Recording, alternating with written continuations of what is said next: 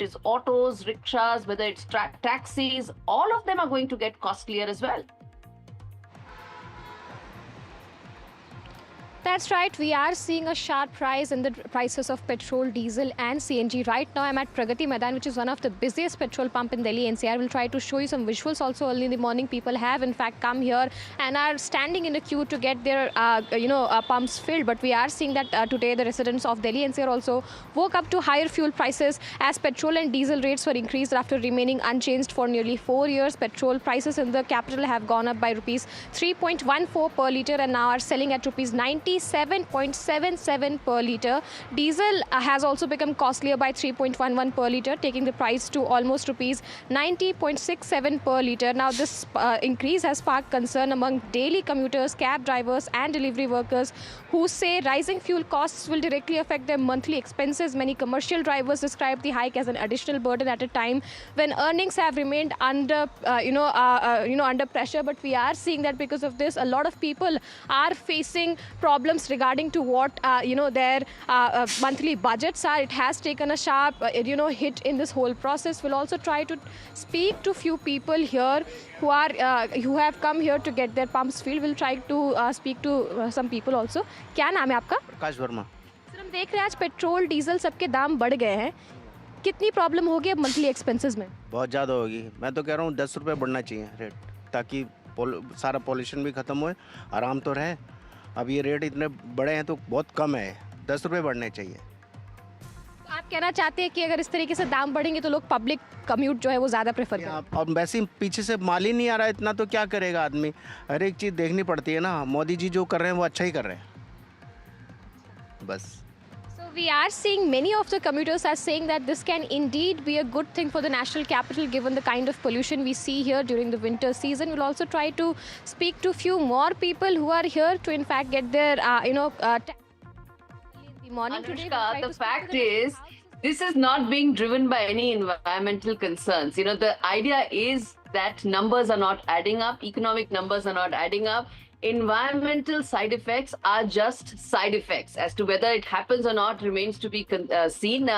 But, as far as one thing is concerned, and that is something that you can, get in some important people there, any of those cab drivers, and then we'll get Akhil also, which is to understand from them that are they going to see any dip in traffic? Because, there is, if people actually start undertaking work from home, Delhi government has put out saying 2 days in a week it has to be work from home. Prices have suddenly increased. Are they going to see a fall in traffic? And I think that's very important to understand from cab drivers, from commercial vehicles, because if that happens, that has a larger economic effect. Catch hold of somebody. Let me then get in Akhil in the interim. Well, that's right, Gauri. If you see, more people are coming in. Well, that's right, Gauri. If you see, the queue is getting longer and longer as the morning starts. Right now, I'm joined by one of the office goers over here in the national capital, Mayur Vihar area. अच्छा, मुझे बताइए क्या नाम है आपका?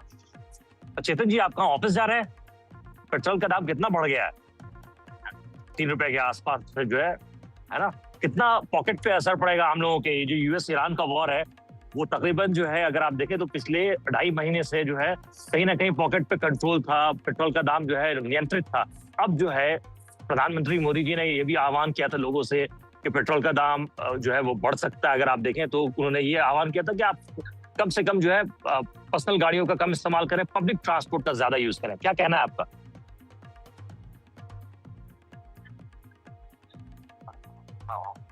अच्छा, office निकल रहे हैं आप, देर हो रहे हैं। अच्छा, you see, he has to go to office, so that's why he's getting late. अच्छा, मुझे बताइए, पेट्रोल और डीजल का दाम जो है तकरीबन 3 रुपए बढ़ गया है। पॉकेट पे एक आम जनता के, एक आम नागरिक के कितना असर पड़ेगा, कितना फर्क पड़ेगा? ज्यादा नहीं पड़ेगा। तो so people are ready for it. अच्छा, मुझे बताइए, कहाँ जा रहे हैं आप? काम पे जा रहे हैं? यहीं तक आए हैं? कह रहे यहाँ से तो कहीं निकलेंगे, कोई तो मंजिल होगी आपकी, कहीं तो 1-2 किलोमीटर जा रहे हैं। अच्छा, पेट्रोल का दाम 3 रुपए बढ़ा है, कितना फर्क पड़ेगा? जो मंथली बजट होता है आपका, तो उस पर कितना असर पड़ेगा? जी बताइए। हाँ,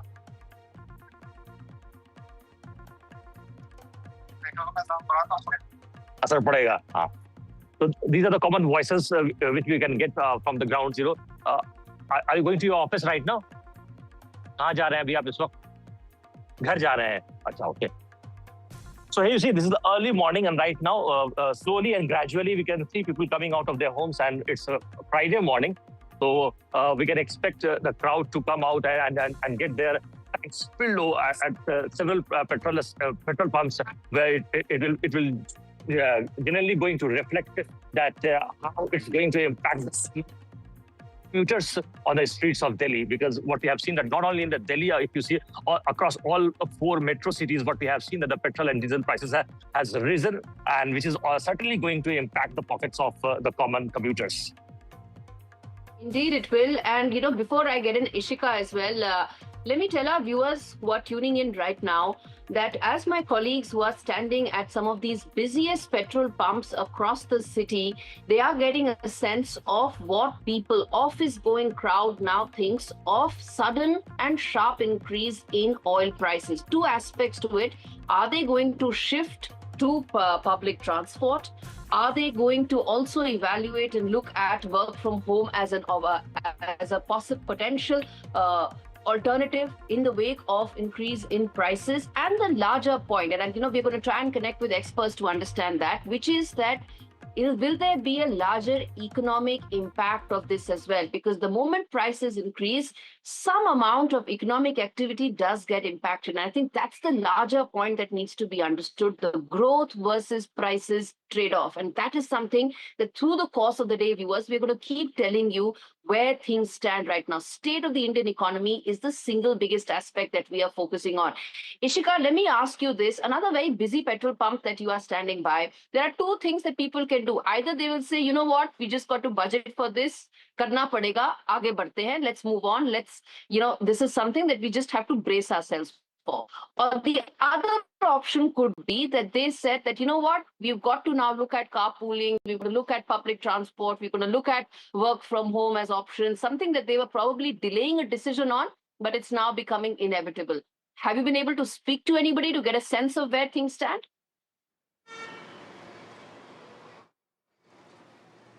Well, yes, Gauri, we are trying to get people's voices as and when they come in here at the petrol pump. And most of them, they say that, when the Prime Minister made this appeal, there was this sense that the petrol prices are going to rise. But certainly, whenever it comes, it seems that the preparation is only less because it is going to ultimately pinch the pockets here. But, we'll just try to talk to some more people, because so far when we have spoken to people, they say that even shifting to public transportation with this hike is something that they will not be going for, because it means taking if they are going out of Delhi, then also how many public transport are they going to change for. So I'll just try to go across to people to get their voices. Sir, आज जो petrol के prices बढ़ गए हैं 3 रुपए से ज़्यादा, जब पीएम मोदी ने ये अपील की तो क्या आप इस मतलब आपको कुछ था ऐसा सेंस कि ये पेट्रोल प्राइसेस बढ़ेंगे आने वाले दिन? नहीं, बिल्कुल आइडिया नहीं था. अभी जो पेट्रोल प्राइसेस बढ़े, आप इसे कैसे देखते हैं? क्या आपको लगता है कि पब्लिक ट्रांसपोर्टेशन की तरफ ज़्यादा जाएंगे जो 3 रुपए से ज़्यादा बढ़ गए? हाँ, बिल्कुल ये बेकार है, हमारे लिए तो बहुत नुकसानदायक है और अच्छा नहीं है ये सब चीज़ें. आपको लगता है कि अब पब्लिक ट्रांसपोर्टेशन के लिए ज़्यादा फोर्स्ड होंगे लोग जाने को, क्योंकि पेट्रोल प्राइसेस में ये जंप आया है? हाँ, बिल्कुल जाने को. और ये अभी आप ऑफिस के लिए जा रहे हैं, अब ये ऐसे रोज़ क्या आपको लग रहा है कि इसका सीधा असर जो है पॉकेट्स पे पड़ रहा है, जबकि सरकार कह रही है कि ग्लोबल मार्केट्स में जो पॉकेट पे बहुत ज़्यादा पड़ रहा है, पॉकेट पे इतना है का सैलरी है का बेसिक नहीं पड़ रहा, मगर जितना है का ये पेट्रोल ये सारी चीज़ों का बहुत ज़्यादा फर्क पड़ रहा है हमारे ऊपर. बहुत दिक्कत है इन सारी चीज़ों से. So as you heard, Gauri, the people saying certainly it is pinching the pockets. It's a rise of over 3 rupees. And certainly, the man here, the individual here, just saying that he might be forced to use public transportation more. So these are the voices on the ground saying that certainly the impact here of 3.17 rupees has been huge on their pockets. Over to you.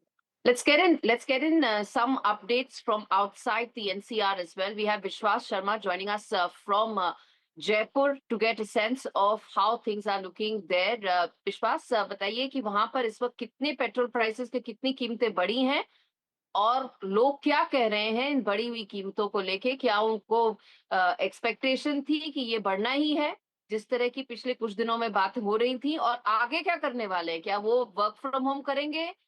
क्या वो public transport use करेंगे? क्या प्रतिक्रिया है लोगों की? Hey, Gauri, in Jaipur, today the petrol prices have been hiked by 3 rupees 25 paise, and it's now 108 rupees. And it's a direct effect to the customers, because earlier we have seen that commercial LPG cylinders prices were hiked, but this time the petrol diesel prices have been hiked. भैया आप तो Swiggy में भी काम करते हैं, अभी petrol diesel के दाम आज अचानक से बढ़े हैं, आपकी आमदनी पे कैसे सीधा असर करेगा और आपके खर्चे पे कैसे असर करेगा? सर फर्क तो पड़ता ही है, कहीं नहीं कहीं देखो, अगर पेट्रोल का पैसा ज्यादा होगा तो कहीं ना कहीं अर्निंग ऑटोमेटिकली कम हो जाती है, और काफी डिपेंड करता है इस चीज पे। पहले जैसे कि मान लो 1 लीटर तेल में हम 500 रुपये का काम करते थे, तो आज वो 400 रुपये का गर्मी का टेम्परेचर भी इतना है, तो अर्निंग काफी है जो इफेक्टिव हो रही है, 7-15% में भी काफी अंतर है। So as you have heard, Gauri, because these kind of gig workers have been, directly impacted by this hike in petrol diesel rates, because they are dependent on that, because their work is depending on that. भैया office वगैरह जाने के लिए bike का इस्तेमाल करते थे, मोदी जी कह रहे हैं कि अब पब्लिक ट्रांसपोर्ट का इस्तेमाल भी कीजिए, तो क्या पब्लिक ट्रांसपोर्ट पे शिफ्ट होंगे? पेट्रोल डीजल के दाम बढ़ गए हैं। सर पब्लिक ट्रांसपोर्ट पे शिफ्ट नहीं हो सकते।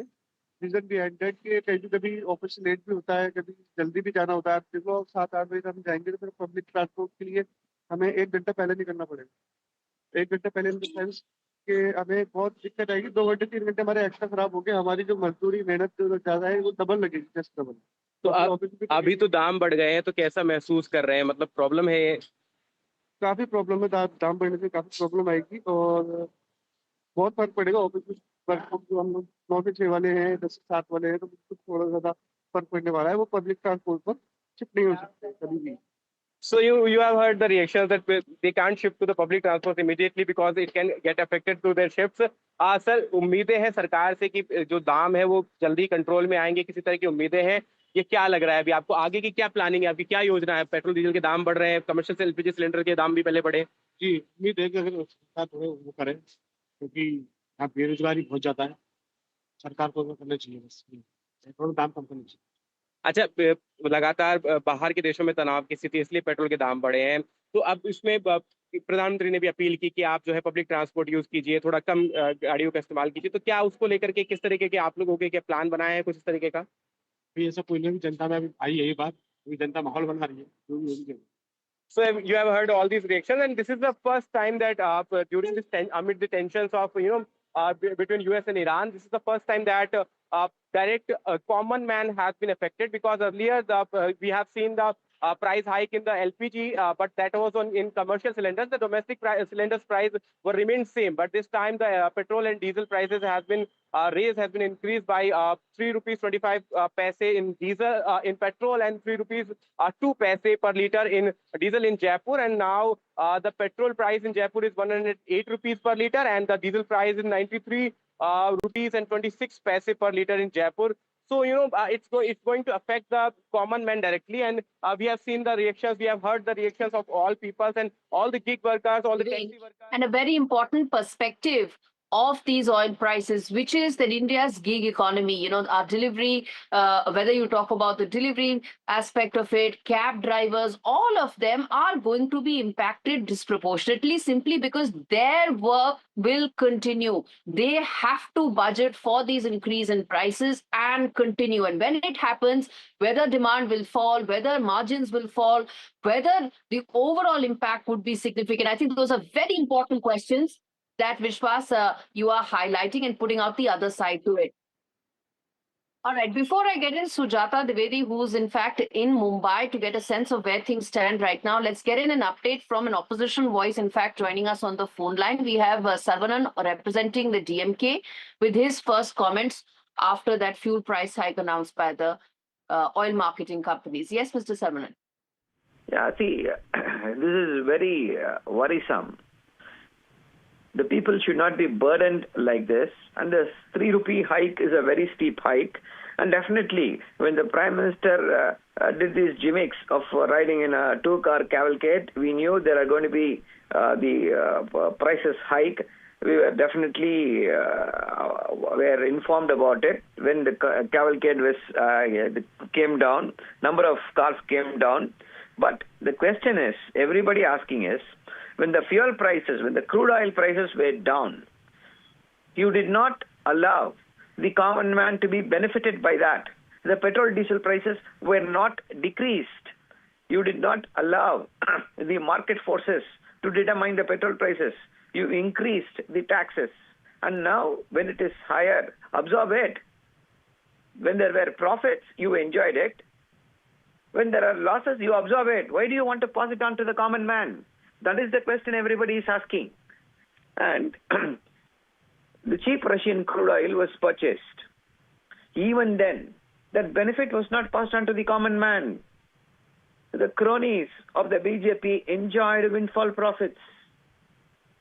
Ask them to pay. The government says that when it comes to the oil economics, they have to keep in mind that oil marketing companies are losing a lot of money.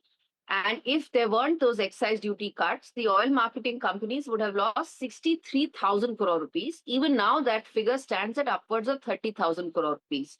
So keeping some of those oil economics and the oil math in mind, the prices is something that increase was inevitable. So the fact that you are saying that, why is it that it's happening? This is the logic that is the economic logic behind it. Now, the fact is, if it doesn't happen, the oil marketing companies cannot absorb this burden beyond a point. The government to cut excise prices again. Why the government is not doing that? Why can't it do it for the common man? There are that is why we deregularized it. You have been enjoying, the union government has been enjoying windfall profits. And what happened to those windfall profits? All the unpaid debts of their cronies were written off by using the windfall profits from the fuel taxes. Now decrease it. Decrease 3 rupees. Absorb. Let the union government absorb. So the oil marketing companies should not suffer, but the common man should suffer, is it? Why this double standards? That is why we are saying this government is not a government for the common man. And why did we stop buying Russian? I can still give you credit for the argument that you are making about when prices were lower. Why is it that that wasn't passed on? But the argument that you're making that, monies that was collected was actually used to write off debts, those are just sweeping statements. I'm going to get in Pramod Tiwari of the Congress also. So we are essentially getting opposition voices. We're going to get the government's voice also to tell why is it that this is something that is so important and was needed and is required right now. But let's get in a reaction from the Congress also. Pramod Tiwari on the broadcast. Ji Pramod ji, bataiye. मुझे सीधी सी एक ही बात कहनी है कि ये तो trailer है, अभी पिक्चर बाकी। अगर ईमानदारी नियत में है तो ये कहेंगे मार्केट प्राइस बढ़ी है वर्ल्ड में, तो आपने तब क्यों नहीं बढ़ाया जब बंगाल आसाम के चुनाव चल रहे थे? उस समय तो आपने राजनीतिक रूप से आपके लिए नुकसानदेह था, आपने नहीं बढ़ाया। जैसे खत्म हुए, मोदी जी एक दिन दिख गए 2 गाड़ियों के साथ। मैं रहता हूँ उसी इलाके में, सारा ट्रैफिक सैकड़ों गाड़ियां लगा के रोक लिया गया था और आगे पीछे गाड़ियां चल रही थी, दिखाई जा रही थी 2 गाड़ियां, वो भी ड्रामा ओवर हो गया। मोदी जी ने सबको सलाह दे दी मेट्रो पे चलो और खुद 8,500 करोड़ का हवाई जहाज लेकर विदेश यात्रा पर निकल पड़े। तो ये जो बढ़ाया गया है, मुझे सिर्फ इतना कहना है कि ये भी करना चाहिए था कि जब कम हुआ था, $50 तक गया था, उसके आसपास था पर बैरल, तो कम क्यों नहीं किया था? तब ये कहा गया कि जो घाटा हुआ है इनका वो पूरा कर लेना चाहिए। फिर उसके बाद जब घाटा पूरा हो गया तो पार्लियामेंट में सवाल उठाया कि अब तो इनसे कहिए कम करें। तो इन्होंने कहा कि आने वाले दिनों में अगर कभी ऐसी स्थिति उत्पन्न हो तो इनको हम मजबूत कर रहे हैं। कितना मजबूत किया था आपने? आने वाले दिनों के पहले ही आपने दाम बढ़ा दिया। तो ये मैं कहूँगा एक साजिश है आम आदमी के खिलाफ, जनता के खिलाफ, और ये गवर्नमेंट है ही है कुछ पूंजीपतियों के लिए, कुछ तेल कंपनियों की गवर्नमेंट है, उन्हीं के लिए इसने बढ़ाया है। सरकारी है। अब ये तेल कंपनियां तो सरकारी हैं, ऑयल मार्केटिंग कंपनीज तो गवर्नमेंट PSUs है ना। Let's get in Samajwadi Party MP Rajiv Rai also with his first reaction. Mr. Rajiv Rai. Govind, Mr. Pramod Pariji, and my other panelists, I don't know what they are. This government does not work for common people. They are guided, they are instructed, they are forced to work for a particular house, a couple of particular house. When the market price it was at the lowest, that they did not pass. Now, incidentally started with some of your friends at my residence. When we heard that Modi ji and Amit Shah ji and Rajnath Singh ji using only 2 and 4 cars, I told them, mark my word, within the next 24-48 hours, they're going to increase the petrol and diesel prices. This is what exactly they will do the drama. And they were just waiting for election. Now this has become a fashion. Everybody knows that. Everybody knows that. So, Mr. Rai, the election timing and the timing of these increases in prices is something that the BJP, the government, is going to answer. But as things stand right now, many believed, economists, financial experts, in fact, people across the board believe that at some point of time, we need to brace ourselves for the price increase, because this is a war that started on the 28th of February, continues, and the oil price volatility globally has also not reduced. And that is going to impact India, just like it is impacting every other country in the world. I'm going to leave it there, slipping into a very short break. News and updates continue on the other side.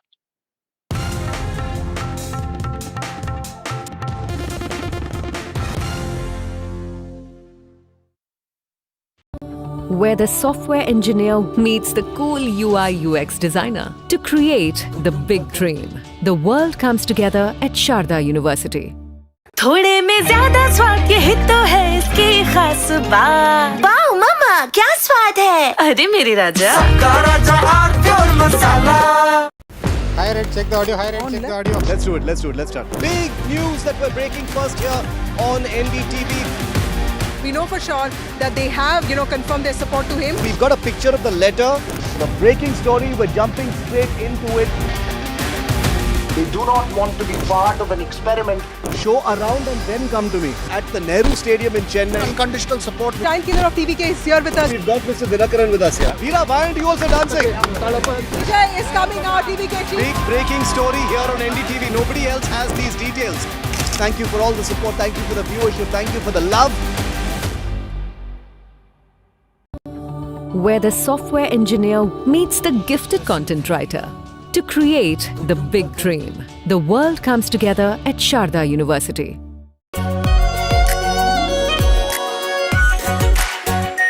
Our pure Shahi Paneer Masala.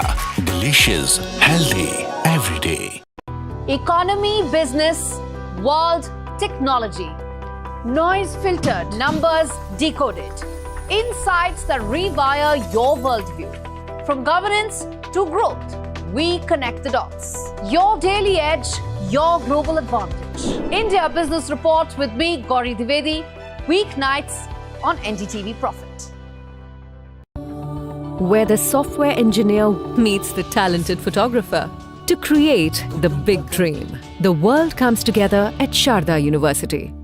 मीठा या नमकीन चाहे जैसे खाओ 100% सूजी से बनी are pure vermicelli स्वादिष्ट सेहतमंद हर रोज। It's the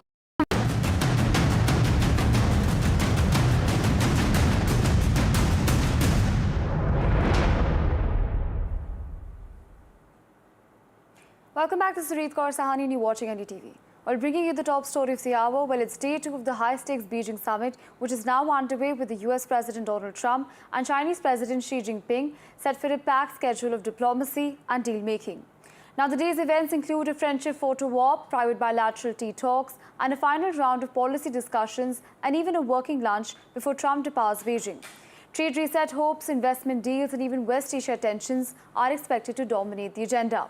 Now, Trump has claimed that Xi Jinping has assured him that China will not arm Iran and has even supported keeping the Strait of Hormuz open. Taiwan, however, remains an important flashpoint, with Beijing warning against any US move on the island. Even amid tensions, both leaders are projecting warmth and cooperation, signaling an effort to stabilize US-China ties. The issue, and you've been asked about it, and you've spoken about it, and that is China's support of Iran. How big a discussion was that today? We discussed it. I mean, when you say support, they're not fighting a war with us or anything. No. He said he's not going to give military equipment. That's a big statement. He said that today. That's a big statement. He said that strongly. But at the same time, he said, you know, they buy a lot of their oil there, and they'd like to keep doing that. He'd like to see Hormuz Strait opened. I said, well, we didn't stop it. They did it, and then we stopped them. You know, sort of interesting. He joked. He said, you know, it's sort of, if they stopped it, then you stopped them. But they'd like to see it opened. But they actually closed it. He didn't like the fact that they're charging tolls. I don't know if they are or not. I don't know who would pay them. I mean, where do they put the money? The country's decimated. You know, they're charging tolls. Where's the money going? U.S. policy on the issue of Taiwan is unchanged as of today and as of the meeting that we had here today. It was raised. They always raise it on their side. We always make clear our position, and we move on to the other topics. We know where they stand, and I think they know where we stand. Do you think China wants to invade Taiwan? Well, I think China's preference is probably to have Taiwan willingly, voluntarily join them. In a perfect world, what they would want is some vote or a referendum in Taiwan that agrees to fold in. I think that's what they would prefer. Ultimately, it's featured prominently in President Xi's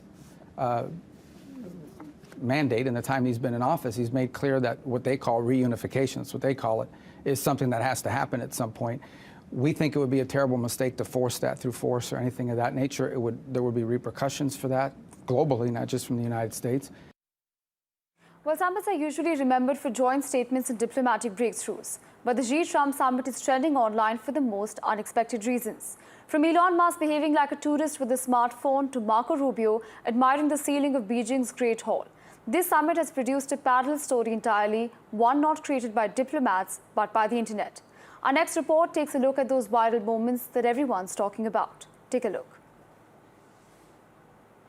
The Xi-Trump summit may have been designed around tariffs, Taiwan, and technology wars.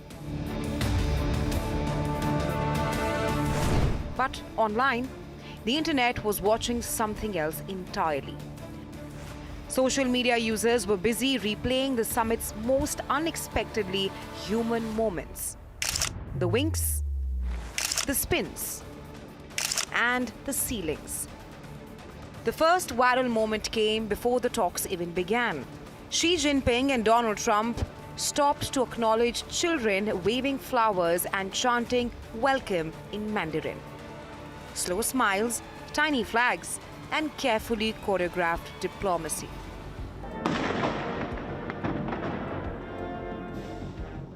A sequence of China's honor guard marching in perfect symmetry also lit up social media feeds. Some users compared it to a movie scene. Others joked it looked too synchronized to be real. And then came a moment the internet really zoomed in on.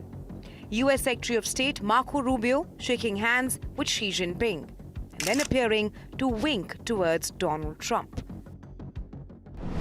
A split-second gesture with 1,000 online reactions. And Rubio wasn't done going viral just yet.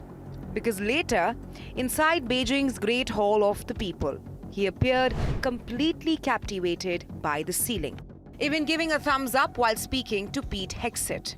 And while Rubio focused on the ceiling, Elon Musk appeared focused on the architecture.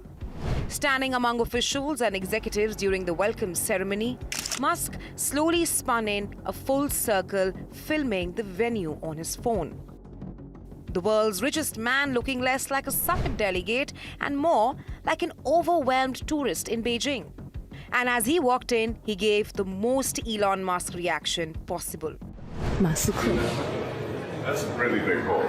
Meanwhile, Apple CEO Tim Cook also had his viral cameo. A quick peace sign to cameras. 2 seconds long, but instantly memeable. Cook making a peace sign to camera, and amid all the suits, security and ceremony, another softer visual stood out. Elon Musk walking with his son through the summit venue, bringing a surprisingly personal touch to one of the world's biggest geopolitical gatherings. Then came the toast, Xi Jinping raising a glass to America, to President Trump, and to stronger relations between the two countries. In the end, the summit may shape the future of trade, technology, and global power, but online, it was the winks, the spins, and the unexpectedly human moments that truly stole the show. We'll report NDTV World.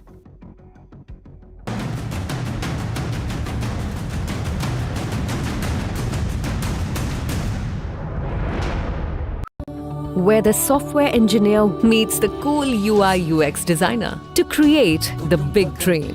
The world comes together at Sharda University. थोड़े में ज्यादा स्वाद यही तो है इसकी खास बात। वाओ मामा क्या स्वाद है। अरे मेरे राजा सबका राजा और pure masala.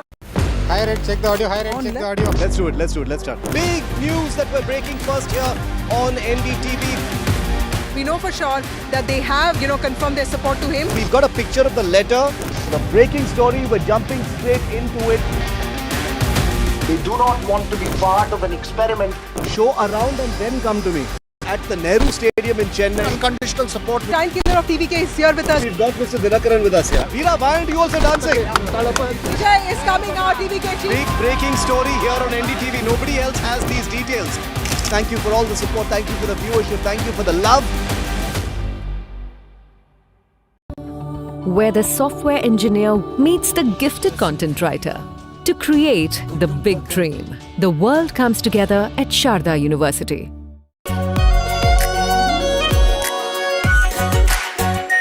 Our pure Shahi Paneer Masala. Delicious, healthy, every day.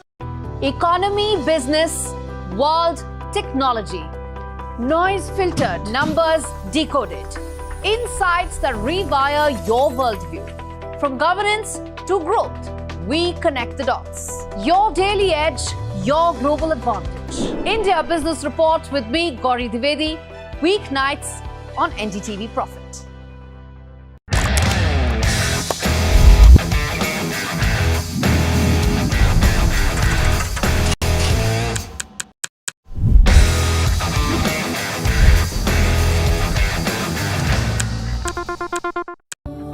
Where the software engineer meets the talented photographer to create the big dream.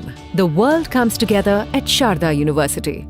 मीठा या नमकीन चाहे जैसे खाओ 100% सूजी से बनी आर प्योर वर्मिसली स्वादिष्ट सेहतमंद हर रोज. It's the world's most important meeting between the world's two biggest rivals. But beyond the red carpets and diplomatic optics lie deep divisions and unresolved tensions. From global supply chains to military flashpoints, there are several sticking points that continue to divide Washington and Beijing. First on the list is the tariff war. Washington wants Beijing to buy more American goods, but China wants Trump-era tariffs rolled back. China is using rare earth minerals as leverage, materials critical for electric vehicles, fighter jets, and semiconductors. America needs them. China has them. The only condition? Strike the tariffs down. Then comes another explosive issue, Taiwan. For Beijing, Taiwan is a red line issue. It has intensified military drills around the island, sending fighter jets, warships, and constant pressure signals. Meanwhile, the United States continues arming Taiwan. Billions of dollars in weapons packages, military support, and strategic backing. Beijing wants those arms sales stopped. Third on the list is the battle for technological supremacy. Washington has restricted advanced semiconductor exports to China, trying to slow Beijing's military and AI rise. China calls it a technology blockade, and Beijing wants those restrictions eased. NVIDIA CEO Jensen Huang joining the US delegation shows how serious the issue is. Another bitter dispute is over fentanyl and cybersecurity.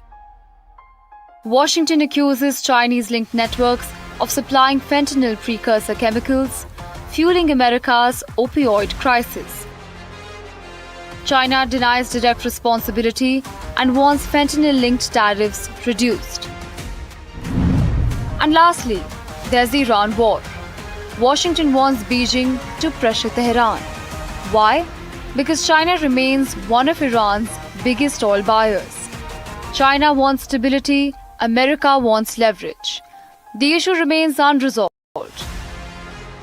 For Trump, this summit is about visible wins. For Xi, it's about stability without looking weak. So breakthrough on all issues may be unlikely, but a temporary truce, that may be the best the world can hope for. Bureau Report, NDTV World.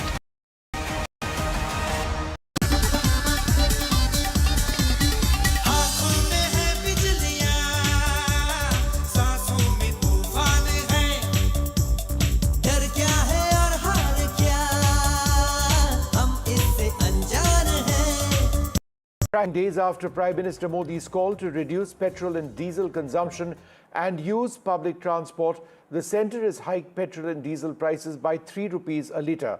The petrol prices will now cost 97 rupees 77 paise per litre in Delhi, 108 rupees 74 paise per litre in Kolkata, 106 rupees 68 paise in Mumbai, and 103 rupees 67 paisa per litre in Chennai. Diesel will now be up as well at 90 rupees 90.67 per litre in Delhi, 95.13 per litre of diesel in Kolkata, 93.14 per litre of diesel in Mumbai, and 95 rupees 25 paise per litre of diesel in Chennai. So this is likely to impact millions of people across India, but is a reflection of the situation in West Asia, which is now beginning to really impact people. There have been several reactions which have also come in. Let's take a look. Yeah, since the election was over and even thereafter, in fact, they have not come out with a clear picture. Even though we were in distress and all the public sector oil companies have started making losses, I think with the extent of about 1,000 crores per annum. And even then, they suppressed all facts, because they thought that if they come out with the hike or come out with the real situation, they will lose the elections. But people suffered. In fact, they suppressed everything, and the management of the petroleum sector, is absolutely irresponsible. This is very worrisome. The people should not be burdened like this, and the 3 rupee hike is a very steep hike. And definitely, when the Prime Minister did these gimmicks of riding in a two-car cavalcade, we knew there are going to be the prices hike. We were definitely were informed about it when the cavalcade came down. Number of cars came down. But the question is, everybody asking is, when the fuel prices, when the crude oil prices were down, you did not allow the common man to be benefited by that. The petrol diesel prices were not decreased. You did not allow the market forces to determine the petrol prices. You increased the taxes. And now, when it is higher, absorb it. When there were profits, you enjoyed it. When there are losses, you absorb it. Why do you want to pass it on to the common man? That is the question everybody is asking. And the cheap Russian crude oil was purchased. Even then, that benefit was not passed on to the common man. The cronies of the BJP enjoyed windfall profits. So expectedly, this is now a huge political issue with opposition parties asking a basic question. If there is such a big crisis, then why is it that the Prime Minister never raised it earlier on? Is it because elections were taking place? Should the economic situation not have been expressed earlier on? Joining us now for a look at what the on-ground situation is, Anushka Garg joins me from Delhi, Sujata Dwivedi joins me from Mumbai, Vishwas Sharma from Jaipur, and Akil Jamil also from Delhi. Thank you all very much for being with us. Anushka, let me come to you first. What exactly are people around you saying? They'd be waking up to the news of higher prices of fuel and petrol, or petrol and diesel. What are some of the reactions you've been getting? Well, that's right, Vishnu. After 4 years, a revision has been done in the prices of petrol and diesel. If we speak about Delhi, right now the prices of petrol stands at rupees 97.77 rupee per litre. We are showing you the board where currently the rates are in fact, mentioned here in the boards, and not just in Delhi, but this price increase can be seen all across the country. We'll try to speak to some more people also who are here early in the morning joining us today. Sir, आपका नाम क्या है? सुरेंद्र सिंह शेखावत। आप अभी अपने office जा रहे थे? नहीं, कहीं रिश्तेदार के यहाँ जा रहे हैं।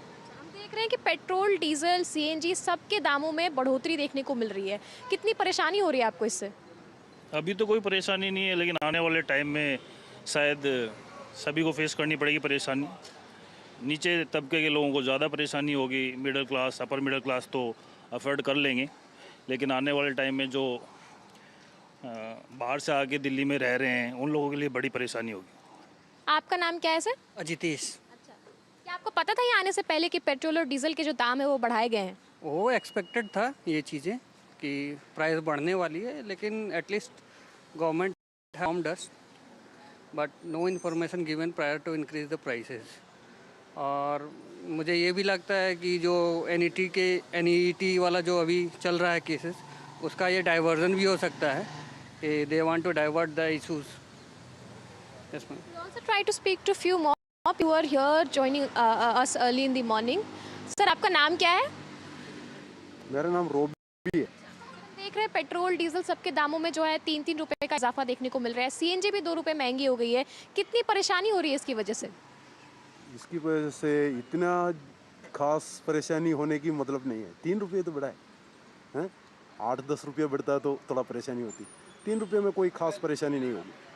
वैसे महंगाई चल रहा है, युद्ध के बाद जो हालत चल रहा है, इस हिसाब से तो थोड़ा ज़्यादा बढ़ा नहीं। Thank you. Vishnu, we are seeing that mixed reactions are coming on ground. Many people, while they are saying that this needs to be done, some people are in fact also showing concern that in the longer run, this is indeed going to pinch their pockets with regards to the kind of price increase we are seeing here because of the geopolitical tensions. We have seen the kind of price increase, 3 rupees for petrol, 3 rupees for diesel, while 2 rupees for CNG, which earlier people used to in fact expect that CNG could be cheaper, but now we are seeing a 2 rupee increase in CNG prices. Also, we'll try to show you the board where currently the prices have been mentioned, where the current price of petrol per litre has been shown 97.77 rupees and the price of diesel that has been shown 90.67 per litre is what Delhi prices are in fact right now being seen here across different petrol stations. We are here at the Pragati Maidan petrol pump, which is clearly one of the busiest petrol pump in Delhi, and we are seeing people who are giving mixed reaction to the kind of petrol and diesel price increase that can be seen today. Over to you. Right, let's go across. Thanks, Anushka. We'll come back to you later on. Sujata Dwivedi from Mumbai, Vishwas Sharma from Jaipur, and Akil also from Delhi. But let me go across to Sujata first. Again, Sujata, basic questions. Give us some of the reactions that you have around you. Gauri, my colleague, joins me as well. Sujata, go ahead. Well, certainly, and the price hike is likely to worsen the condition of commuters as far as the travel cost is concerned, is what they tell us. At present, we are here in Andheri, and like you said, a petrol pump, people though are coming. However, the prices today have changed. Earlier, it was 103 rupees per litre, and today it has gone up sharply by 106 rupees per litre, whereas yesterday it was 103 rupees. And let us speak to commuters and figure out, sir, the prices have increased. क्या बोलेंगे आप petrol? Actually, it shouldn't be. Prices इतना high होना नहीं चाहिए. नहीं होना चाहिए because barrel का rate तो इतना बढ़ा नहीं है. Already पहले से price बढ़ा के रखा है. तो तो सेम प्राइस में डिलीवर करना चाहिए। भैया आपसे जानेंगे, पेट्रोल भराने आए हैं, पेट्रोल के दाम महंगे हो गए हैं। अभी तो मैं पहली बार आया, बढ़ गया अभी माल। पता ही नहीं था आपको? अभी आया मैं, कल तो अभी आए हैं। कल 103 ही था, आज बढ़ गया होगा। आज 106 रुपए, यानी 3 रुपए बढ़ गए हैं पेट्रोल के दाम। ये तो बहुत दिक्कत हो गई है। दिक्कत हो गई कैसे? क्योंकि ऑर्डर मार रहे तो दिक्कत होगी ना, पैसा बढ़ गया, डिलीवरी बॉय का पैसा बढ़ा ही नहीं। अच्छा, आप डिलीवरी करते हैं? हाँ। अरे, तो आपको हर दिन कितना पेट्रोल लग जाता है? लग जाता है 220 230 का। 230 का पेट्रोल लगता है, और अब बढ़ गया तो यानी आपको दिक्कत होगी? हाँ, दिक्कत तो हो रही है ना। There are more people around. Let us speak to them. भाई आपसे जानेंगे, पेट्रोल के दाम बढ़ गए हैं, क्या बोलेंगे आप? आपको पता है पेट्रोल के दाम बढ़ गए हैं? नहीं एक्चुअली नहीं पता। अभी आपको पता चलेगा, 3 रुपए बढ़ गए हैं प्रति लीटर। शायद मुझे पता नहीं, आइडिया आपको नहीं पता है। So commute. So we know that people are coming at petrol pumps. However, they are unaware because it has just happened very surprisingly for them as well. And they state that this is going to impact not only the daily commuters but also the rickshaw walas in Mumbai, because they are usually dependent on the CNG, which has been hiked by ₹2 per kg, because of which they say that if the prices of the CNG are being spiked, then also their fare rates should be increased. And at present, commuters though are getting to know about the same. However, they say that this is going to impact their monthly budget as well. Back to you. All right, let me just get a quick explanation from Gauri on this. Gauri, this was perhaps inevitable, and the longer the war in West Asia stretches, the bigger the impact it was going to be. As I understand it, our oil companies were taking a hit of approximately 1,000 crore rupees a day, right? It is now becoming untenable for them, which is why this is being passed on. Is that right? Said it absolutely correctly. In fact, the overall losses for oil marketing companies right now stand at upwards of 30,000 crore rupees. And if the excise duty cuts hadn't happened, that figure would have been about 63,000 crore rupees plus. So keeping that oil math, which was looking extremely difficult to maintain, there has been a certain amount of oil price rise that has now been passed on to the consumer. The larger question, of course, is that could there be a series of increases? Should we be bracing ourselves for more of this to happen, given the fact that we still do not have the Strait of Hormuz being opened up completely and supply lines remain choked? And I think that's where things stand right now. I'll come back to you in a moment. Vishwas Sharma joins us from Jaipur. Vishwas, simple question. Bring us reactions of people around you. Yeah, well, I'm at petrol pump Balaji petrol pump in Jaipur, and you can see in Jaipur the price of the petrol has been hiked by ₹3.25 per liter, which is now 108 rupees per liter, and diesel prices has been hiked by ₹3.02 per liter. Let's get some reactions. भैया petrol के दाम बढ़ गए, आपको पता है? अभी आपको पता चला है करीब ₹3.25 जो दाम है वो बढ़े हैं, कैसे असर पड़ेगा आप पे? असर तो पड़ ही रहा है, तो बिल्कुल पड़ ही रहा है ना, असर तो पड़ेगा। अच्छा ये बताइए कि क्या अभी उम्मीदें हैं कि आगे जाके दाम कुछ कम होंगे, या अभी इस तरीके से जियोपॉलिटिकल टेंशन जैसे मोदी जी ने बताया, तो मोदी जी ने कहा तो वो बचत तो करके खुद का भी फायदा है और देश का भी फायदा है, इसमें तो कोई दो राय नहीं है, इसमें कोई दिक्कत नहीं है। तो अभी आप समस्या क्या, तो अभी कुछ ऐसी चीजें प्लान कर रहे हैं जिस तरीके से जिससे आप कुछ बचत कर पाए? साइकिल लेने का इरादा है। Okay, so you have seen this all reactions that that Prime Minister has appealed to the nation that cost cut in their expenses. आप भैया पेट्रोल के दाम अभी बढ़े हैं, कितने बढ़े हैं आज में? आज बढ़ गए, ये मानो 4 जी, तो 8 हो गया, ₹3.25 बढ़ गए। So we have some other people as well on here. Let's just get a reaction to them. आप यहाँ डीजल लेने आए हैं, कहाँ से आए हैं? डीजल लेना है महेशनगर से। महेशनगर से। दाम बढ़े हैं पेट्रोल डीजल के आज ₹3.25 के आसपास, कैसे आपके काम पे कैसे असर पड़ेगा? काम पर खूब पड़ेगा भैया, खूब पड़ेगा। अच्छा ये बताइए, प्रधानमंत्री अपील कर रहे हैं कि थोड़ा सा खर्चा कम करें, चीजों को थोड़ा सेटल करें, आपको क्या लगता है? अब प्रधानमंत्री अपील तो कर रहे हैं, पर जनता माने तो। आप कुछ ऐसा करने वाले हैं? करने वाले ना, हम कम करेंगे काम। Okay, so you have seen all these reactions, and earlier we have also काम ना करेंगे खाएंगे क्या? जी, so Vishnu, we have also got some reactions earlier from some gig workers. So the gig economy, the people who have dependency of economy on the petrol, diesel, on these kind of businesses has also been impacted. भैया आप तो ये taxi चलाते हैं, ये पूरा काम करते हैं, पेट्रोल डीजल के दाम बढ़े, आज आपके व्यापार पे कैसे असर पड़ेगा? So you have seen all those reactions from ground, and it is the first time amid these all geopolitical tensions that a direct effect has been, passed on the common man. Over to you. All right, thanks. Before I go across to Akhil, hold on. I know you want to show us a lot of stuff. I want to go back to Gauri for just a moment. Gauri, I think the point that we were trying to make over there, Vishwas was trying to make, is that it impacts. Let's have Gauri on the screen, please. All right, we've just lost Gauri. I'll come back to her in a moment. But go ahead, Akhil, with what you were saying.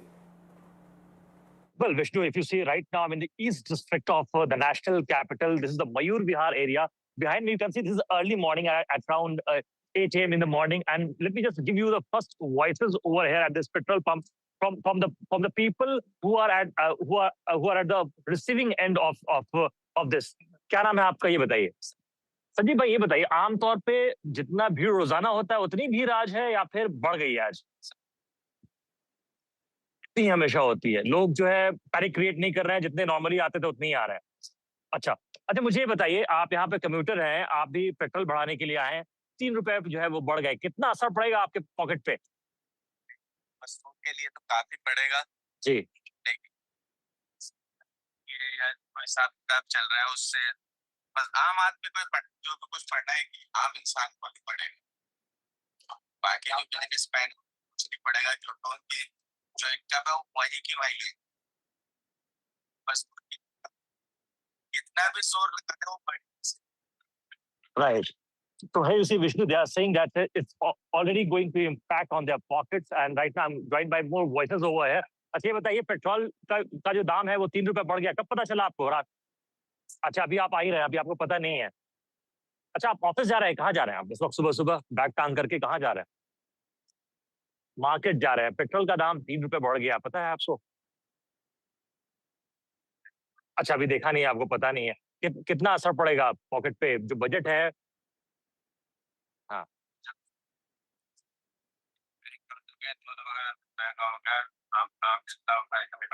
सब्जी भी महंगा होगा, पूरा logistical supply. बताइए, महंगाई बढ़ती जा रही है. लेट हो रहा है. अच्छा, प्रधानमंत्री जी ने आह्वान किया है लोगों से कि वो जो है ज्यादा से ज्यादा पब्लिक ट्रांसपोर्ट का इस्तेमाल करें. आपको परेशानी होती है पब्लिक ट्रांसपोर्ट का इस्तेमाल करने में? पर्सनल व्हीकल टाइम पे बस नहीं मिलती है. हाँ. So here you see, Vishnu, we are getting mixed reactions from these commuters early morning just outside this petrol pump, and they are saying that of course it's going to impact, and this will have a domino effect across regions, because this is also going to impact the logistical supply for daily usage products as well. All right. Thanks very much, Akhil, for being with us. I'm just going to remind our viewers of what exactly it is that we are talking about. And this really is the big story across the country right now. Fuel prices have gone up. This is a huge development and comes days after the Prime Minister's call to reduce petrol and diesel consumption and use public transport. Well, the centre has hiked petrol and diesel prices by 3 rupees per litre. This is something that will impact millions of commuters across the country, but it has a knock-on impact on various sectors of the economy. We were trying to speak to gig workers a little while earlier on. The cost of every journey over there will go up as well. So therefore, will there be a knock-on impact on price for you and me as we perhaps try and bring or order something to come to our home?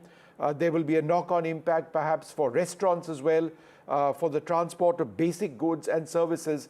That will have an impact potentially as well. To what extent, we do not know. But I think the fact that the centre has hiked petrol and diesel prices is because of the whopping toll that it has taken, the war in West Asia has had on our oil companies. Approximately 30,000 crore rupees is what they have incurred by way of losses. The end result now for us is that petrol will cost 97 rupees 77 paise per litre in Delhi, 108 rupees 74 paise per litre in Kolkata, 106 rupees 68 paise in Mumbai, and 103 rupees 67 paise per litre in Chennai.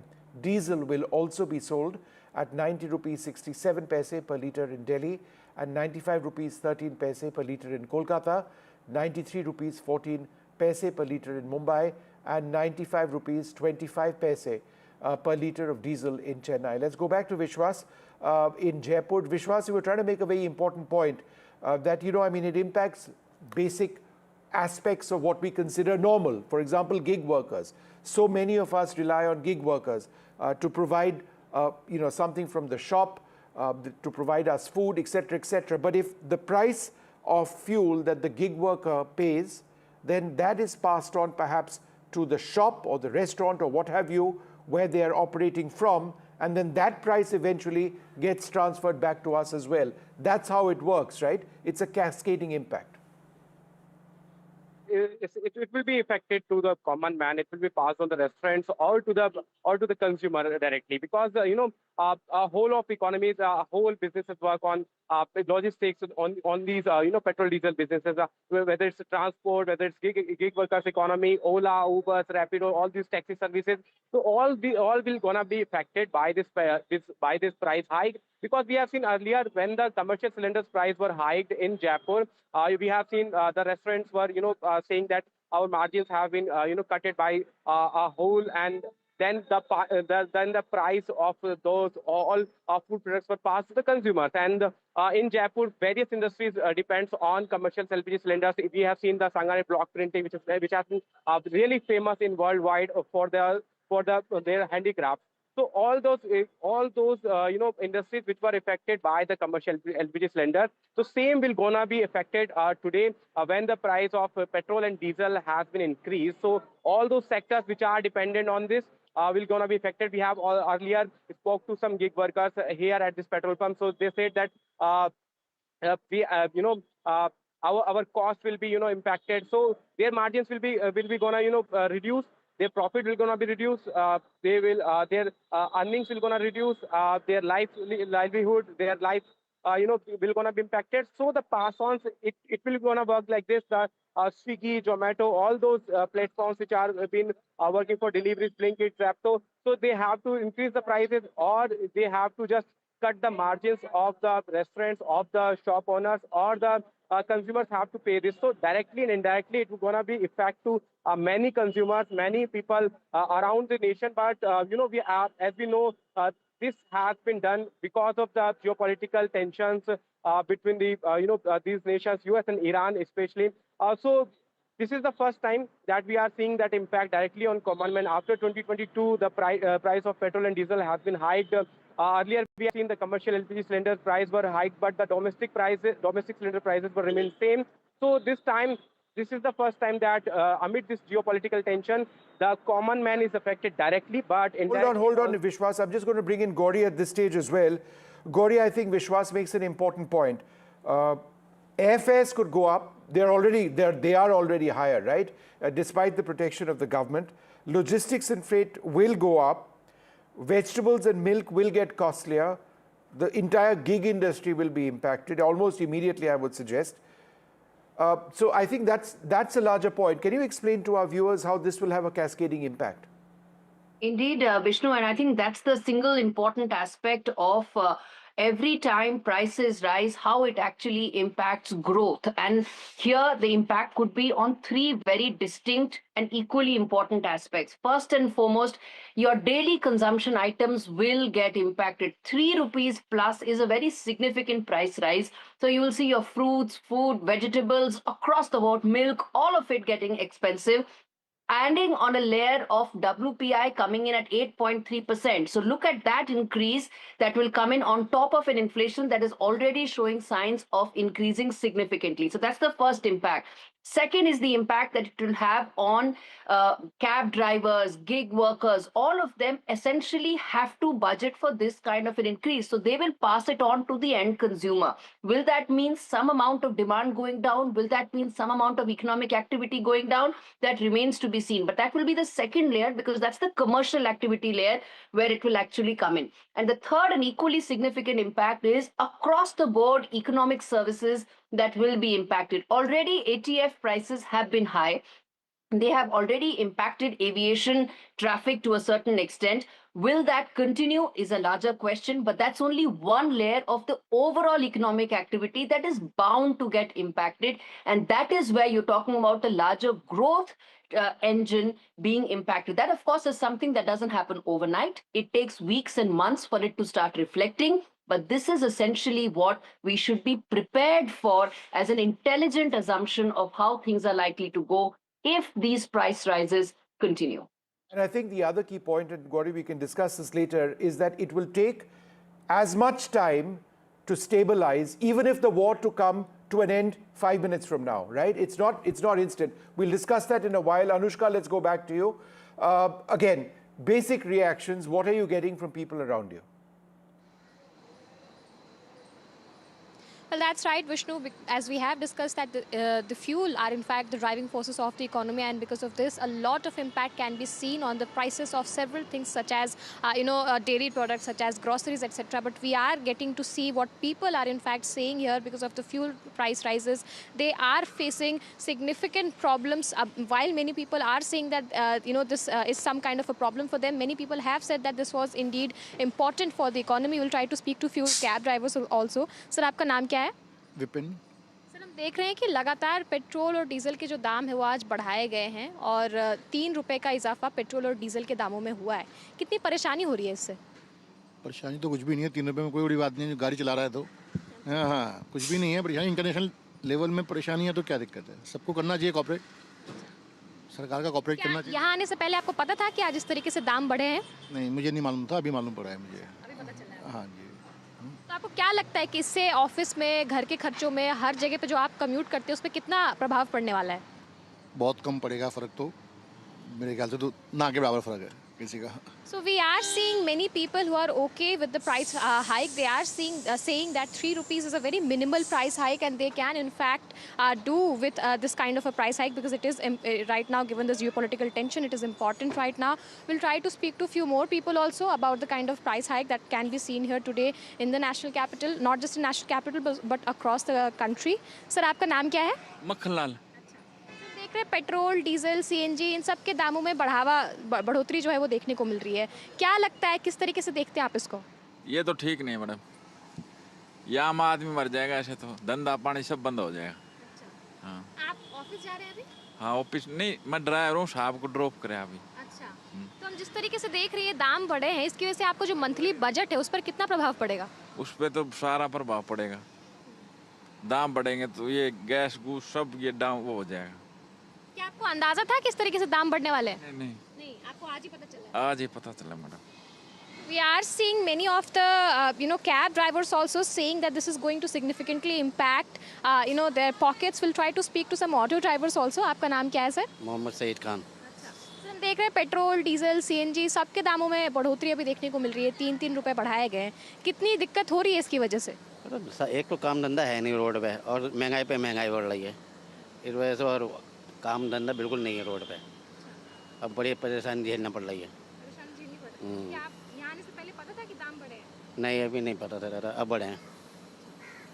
We'll try to speak to few more people who are here in the Pragati Maidan petrol station. This is one of the biggest petrol stations in Delhi NCR. We'll try to speak to few more people here. आपका नाम क्या है sir? Madam मेरा नाम जय भगवान है। हाँ जी।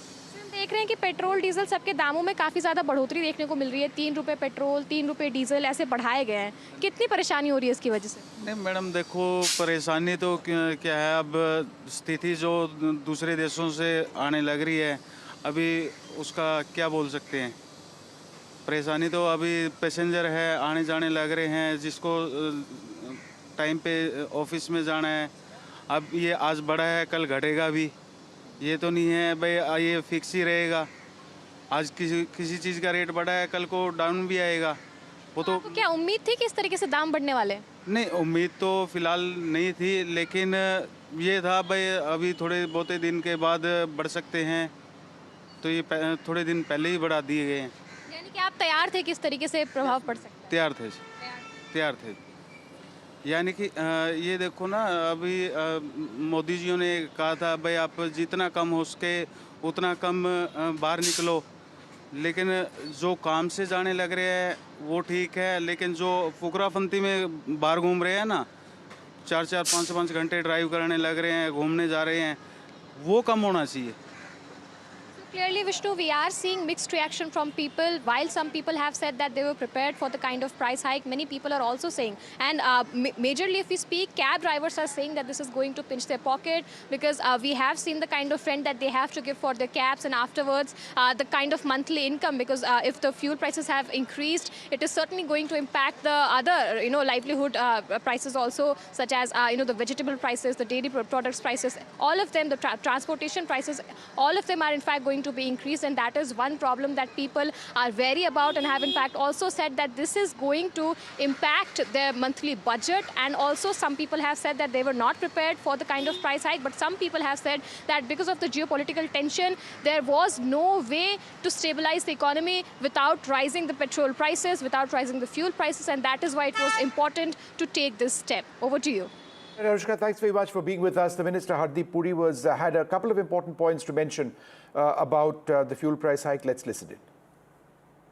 If you look at the fiscal situation, if you look at the fact that my oil companies are losing what, 1,000 crores every day, that the under recovery is going to be what, 198,000 crores, 2 lakh crores nearly.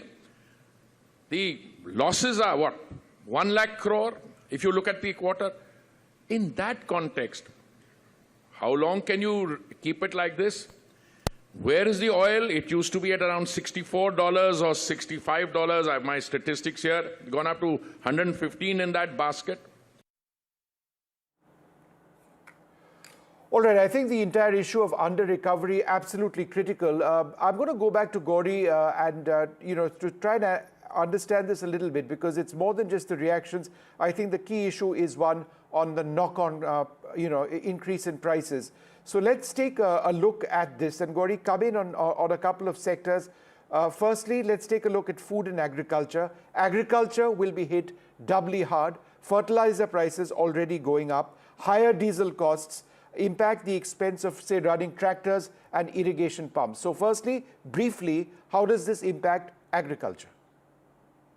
So the rural economy gets impacted significantly because the prices of diesel essentially impact how the farm equipment is run. And that has an impact in terms of the entire rural economy. Let's be very clear. When you talk about FMCG, when you talk about auto, these sectors are not being run by urban India consumption. They are being run by rural India consumption. And there, every time you have diesel price hike, it impacts your entire farm equipment running costs, and that has an impact in terms of farm incomes as well. So farm incomes, rural economy, agriculture, all set to get impacted the moment you have diesel prices being increased significantly, Vishnu. Sector, and we'll keep looking at this, manufacturing and fast-moving consumer goods, right? So the FMCG sector will likely be impacted because of the cost of raw materials, petrochemical-based packaging. Everybody assumes that it's just fuel prices that will go up.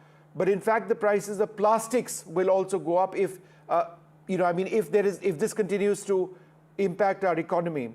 Distribution is something of FMCG items that will also be impacted. Is there a possibility of fast-moving consumer goods, which we all rely on in our cities elsewhere in the country, those costs will be passed to the consumer? So when you talk about FMCG companies, they get impacted on two fronts. What are FMCG companies? You have your food, biscuits, shampoos, hair oils, all of that, soaps, all of that is FMCG. These are your fast-moving consumer goods, right? And they, again, will be impacted on both fronts. The fact that raw materials are going to get costlier, and the fact the moment there is an increase of prices across the board, growth takes a hit. How much it takes is a matter of economic modeling, economists' framework, all that is separate. But growth does get impacted every time there is a significant price rise. And again, the fact when you talk about growth being impacted, it is consumption that gets impacted. In India, let's be very clear, India is a consumption-led economy. We are driven by our consumption patterns, and that keeps the growth engine going. And a lot of that is due to the rural economy. I'll say this clearly, that India is the first country in the world that actually came out with shampoo sachets, with small 5 rupee, 10 rupee sachets, because that is what rural India needed. And that is where demand really comes in. All of that is set to get impacted when you have diesel prices being increased, when you have petrol prices being increased. And let's be also very clear about one thing. There is no way of saying that this will be a single one-time price rise.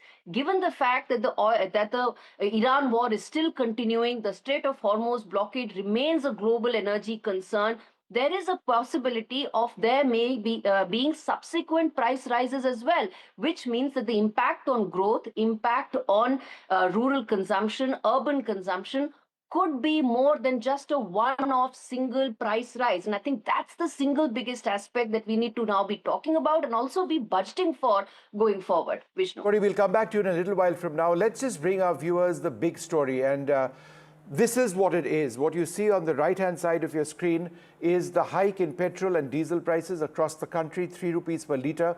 You've got the prices up on your screen. What was the earlier price in Kolkata, 92.02 of diesel, is now 95.13 per litre of diesel. And so if you keep looking at the prices on the right-hand side, and we want to inform our viewers, which is why we are doing this, petrol up in Delhi from 94.77 to 97.77.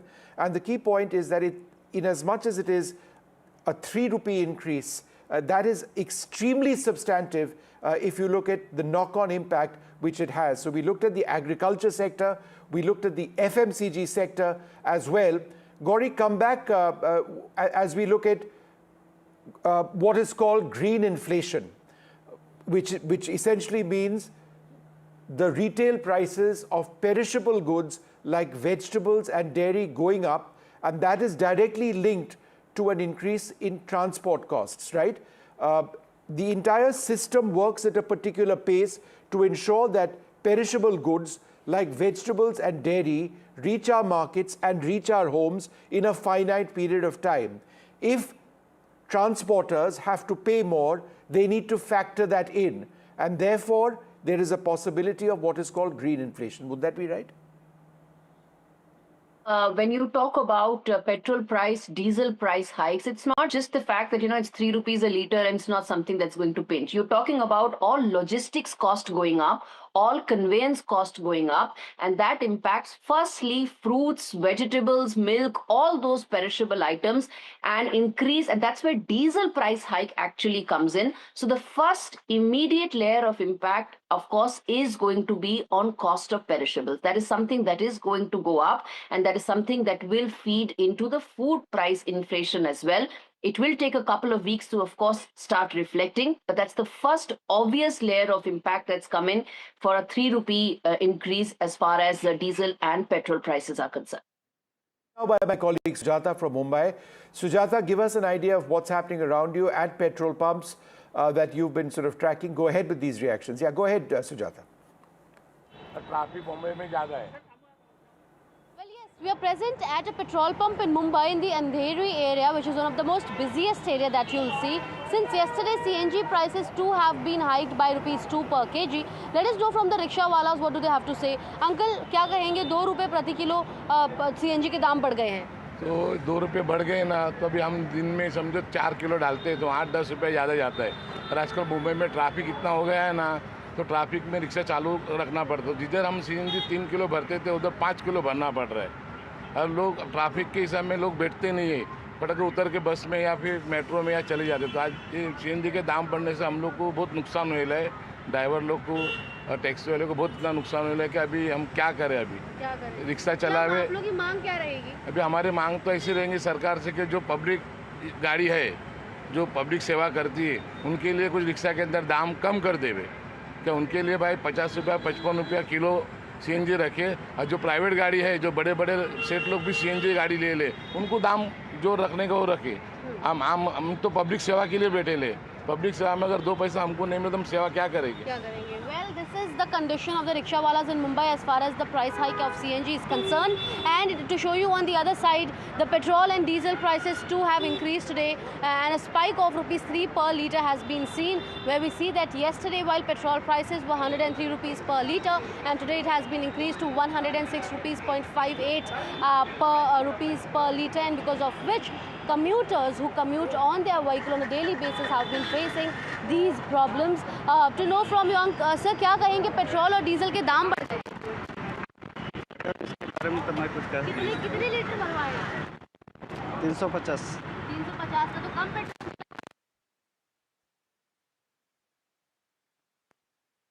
Alright, we've lost the audio over there. We'll come back. I'm still joined by Gauri.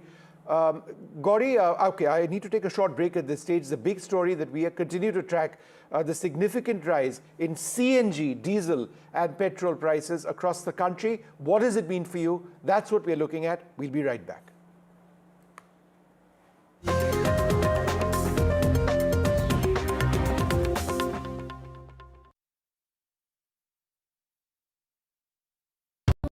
Where the software engineer meets the cool UI UX designer to create the big dream. The world comes together at Sharda University.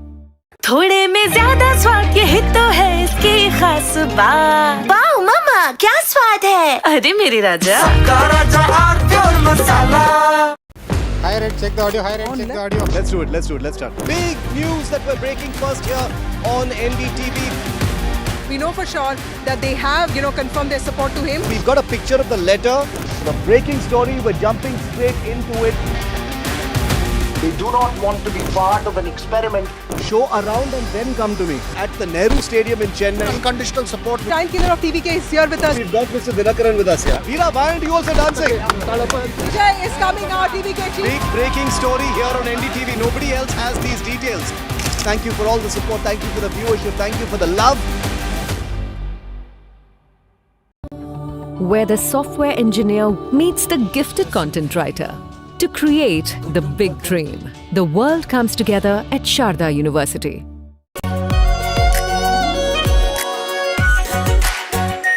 R Pure Shahi Paneer Masala. Delicious, healthy, every day. Economy, business, world, technology. Noise filtered, numbers decoded. Insights that rewire your worldview. From governance to growth, we connect the dots. Your daily edge, your global advantage. India Business Report with me, Gauri Dwivedi, weeknights on NDTV Profit.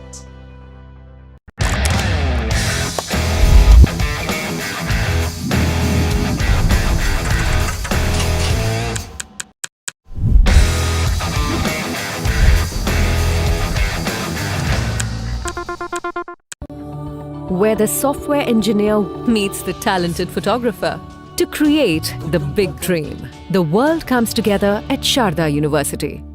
मीठा या नमकीन चाहे जैसे खाओ 100% सूजी से बनी are pure vermicelli स्वादिष्ट सेहतमंद हर रोज।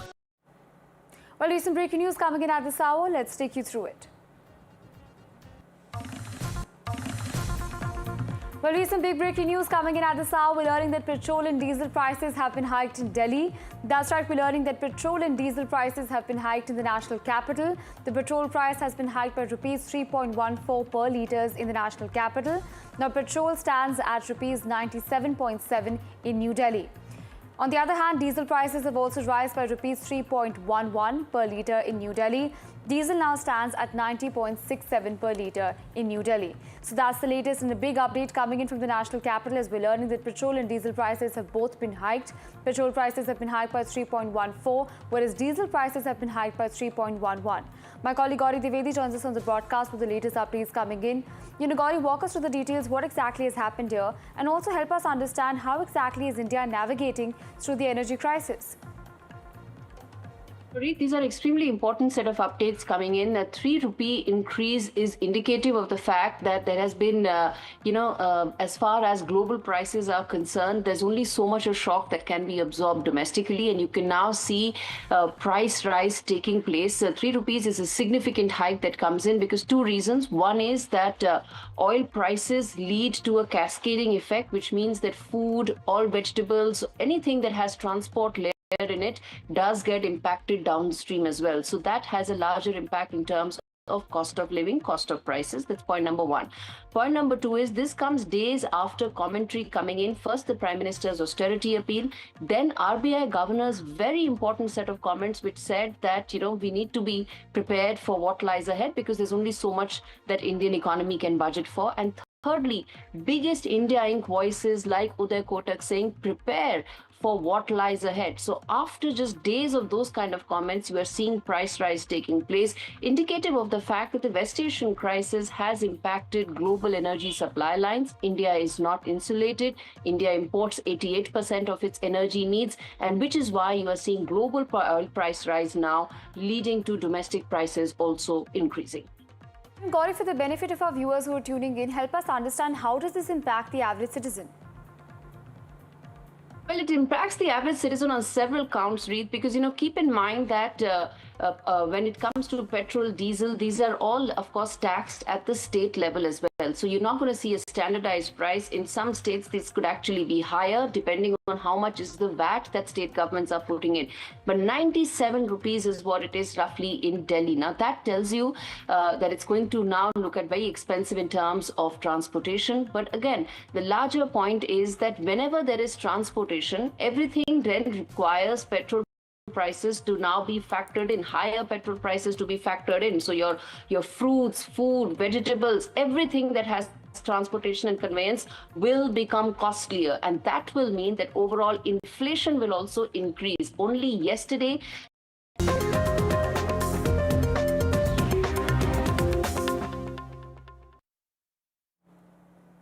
Welcome back. We continue to track the impact of the major oil price hike across the country. 3 rupees for petrol and diesel. CNG as well has been hiked. It is obviously linked to the situation in West Asia, which is why we move to our next story. The Prime Minister set to begin a 5-nation tour. He'll be traveling to the United Arab Emirates first, where energy security is key. 2 memoranda of understanding likely to be signed. I'm now joined by my colleague Aditya Rajkol for more on this. Aditya, this is absolutely critical. The United Arab Emirates, a key partner of India, particularly so at this stage. In terms of oil security, what is India looking for? Well, certainly, Vishnu, it's a very critical, meeting that is taking place and a visit at a time of geopolitical tension in the Middle East. But India and UAE are as close as they can get, and perhaps there is scope for much more, in the bilateral ties. As you rightly pointed out, energy security is top of the agenda. There are other issues also that will be discussed. MOUs, in fact, would be signed in the areas of LPG, as well as the supply chains in terms of energy. So these are the 2 talking points during this visit. Prime Minister Narendra Modi, even as we speak, is at the airport in Delhi, about to take off for the UAE. This is the first leg of the 5-nation tour. He is visiting several of the European countries, including Netherlands, Sweden, Norway, and Italy as well. So discussions would range from trade to the energy security to even quantum computing, science and technology, and different other areas of education and people-to-people contact as well.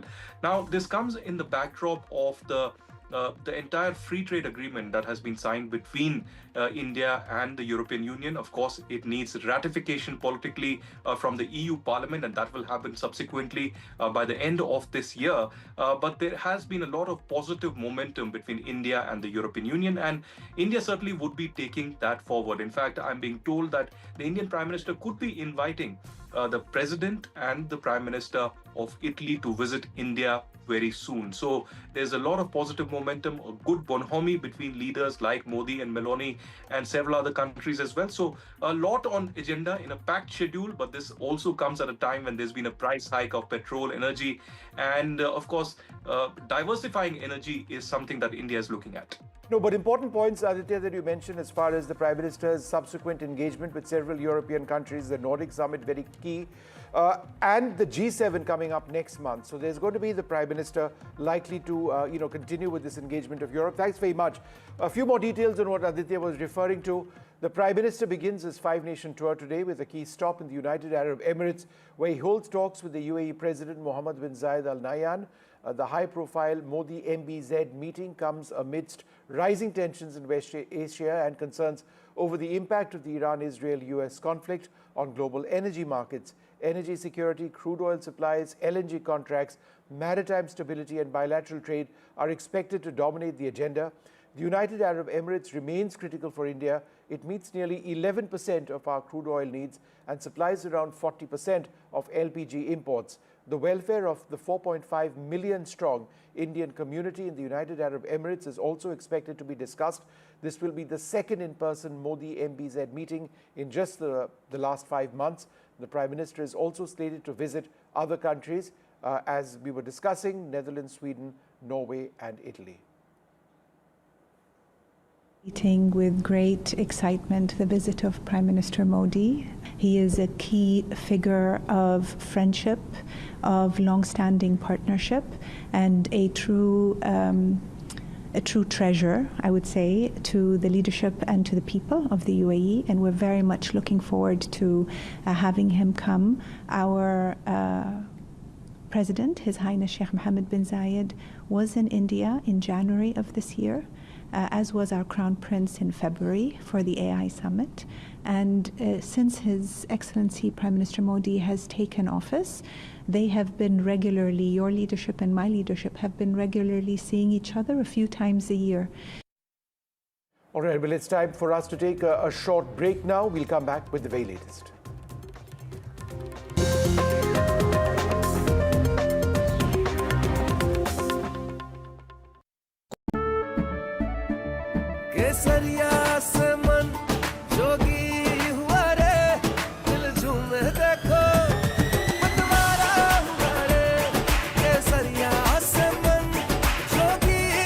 हर पल मनाओ केसरी त्योहार। विमल, बोलो जुबान Kesari. Where the software engineer meets the cool UI UX designer to create the big dream. The world comes together at Sharda University. Economy, business, world, technology. Noise filtered, numbers decoded. Insights that rewire your worldview. From governance to growth, we connect the dots. Your daily edge, your global advantage. India Business Report with me, Gauri Dwivedi, weeknights on NDTV Profit. थोड़े में ज्यादा स्वाद यही तो है इसकी खास बात। वाओ मामा, क्या स्वाद है? अरे मेरे राजा, सबका राजा और मसाला।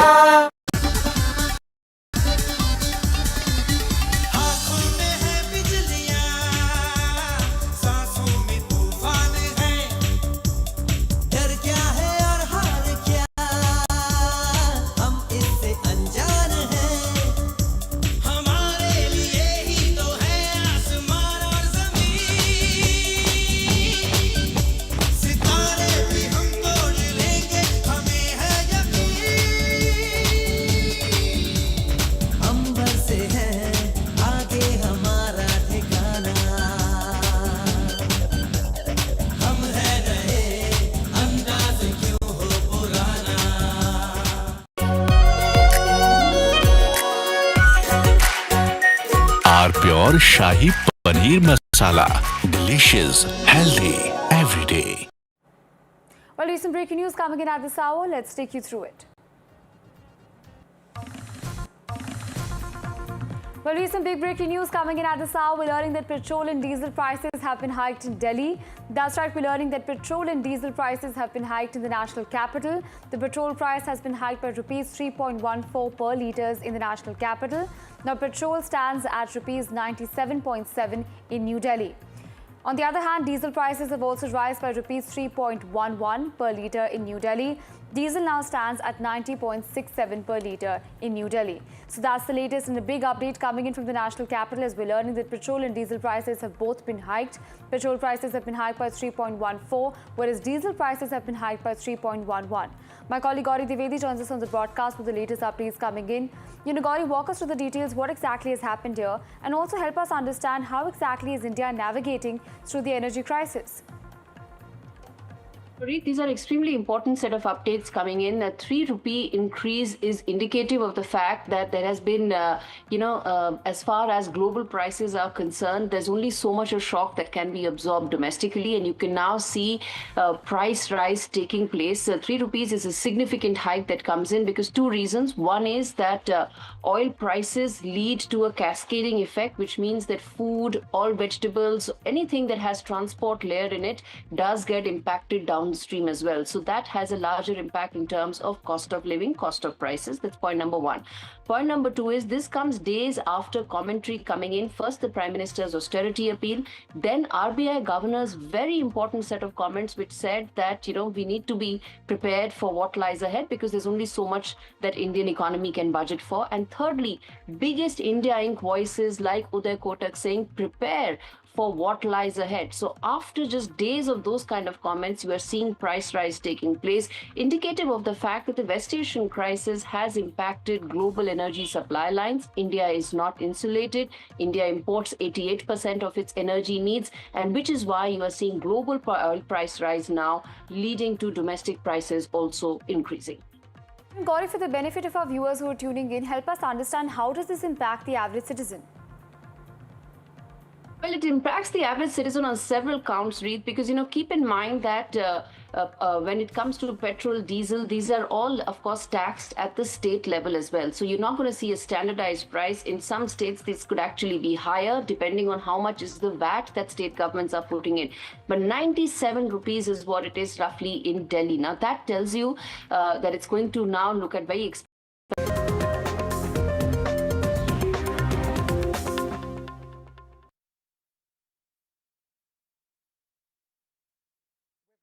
Images that you see are from New Delhi with the Prime Minister about to board his special aircraft, IF-1. He's traveling to the United Arab Emirates first, and then he proceeds from there to Europe, where he'll be visiting Italy, Norway, Sweden as well, other countries. Now, this is an important visit, but the first part of the visit particularly significant.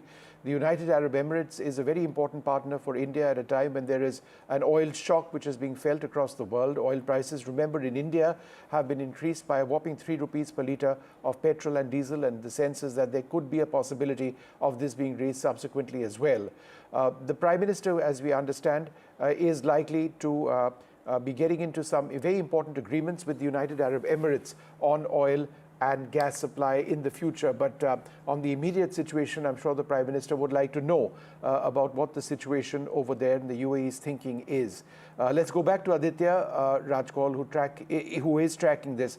Aditya, as we see these images of the Prime Minister, tell us why the first stop at the UAE is particularly significant. What does New Delhi have in mind? Well, certainly Prime Minister Narendra Modi would be meeting MBZ in a couple of hours from now to a rousing reception from the UAE. Remember, India and UAE have come significantly closer in their strategic bilateral partnership in the last decade. We heard just a few weeks back MBZ visiting India along with his entire family and the next generation of the leadership from the UAE. And that was a very positive visit, a great bonhomie being witnessed between the two leaders. And now we are getting these visuals of Prime Minister Narendra Modi departing from New Delhi on board the India One. And in 3 hours from now, he will be landing in Abu Dhabi, where the meetings will be taking place. We'll have, of course, a one-to-one conversation between these leaders, but a larger bilateral meeting as well, after which MOUs will be signed. Now, key MOUs that we have been told are in the energy security space, and that's where India has been very keen to partner with the UAE and other countries in the Middle East as well. And this comes in the backdrop of a heightened geopolitical tension. And also, might I add, just 24 hours after the BRICS meeting of the foreign ministers began in New Delhi's Bharat Mandapam, where, of course, energy security, economic turbulence, and the geopolitical tensions were the centerpiece of the conversation. There are conversations along the line of defense and security partnership between India and UAE as well. That could be possibly taken forward.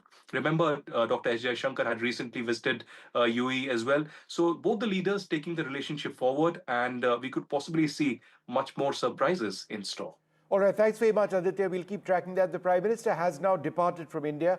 This video came just a little while back. We're going to take a short break and continue tracking that big story, which is the oil and the oil price hike in India, petrol and diesel prices and LPG prices rising sharply.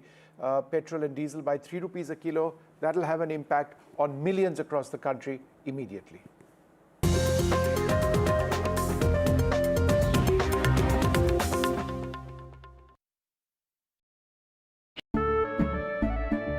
केसरिया से मन जोगी हुआ रे दिल झूमे देखो मतवाला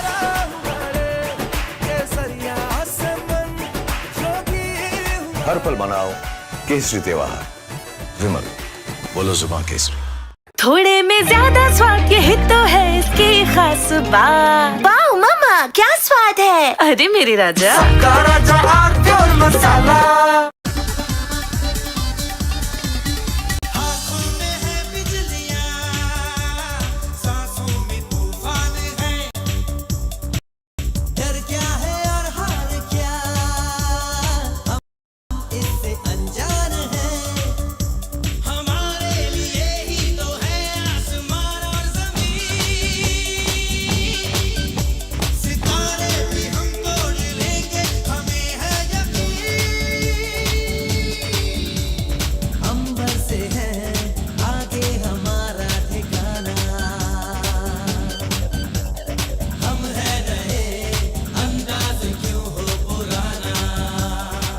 मीठा या नमकीन, चाहे जैसे खाओ, 100% सूजी से बनी आर प्योर वर्मिसली, स्वादिष्ट सेहतमंद हर रोज।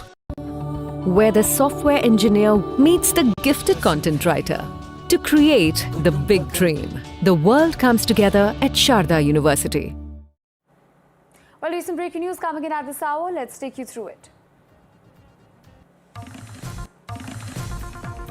Well, recent big breaking news coming in at this hour. We're learning that petrol and diesel prices have been hiked in Delhi. That's right, we're learning that petrol and diesel prices have been hiked in the national capital.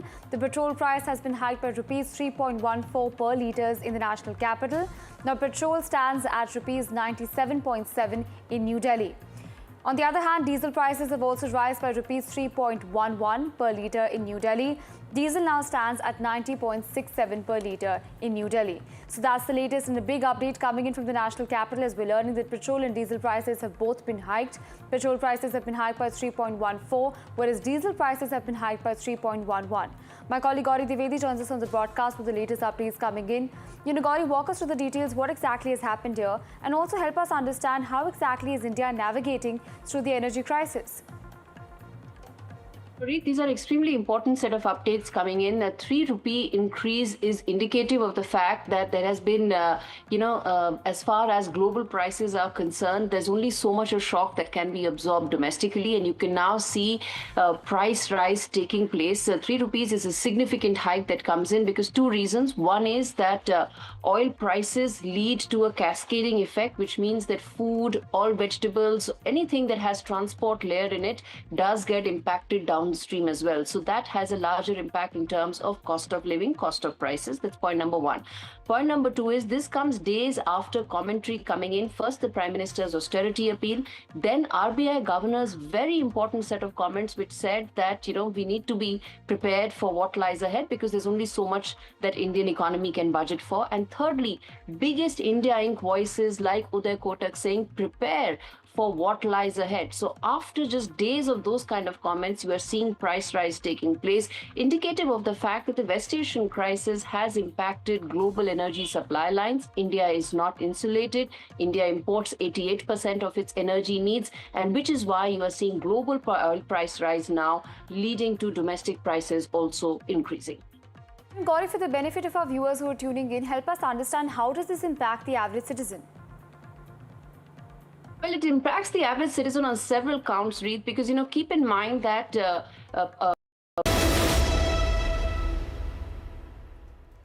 Well, let's just go straight across now to NDTV Profit to track the various reactions coming in on the petrol and oil price hike. Seeing the first reactions to the first hint, I would say, of price hikes. 3 rupees per litre on petrol and diesel.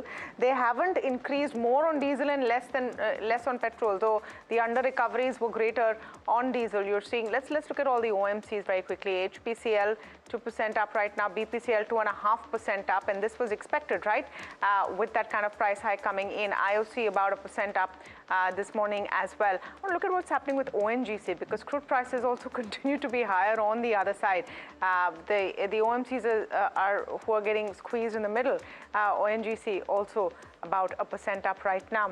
For OMCs, this is a good sign, isn't it? At least there's some start of a price hike. Yeah, that directionally is positive, but they require a huge, as you were saying, right? You were talking with Mr. Pandey. The requirement is much higher, so it will be in a staggered and phased manner. But I think the requirement is much higher. I don't think market should get excited with 3 rupees hike. That is my view. On markets itself. I'm saying OMCs stock prices should not react too positively for a 3 rupees hike. I doubt they will, because I think they will go down. Because clearly there's because hesitation. The requirement is high. 1/10 is what they've covered today. Yes, about 9% of what is required, or 10% of what is required, and it's a trial balloon. Some of the experts we spoke to said it's a trial balloon, right? To see, okay, if everything gets sorted in the Strait of Hormuz, maybe we don't have to increase more. Okay, the other big story that we're tracking, relief coming in for the Adani Group as they've settled the US Securities and Exchange Commission civil plaint. It's not just that, the DOJ is reportedly dropping the case as well. There's an exchange filing this morning from group companies, all of them up in the green. Nimit Dixit first joining in to give us all the details. Yes, absolutely. So the US Securities and Exchange Commission and Gautam Adani and Sagar Adani have by consent agreed to settle their long-standing case in the New York Federal Eastern District Court. Now, as you can see, this is the court case that has been going on for a little while. It is a by consent agreement to settle this case. Now, if you can see, the final judgment has been proposed to the court now, and this is a standard procedure whereby once parties agree to settle, they will file their proposed judgments with the court, and then the court will finally agree to that, which is again standard procedure. Important thing to note, and again very standard, is that this has been done by consent, which means without admitting or denying any allegations. There has been no question on the merits of this case. This has simply been settled before that process.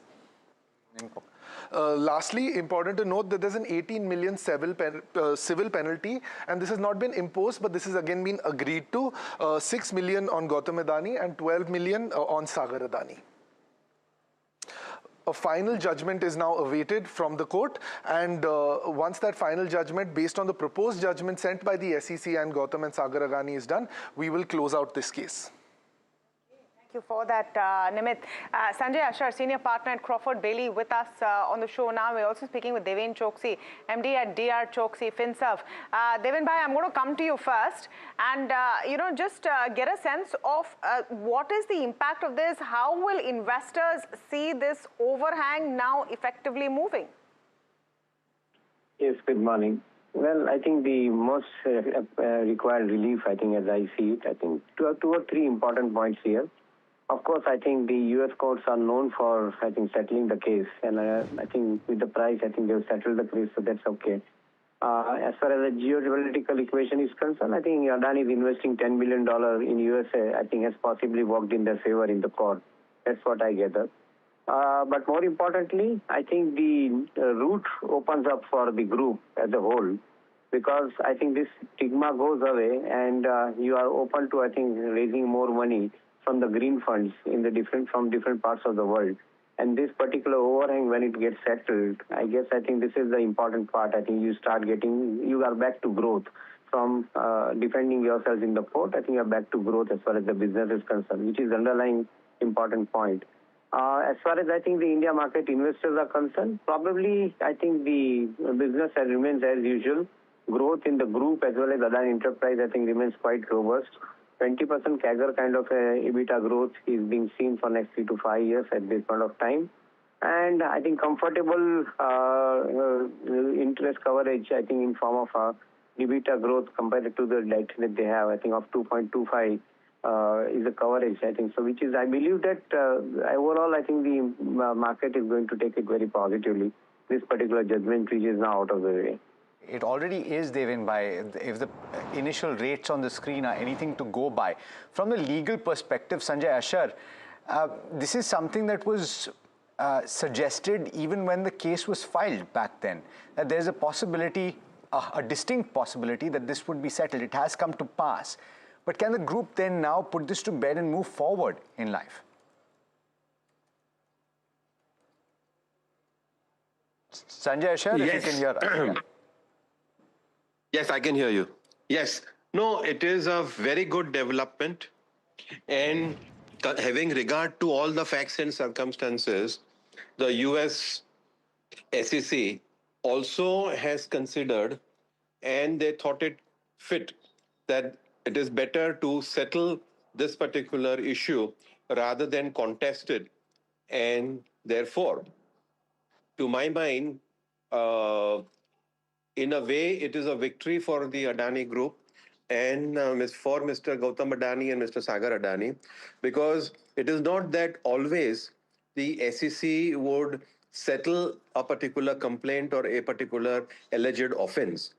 If at all there is no substantial meat in any complaint or any allegation, then only the SEC will suggest that yes, it is a fit case for settlement, and then they levy a settlement fee for the purposes of settling any matter.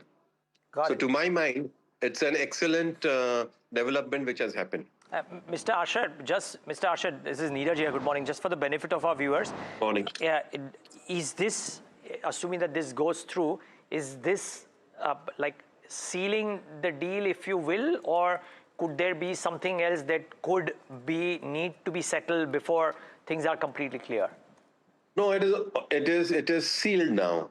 So there is no further substantive steps which has to be taken. Some procedural steps which may have to be taken will be taken in a matter of course. So for all practical purposes, it is sealed. Got it. And therefore, Devin Choksi, because you track this so closely and you look at companies raising capital on a global level, I heard you in your opening answer saying that this opens up possibilities of raising debt capital as well as, I reckon, equity capital, because it's an infra business needing capital almost every single time. You reckon across these energy transition plays, which actually need the capital, at competitive rates, capital coming in would only augur well for the businesses? Yes, absolutely. I think this is the underlying strength I think that the group is possessing. The pure India infrastructure play, and I think as you rightly mentioned, the power infrastructure predominantly. I think this company is relatively, I think, much more stronger today. And given the kind of strength that they are demonstrating in form of execution of the project, most of the global investors, I think, would like to put money into India infrastructure story, and Adani in particular. So given this clearance, I believe that I think that overhang is gone, and I think the investors allocating the capital, including issuing the debt, I think is going to be more reality. So that is why I believe that I think the larger growth programs remain intact, and I think the business would probably concentrate more on the implementation side of the growth program than on defending side in the court. Yeah, that's an important point. Devin Bhai, Sanjay Ashar, thanks so much for taking the time this morning. Pleasure speaking with you as always. You saw the standard disclaimer on your screens. This is NDTV Profit, part of the NDTV Group and owned by AMG, which is an Adani Group entity. Now, let's talk about the markets. We've closed out on the pre-open session, up about 0.2%, 40 points. You'll take it at this juncture. A few stocks stand out, though, and some of them, of course, from the Adani Group, all of them up and about in trade today. But from the Nifty 50, Tata Motors PV, surprise, surprise, is starting with gains of 4% and is the top gainer after the pre-open session. Power Grid as well as JSW Steel. Opinion on JSW Steel? Yeah. So JSW Steel, I continue to like it. It has rallied a bit, so it might consolidate, but long-term story remains fantastic. Okay, let's take a look at some of the other movers in as the pre-open session has ended with just about 5 minutes to go for the market open. Look at a Kalpataru projects, an Apollo Tyres, all the result impact coming in. Apollo Tyres is another strong one. Chambal Fertilizers, also a good set of numbers. Of course, as Alex mentioned, the entire Adani pack up in the green. Look at Adani, Total, Energy, Green, Ent, all of them up in the green. We have to see if there is any profit booking when markets really start, because remember, all of these stocks have run up. But the finality of what has come about as per the exchange filing might see some of this sustaining. So wait and watch for that. LT Foods, KRBL, both have reported numbers weren't that great, and you're seeing that reacting as well. And this is before the full form of the Middle East hit has come in. They were already in some pain because of the tariffs, etc. before that. KRBL doing okay, though, at this point. I want to look at all the OMCs, because remember, 3% of petrol diesel hikes. HPCL is actually in the red now, because 3 rupees se kya, not 3%, 3 rupees, sorry, I must correct myself. 3% would have been maybe some relief. 3 rupees se kya hoega? Maybe that's what the screen is saying right now. BPCL, IOC are the other ones we should look at. Let me pull up ONGC for you while we're at it. I want to look at an interglobe. Let's look at all of the crude derivatives, right? The crude impacted stocks. Let's look at interglobe. Let's look at Asian Paints. Let's look at Indigo Paints among them as well. So those are going to be in focus. I would say markets are muted or tepid, at least as we are going into that opening. And you know, the fact is that every Friday, that Friday fear factor also comes, Parag bhai, because you don't know really what's going to happen. And plus yesterday, you know, during the market, this sources, Bloomberg came, right, that there'll be a tax reduction on for debt, Indian debt, will be considered. Plus this Trump and Chinese, these meetings are going on. So there are many positives which are expected. And they have not actually fructified today morning, right? Today again Brent is at 107 only. So I suppose that there will be a little bit of sluggishness today, unless something exciting comes during the day. Yeah, but could be flat, sluggish, which is fine. But by the way, OMCs are doing exactly what we thought they would, because the hike isn't enough. At least HPCL I saw being down, BPCL 2 down about 0.68%, HPCL 1.95%. So no surprise there that some of those stocks have done well, come off a little bit. Kush, if somebody had longs in Airtel and Indus Tower yesterday, should they take money off the table, or are the charts looking strong for more? No, in fact, Airtel yesterday. This is purely a trade. Don't look at Parag bhai. I won't. I'll try not to. 1825, 1830 was the level we spoke of. Iske upar jata hai to tight positive turn hoga. Airtel actually now you should hold on to it with that resistance zone as you know, your support zone and your stop loss. So I would suggest hold on, because the momentum is building up. Good move, but far from overheating, because there's been a long consolidation phase. So continue holding on to Airtel with a stop loss at about 1825, 1830. Indus Towers has broken the falling trendline resistance. A strong close above 425, not too far away from here, will perhaps put it in a different trajectory. So here too, I would suggest a hold, but not an active buy on Indus. Okay, let's take a quick final call on whether you would look at any of the jewelry players today. I want to pull up Muthoot for you. Let's look at PN Gadgil. Let's look at what's happening with some of those spaces as well. Would you look at a Muthoot and a PN Gadgil today? Not yet. They will perhaps go into a sideways consolidation mode. Again reiterating, I like Titan and Thangamel in this, but here too you want to wait up just a bit. I don't think everything's done and dusted on this, so consolidation could happen. And quick call for the day, Ajanta Pharma, we spoke of it very briefly, but you can consider this on the way up, 3,400 plus targets. Okay, well, one more pharma name coming into the fray. Let's wait and watch how it does. I think you'll also see negative reactions into specific stocks, Voltas, for example, or a few others, and we'll get those as well. But this is how the markets are starting off. Decent market breadth, flattish, if you will, for the Nifty. Not too different for the mid caps, but about 1/3%, or yes, about 1/3% for the mid cap space. The small cap index should come up on your screen, should be doing okay. The market breadth suggests it would be. So BSE small cap, 1/4%. No fireworks. In fact, flattened out completely for the indices. The Sensex is absolutely flat within that 1 minute. In fact, just ready to bobble to the red, if you will. So very, very flat start. Yep, well, Parag Thakkar is becoming a tech expert too. Let's bring up the heat map on the screen and try and see what is moving and what isn't. A fair degree of green, some flattish moves too, and a few reds. Tata Motors PV, big starter, 5.6% higher, good, strong, solid start. Adani Enterprises and Ports, no surprise there, up in the green. Some bit of a respite for IT after days of a corrective move. So TCS, Infi, HCL Tech, Techem, Wipro. I wonder if this is a dead cat bounce, if you will, but just mind that. By the way, Tata Motors PV builds on there, nearly 7% now for that one. There is ONGC, there is Power Grid among the others. So, but even Stevens on the losers. JSW Steel starts in the red, bear that in mind. SBI has 2% downtick. Hindalco down, Eternal, L&T, BEL, Reliance is the culprit as well, down about 1%. So on the heavyweight is down about 1% too, and that could be putting a bit of pressure on the indices. But yep, the star of the morning has to be Tata Motors PV. Really strong start and building on from there, Tamanna. Oh, absolutely roaring. I wonder if there's enough data for an intraday chart to show that vertical climb of Tata Motors PV in the first few minutes of trade. I don't know if we can show the line graph as well, because that really is the star of the day. Even though you are seeing the Nifty muted, the advanced decline ratio is showing you that it's not a bearish trend per se. You're still in a slightly positive move, though that could possibly change very quickly. Let's pull up the mid-cap and the small-cap indices and look at what's happening there as we start off. Okay, again, pretty flat. The Nifty mid-cap 150, just about 30 points up in the green. The small-cap is actually dipped into the red as we speak. Let's pull up the sectoral indices. The fact that there's just a 3 rupees hike tells you that more is possibly coming. India Defence about 1% down this morning. Metal stocks this Friday morning also losing their sheen. Remember, they were shining yesterday. Nifty Realty about 0.5% up. It's IT stocks who have bounced back, and IT was the biggest loser yesterday.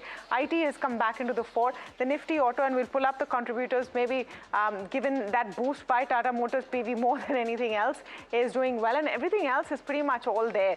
Look at that. Tata Motor PV now 8% up. Ashok Leyland, Maruti, Hero Motor, all of them between 1% and 2% up. So nothing great happening over there this morning. Let me look at specific stocks and what's the action over there.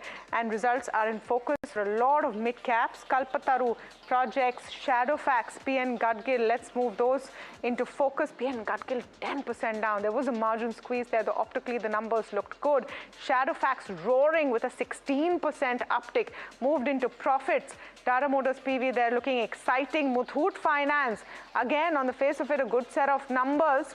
Valuations also look decent, but the stock getting badgered. Sheela Foam, and listen to the management on NDTV Profit later today. Solid set of numbers, 20% uptick over there on a Sheela Foam coming in. I'm going to look at Hutco, Dilip Bilcon, and then we'll pull up an Apollo Tyres as well. And look at what's happening there. Hutco, the numbers have not been like. Dilip Bilcon was visibly not a great set of numbers. So that's playing out rather as expected. And Apollo Tyres is the other one that we should look at very quickly if we can. That's about 4% up. I want to look at the Dyer Adani pack because that's important, right? There was relief coming in. And, you know, we told you that there could be profit booking. This is a market that sells on news. So you're seeing the profit booking coming in on an Adani Green and an Adani and Adani Total still in the green right now. I want to look at ports and energy. So energy is seeing a 2% downtick as well. So some profit booking coming in there. Neeraj, but overall, I would say quite a muted market. Fairly muted start, Tamanna, you're absolutely right. There would be individual pockets of strength and weakness, and I think we highlighted maybe some of the names. By the way, just not really a big mover, if you will, but you're seeing some bit of a good start for the Indus Tower yet again. So it's starting off positively since we were talking about telecom yesterday as being a key sector of today. What about stocks which are correcting? Sai Life is down 10%. Data Patterns is down 8.7%. Some of the metal names, Hind Copper and Vedanta, are down about 3-4%. Keynes, unfortunately, for itself, continues to grind lower, 3.5%, 3.225. Arguably the stock of the week, Keynes Tech. And on the flip side, what is doing well? United Spirits had good results, by the way. I think Tamanna marked it, but 3.5% higher. And just one more name I want to mention, GE Shipping, top of the pile right now, 7.6% higher. Opening thoughts. Kush Bora on one or two key movers today. GE Shipping, the way it has started off, super moves here. So 7 or 8% up for that one. And on the flip side, Data Patterns, I think there was a margin hit, if I'm not wrong, or the revenue hit, as a result of which the stock is down 8%. But it's a very briskly moving stock, Data Patterns. So G shipping is still on a very decent footing. I mean, it's taken support at the 20-day moving average. It's rebounding from those lows, 1595, 1580. Those were the zones where it was perhaps resisting. It's been taken out today. So you could stay on G shipping if you had a position. I wouldn't advise fresh ones right now, but you could stay on with stop loss around the 1550 mark. Data patterns wait up. Sharp up moves in the last 2 to 3 months. Profit booking clearly visible, but it's getting deeper. So you might want to wait up. Perhaps testing for 3450, 3400, those zones could give it some support, and then it can go sideways, and that's when you can consider, but not now. Is there some news in G shipping, or is it the feeling that, oh, if Hormuz does open up, then it's positive for some of the shipping companies? I wonder. But Parag bhai, I mean, it's usually a sleepy stock. Any thoughts here, part one? And part two, I don't know if you track Sai Life, but that seems to be the accident of the day today. So Sai Life, I have not seen the result. G shipping, see, of course, the balance sheet quality, the promoter quality is phenomenal. It is that the business is so cyclical that it is very difficult to track. The shipping rates go up and down, offshore rates go up and down, but the balance sheet is phenomenal. So I would say that, and market focuses on earnings. Earnings can be very cyclical and volatile. So that is the problem with the company. Otherwise, there is no problem. It's delivered some medium range tanker, but I don't know. I mean, that can't be the reason. I wonder if it's the macro reason, Tamanna, because can see nothing else that could prompt this buy. Yeah. I mean, could be, but we are going to have to wait for more than China just saying this. Maybe over the weekend once Trump comes back, because if any leader will also avoid the perception that they were told to fix things and then immediately hopped to it. So especially the leader that we're talking about. So I'll probably have Donald Trump coming back, and then some moves over the next couple of days from both sides is something that you could possibly see. We're just looking at this, we're reading between the lines from the Chinese Foreign Ministry statement. But what's really grabbing my attention is Tata Motors PV. What do you think, Parag bhai, has worked for Tata Motors PV? Same, I think the JLR has bottomed out. That is the thesis with which market is. Yeah, but the JLR is still a burden on that balance sheet. But the numbers of JLR, because that cyber attack was there last year, and also the numbers have bottomed out. That is the general feeling. And as I told you, even if you give just 2 times to EV/EBITDA to JLR and 11 times to the domestic car business, plus the added value of investment, which is 56 per share, that stock price comes to 470. So it was trading at a much cheaper price than that. So there is a positive reaction. Then generally what I feel is that market is taking a view that JLR, the bottom is made in JLR. Okay. Would you buy it right now? So basically, I have, as I said, I don't buy stocks where there are so many moving parts which I cannot track. Like JLR is like full of moving parts. Now, one would argue Bharti Airtel has massively huge amount of moving parts. No moving parts, in my view. No, I mean, they have business in Africa. There are different segments. But see, 37 crore subscribers in India, 19 crore subscribers in Africa. We all are using mobiles all the day, whether it is war or not, whether Strait of Hormuz is open or not. Everyone's watching reels. Mobiles, and ARPU is only and only going to go up. Okay. No, so, okay, Tata Motors PV, too many moving parts. On charts, you're okay with Tata Motors PV? You think that this is a profit booking moment? No, definitely a profit booking kind of an opportunity, because 360, 365 in the last month, this has attempted third or the fourth time. Right now also, if you see, the highs have been made around those levels and slipping lower. From a medium to long-term perspective, it's in a consolidation phase, at least a medium-term perspective, it's in consolidation phase. So not really something I'd be too gung-ho about. I would perhaps take money off the table on this bump. This bounce in IT. Well, days after the Prime Minister's call to reduce petrol and diesel consumption and use public transport, the centre has now hiked petrol and diesel prices by 3 rupees per litre. Petrol will now cost 97.77 per litre in Delhi, 108.74 per litre in Kolkata, 106.68 in Mumbai, and 103.67 per litre in Chennai. Diesel will now be sold at 90.67 per litre in Delhi, 95.13 in Kolkata, 93.14 per litre in Mumbai, and at 95.25 per litre in Chennai. So this is very significant. But there's, I think the larger issue also needs to be looked at. India's revision of 3 rupees, right, is equivalent to roughly 3.5% on a base of about 95 rupees a litre. And this is the smallest material upward movement of any major economy outside the directly subsidizing Gulf producers. So if you take a look at the hike, it is just a fraction of what we've seen across the region.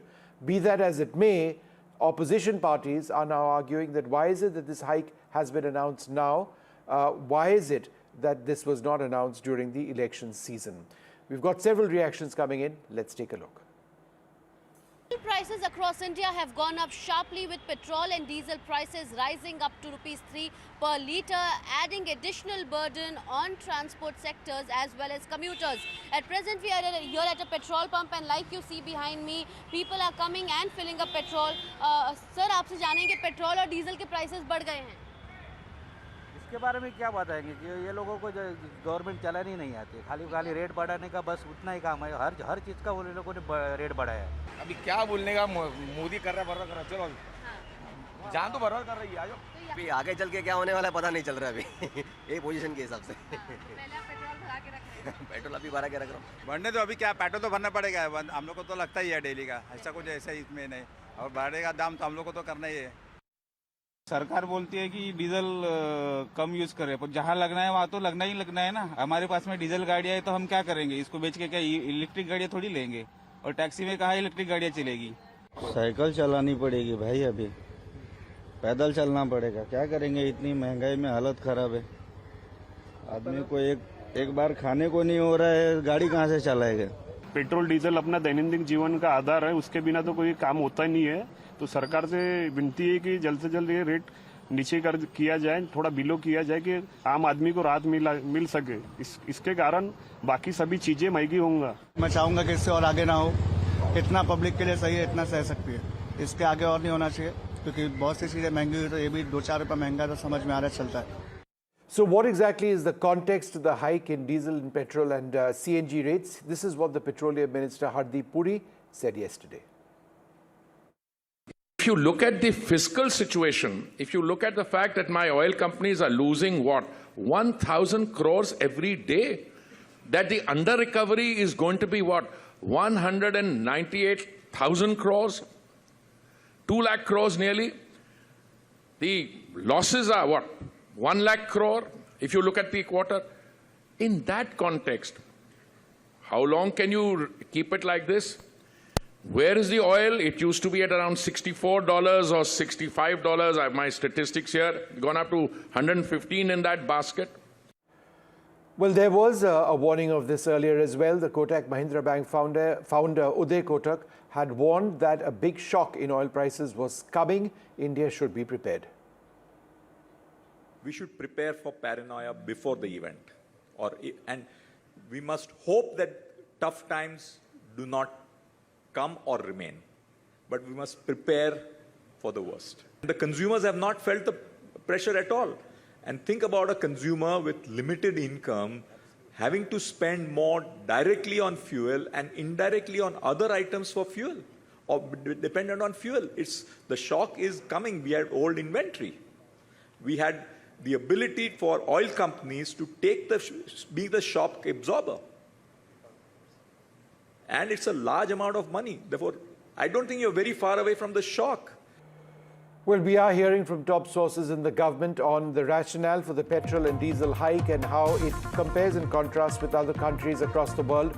The government continues to shield citizens instead of passing on the full global oil shock. Oil manufacturing companies and the oil manufacturing companies are absorbing nearly 1,000 crores of losses every single day. Pump prices have held steady despite rising global crude prices in India, and that the petrol under recovery presently stands at 26 rupees per litre for oil marketing companies, diesel at nearly 82 rupees a litre for oil marketing companies. That's the under recovery. In other words, what the government is, what these oil marketing companies are losing for every litre which is sold. The government had earlier cut excise duties by 8 rupees on petrol and 6 on diesel. The 2.25 lakh crore fertilizer subsidy, which protects farmers from global volatility that exists. So that's a straightforward government sort of payout to ensure that farmers are not impacted. 2,200 rupees per fertilizer bag is still available to farmers at just 242 rupees. So if you look at what the rate could have been, is the point that these sources are indicating, a bag of fertilizer, given the crisis in West Asia, could have gone up significantly to 2,200 rupees. That is available still at 242 rupees. The government choosing volume reduction over a destructive fuel price hike. Be that as it may, the reactions continue to be strong. A fair sense of shock among users across petrol pumps in India. Anushka Garg, my colleague, joins us from Delhi. I'm also joined by Ritu from Bengaluru and Gurpreet from Chandigarh, Pradeep from Jammu. Let me go across to Anushka first. Give us a sense of the reactions around you. Well, that's right. After the price rise, we have seen many people who are unaware about it and have just got to know about how the prices have in fact risen. Here in Delhi, the petrol stands at rupees 97.77 rupees per litre, and the diesel price that would be around 90.71 rupees per litre. We'll also try to speak to some people here who have come here to get their tanks filled today. Sir, आपका नाम क्या है? Rahul. So we are seeing कि petrol diesel सबके जो prices है वो थोड़े 3-3 रुपए बढ़ाए गए हैं, तो किस तरीके से देखते हैं कितना असर पड़ने वाला है आपके बजट पर? हम काफ़ी अब असर पड़ने वाला है क्योंकि सैलरी में इंक्रीमेंट नहीं हो रहा है, बट पेट्रोल डीजल सारे खर्चे बढ़ते जा रहे हैं, तो आम जिंदगी जीने में बड़ा मुश्किल है इस चीज़ में। क्या आपको पता था कि इस तरीके से दाम बढ़ सकते हैं? नहीं, कोई आइडिया नहीं था। अभी तुरंत यहाँ पर आकर पता चला है? जी। क्या इसकी वजह से आप पेट्रोल ज़्यादा भराएंगे, कम भराएंगे? नहीं मैम, पेट्रोल तो उतना ही भराएंगे। जी। ठीक है। Also try to speak to more people here who have come here today. What's your name, sir? Litre Singh. So we are seeing the petrol and diesel prices have been hiked by 3 rupees. कितना इसका impact पड़ रहा है आपके budget पर? Impact तो पड़ता ही है, लेकिन वही है कि जो चीज़ें रेगुलर हैं वो तो रहेंगी रेगुलर, और उसमें कुछ कॉम्प्रोमाइज़ नहीं किया जा सकता है। इसमें हमारा कोई रोल नहीं है, तो हमारा जो फिक्स है कि भाई हमें डेली 10 किलोमीटर अप डाउन करना है, उस हिसाब से अपना बजट लेके चलते हैं कि भाई जितना मुझे डलवाना है मंथली उतना मुझे डलवाना है। क्या ये एक्सपेक्टेड था कि आपने सोचा था कि इस तरीके से दाम बढ़ सकते हैं? नहीं, इस पे मैं कभी सोचता नहीं हूँ, क्योंकि अभी मैं just job daily 10 hours daily का, मतलब कभी जितना न्यूज़ में मतलब इंटरेस्ट नहीं आता मेरा, इसलिए मैं बता नहीं सकता ज़्यादा। So clearly, this is going to impact the gig workers who are operating via, several different companies. We're also seeing many people who have come here who had no clue about the kind of price hike that has been seen here, in petrol, in diesel, and even if you speak about CNG, that was supposed to be the cheapest, fuel, that has also in fact been impacted. We'll try to speak to some more people regarding this whole price rise. आपका नाम क्या है? Gopal. Sir, दाम बढ़ गए petrol diesel के? हम बहुत खुश हैं। 300 रुपये भी हो जाएगा तो हमारे देश में बहुत पैसा है और बहुत इंतजाम है। कुछ टुच्चे मुच्चे को छोड़ दें। So we are seeing that this kind of price rise can be seen here. Mixed reaction coming from people who have in fact said that some people were prepared, but some people clearly were not prepared about the this price rise that can be seen here at the petrol pump and stations today. But yes, Vishnu, if sum total we talk about the kind of reaction, some people were prepared, but many people, for them this has come as a surprise. Over to you. All right, let's go across to Ritu in Bengaluru and Gurpreet standing by in Chandigarh. Ritu, a lot of people wouldn't have known about this when they went into petrol pumps and they're finding out the hard way. What are they saying? How are they reacting? Well, you see, in fact, as we know that the petrol and the diesel prices have been hiked. Now we are right now on the St. Mark's Roads petrol pump, and there you can see, of course, many continue to come here at the petrol bunk, in fact, but there's something that's really costing them a little more on their pockets. You see here in Bengaluru, in the IT city, the petrol prices basically earlier were around 102, and now it is almost 106.21, and when we talk about diesel, it was around 90 rupees, and now it has been hiked by 94.10. Now when we talk about the CNG as well, you see it has been hiked by rupees 2, almost there from 90 to 92.32 is what we are given to understand from this particular petrol bunk. We'll also try and get some reactions. In fact, a few of them over here who have been continuously. All right, there you see. Sir, the petrol diesel prices have been hiked. Your reaction? In fact, we've been seeing that, how this is really costing heavy on the pockets, but how do you see this? There's nothing we can do or say about it. Live with it. So you say there's no option, but you just live with it? Yes, just live with it. All right. No point saying anything. But do you wish and hope that it does not hike more in the future? I think the government should realize that they can't keep hiking everything up. Because with the hike in petrol prices, everything else is also going to go up. So the middle class are the people are going to suffer. All right. Thank you, sir. Thank you. There you see, you have one of them saying that it's really going to affect the middle class more than anyone, and for that matter, even the gig workers as well. So petrol, diesel prices have been hiked, in fact. Are you traveling to your work? How do you see this hike at this point in time, basically? People have been continuously requesting, not for no hikes, but apparently now you have the hike, because this is something which is again a daily need. Yeah, actually now the prices are like the global market, everything is rising due to amid this war issues and all. Now it is a need, like government has already controlled the prices for past for 2 years, 2 to 3 years without a hiking. That had adjusted the rates, the market fluctuations, everything it has adjusted. Now it is like the time that it can't control it. So but we are like, so you understanding the situation that right now the nation is. All right, so thank you. There you have, so you see many of them of course are considering that specifically for the middle class and somebody who are into the gig workers, that's going to cost them more. But apparently you also have people trying to understand how that the global market is right now been hit and the kind of pressure that's on the government as well. The government is doing its best, and so that they are only able, so that only as their part they can only understand the whole of this situation. Back to you. All right, Sam Daniel joins us as well. We also have Gurpreet and Pradeep. Gurpreet, let me come across to you first. In Chandigarh, a simple question, reactions, what are people saying? Well, we have seen that people are having mixed response here. So some of the people, they are with us, we will take their reaction. तो क्या लगता है, जैसे petrol और diesel के prices बढ़े हैं, इससे आने वाले दिनों में और भी चीज़ों के कीमतें बढ़ेंगी?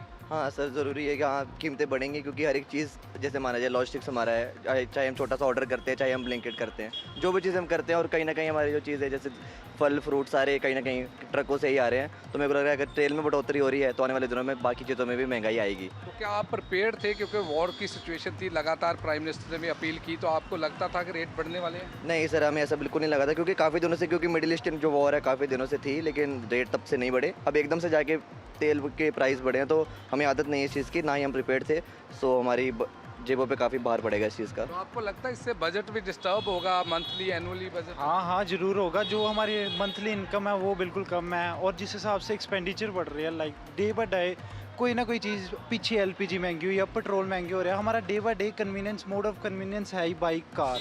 तो हम जैसे ऑफिसेज जाएंगे, स्कूल कॉलेजेस जाएंगे, तो मेरे को लगता है ये तो काफ़ी मुश्किल सिचुएशन है आज की डेट में, हम तो ट्रैवल कर ही नहीं पाएंगे। कार पुलिंग करेंगे क्या? व्हीकल पुलिंग के लिए भी बोला गया है कि पुलिंग करो।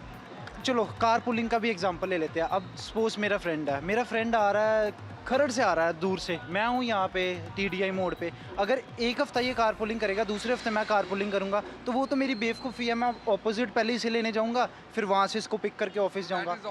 हाँ, that is we can see the people, they are having mixed response here. Some of the people they say they are.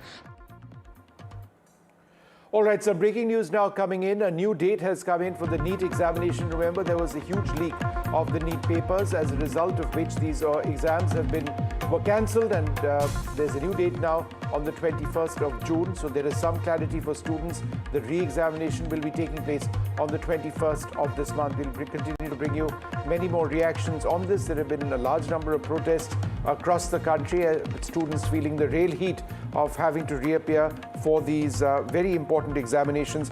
But the National Testing Agency has announced these details with the approval of the government, rescheduling the NEET exams for the 21st June. Candidates and parents are requested to rely only on official channels of NTA, the National Testing Agency. They've tweeted this out. I'm joined now by my colleague Himanshu.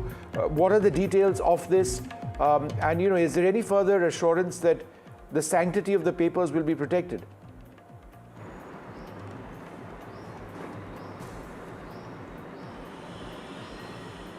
All right, I'm sorry, we don't have Himanshu at this stage. We'll come back to him in a little while from now.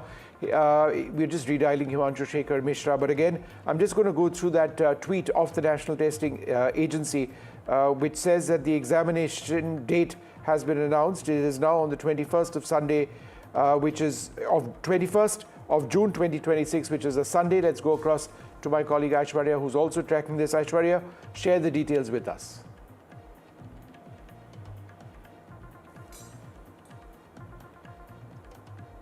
Aishwarya, can you hear me? All right, apologies. Yeah, go, Aishwarya, go ahead. The new dates have been announced as far as the NEET examinations are concerned, and that is scheduled for 21st June. Remember, it was the Education Ministry who earlier cancelled the entire NEET examination 2026 because of the paper leak scandal that came out. But certainly, it is now. Yesterday, late evening, there was a high-level meeting that took place at the residence of Education Minister, Mr. Dharmendra Pradhan, in which there were, several important officials from the Higher Education Board, from the School Education Board, from the NTA, CBSE President was there, from the KVS and NBS commissioners were also participated, and the decision was taken late night that now there will be re-examination. Of course, there would be re-examination fees that would be imposed on the students as well, and a big decision that has come forward as far as the due date of the NEET examination 2026 is concerned. 21st June 2026 would be the date when the National Testing Agency will be holding the examinations. Just for the benefit of our viewers, the exam was cancelled by the National Testing Agency on the 12th of May. The exam was held on the 3rd of May. It was in Rajasthan where the leak was first discovered. The Rajasthan Police's Special Operations Group confirmed that a so-called guess paper circulating on WhatsApp days before the exam had a striking overlap with the actual paper. Reports indicate that out of 180 questions, approximately 140 questions, including nearly 120 from chemistry, were identical to the leaked material. Aishwarya, again, is there any assurance from the government on what they're doing to ensure that no leak happens this time around? Well, certainly there would be all measures that would be taken, and that's the biggest assurance that has come forward as far as the NTA is concerned. There are several meetings that have been taking place since the declaration of the postponement of the cancellation of the NEET examination, and therefore the reason perhaps last night the high-level meeting was held at residence of the Education Minister Dharmendra Pradhan to review the preparations for the first conduct of the examinations as well. And in the late night meeting, the meeting clearly involved the details on the discussions on various aspects related to the conduct of the medical entrance exam as well. They were, the advices that have been taken by the officials from the higher education, school education, NTA, KVS, NBS as well, and all the measures to be taken very strictly as far as the examination papers are concerned, where to print, what should be the criteria. All has been discussed yesterday, and only after that, now the NTA has announced that there will be new date that has come as far as the examination is concerned, and all measures will be taken. Strictest possible security of the examination papers will be done by the NTA as being discussed last night, and only after that the announcement is being made. All right, thanks very much, Aishwarya Jain, for joining us with those details. So the new NEET exam will take place now on the 21st. There was a massive leak earlier this month, which was detected in Rajasthan. The exam was cancelled. We'll take a short break at this stage. Come back with more.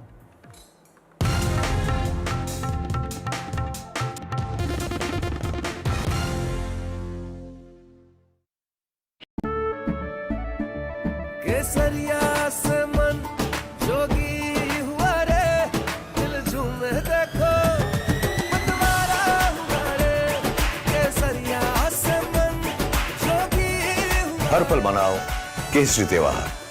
विमल, बोलो जुबान केसरी।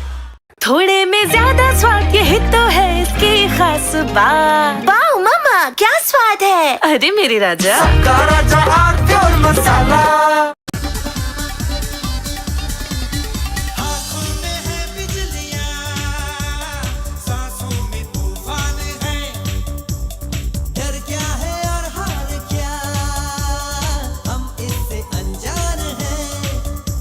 हमारे लिए ही तो है।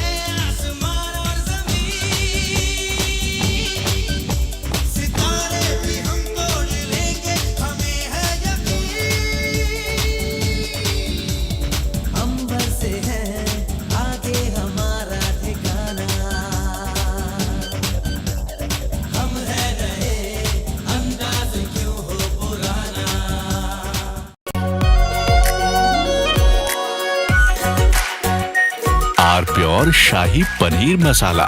Delicious, healthy, every day. Well, recent breaking news coming in at this hour. Let's take you through it. Well, recent big breaking news coming in at this hour. We're learning that petrol and diesel prices have been hiked in Delhi. That's right, we're learning that petrol and diesel prices have been hiked in the national capital. The petrol price has been hiked by rupees 3.14 per litres in the national capital. Now, petrol stands at rupees 97.7 in New Delhi. On the other hand, diesel prices have also risen by rupees 3.11 per litre in New Delhi. Diesel now stands at 90.67 per litre in New Delhi. So that's the latest and a big update coming in from the national capital as we're learning that petrol and diesel prices have both been hiked. Petrol prices have been hiked by 3.14, whereas diesel prices have been hiked by 3.11. My colleague Gauri Divedi joins us on the broadcast with the latest updates coming in. Gauri, walk us through the details, what exactly has happened here, and also help us understand how exactly is India navigating through the energy crisis. These are extremely important set of updates coming in. A 3 rupee increase is indicative of the fact that there has been, as far as global price.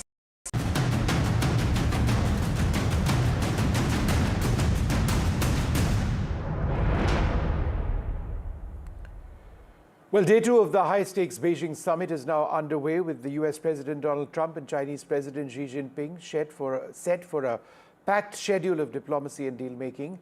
The day's events include a friendship photo op at the Zhongnanhai Garden, a private bilateral tea talk, and a final round of policy discussions, also a working lunch, before the US President departs Beijing. A trade reset is what many expect. Investment deals in the West Asia tensions are expected to dominate the agenda. President Trump has claimed that Xi assured him that China would not harm Iran and supported keeping the Strait of Hormuz open. Aditya Rajkol joins us now with this. Aditya, this is perhaps the largest international story, Xi and Trump. Could you share some details on anything that's really emerged as this trip comes to an end?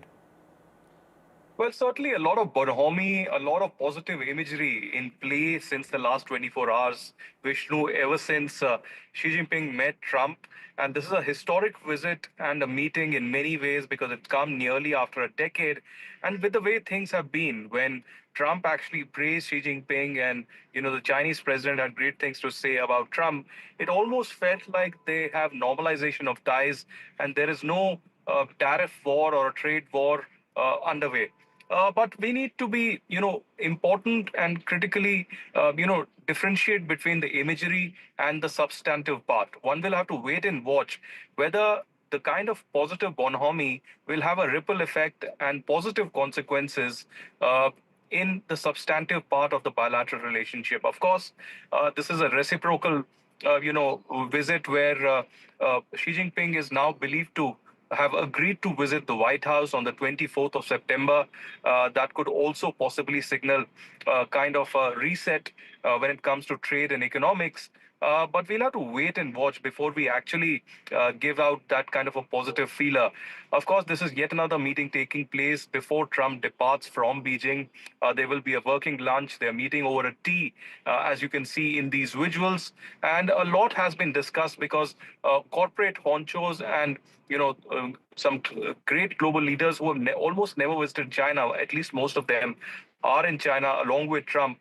That clearly, signifies that the bilateral ties are going to, have an upswing when it comes to China and US. But let's remember, from artificial intelligence to geopolitical tensions to trade barriers, there are a lot of differing opinions between these two top leaders. But Trump calls Xi Jinping a friend.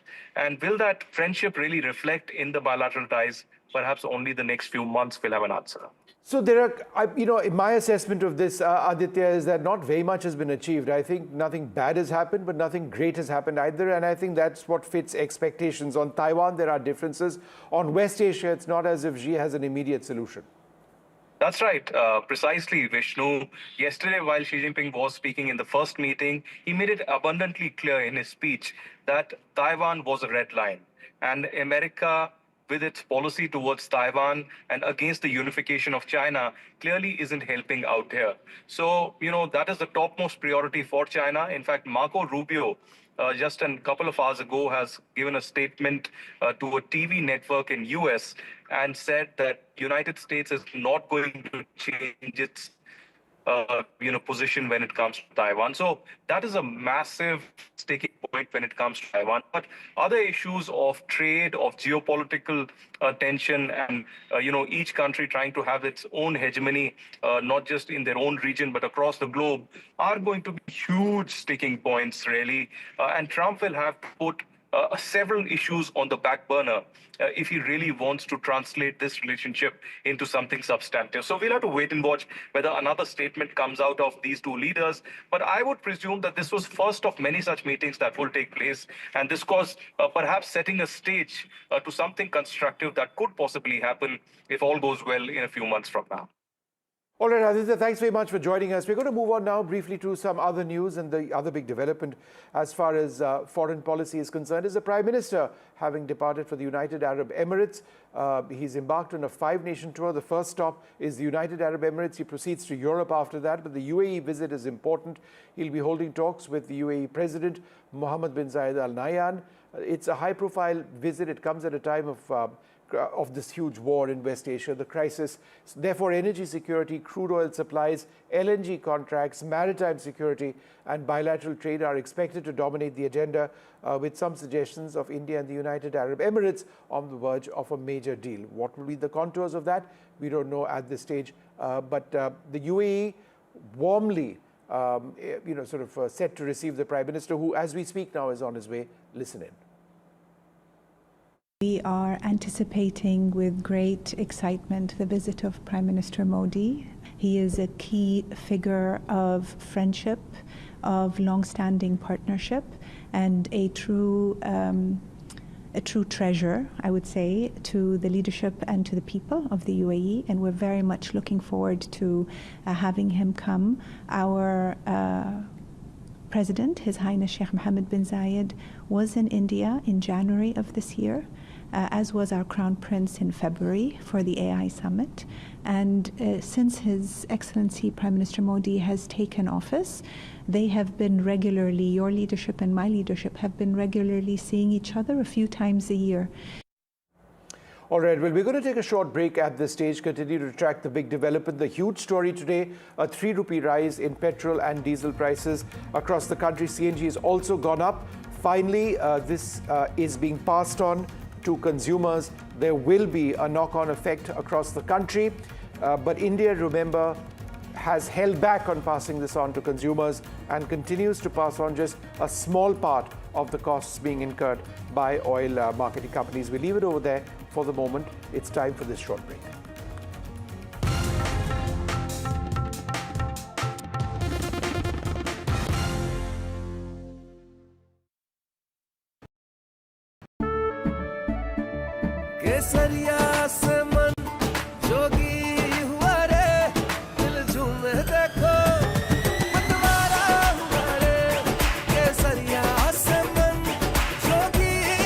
हर पल मनाओ केसरी त्योहार। विमल, बोलो जुबान केसरी। थोड़े में ज्यादा स्वाद, यही तो है इसकी खास बात। वाओ मामा, क्या स्वाद है। अरे मेरे राजा, सबका राजा आरती और मसाला।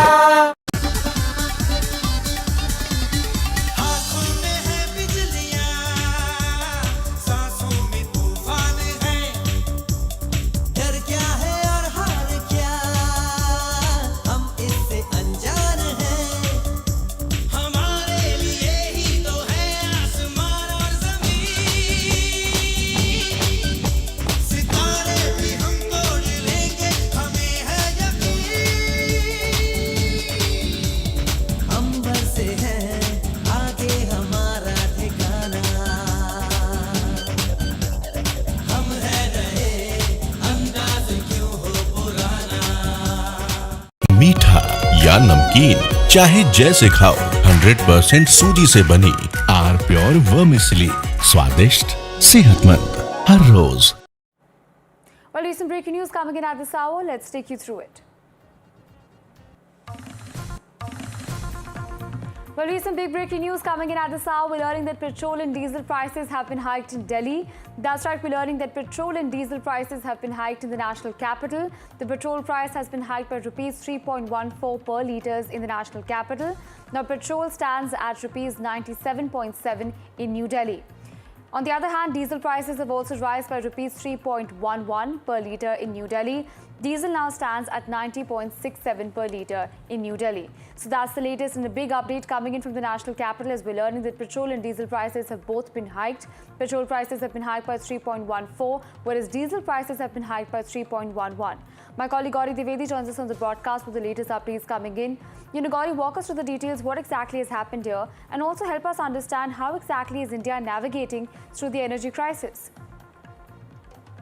These are extremely important set of updates coming in. A 3 rupee increase is indicative of the fact that there has been, as far as global prices are concerned, there's only so much of shock that can be absorbed domestically, and you can now see price rise taking place. 3 rupees is a significant hike that comes in because two reasons. One is that oil prices lead to a cascading effect, which means that food, all vegetables, anything that has transport layer in it does get impacted downstream as well. So that has a larger impact in terms of cost of living, cost of prices. That's point number one. Point number two is this comes days after commentary coming in. First, the Prime Minister's austerity appeal, then RBI Governor's very important set of comments which said that, we need to be prepared for what lies ahead because there's only so much that Indian economy can budget for. And thirdly, biggest India Inc. voices like Uday Kotak saying prepare for what lies ahead. So after just days of those kind of comments, you are seeing price.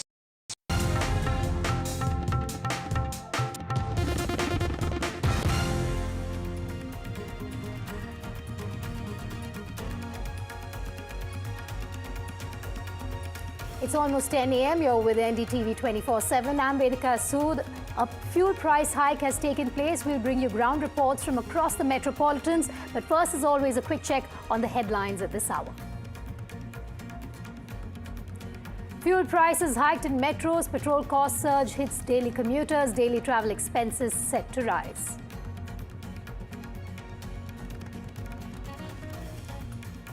Top government sources to NDTV on fuel hike. Government sources say citizens shielded instead of passing on full global oil shock. Petrol under recovery at 26 rupees per litre. Diesel under recovery at nearly 82 rupees per litre. Opposition slams centre over fuel price hike. Asks why price rise only after polls are over.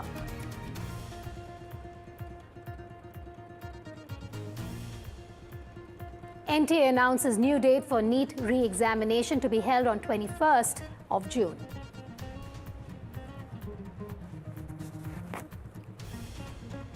Prime Minister Modi embarks on 5-nation tour. UAE first stop of PM's global outreach. Energy security is focused during UAE visit.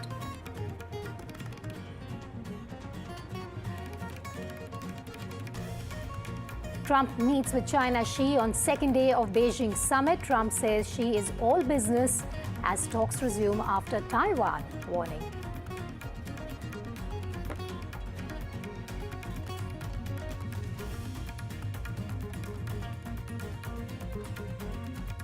Presented by Canara Bank. Together we can.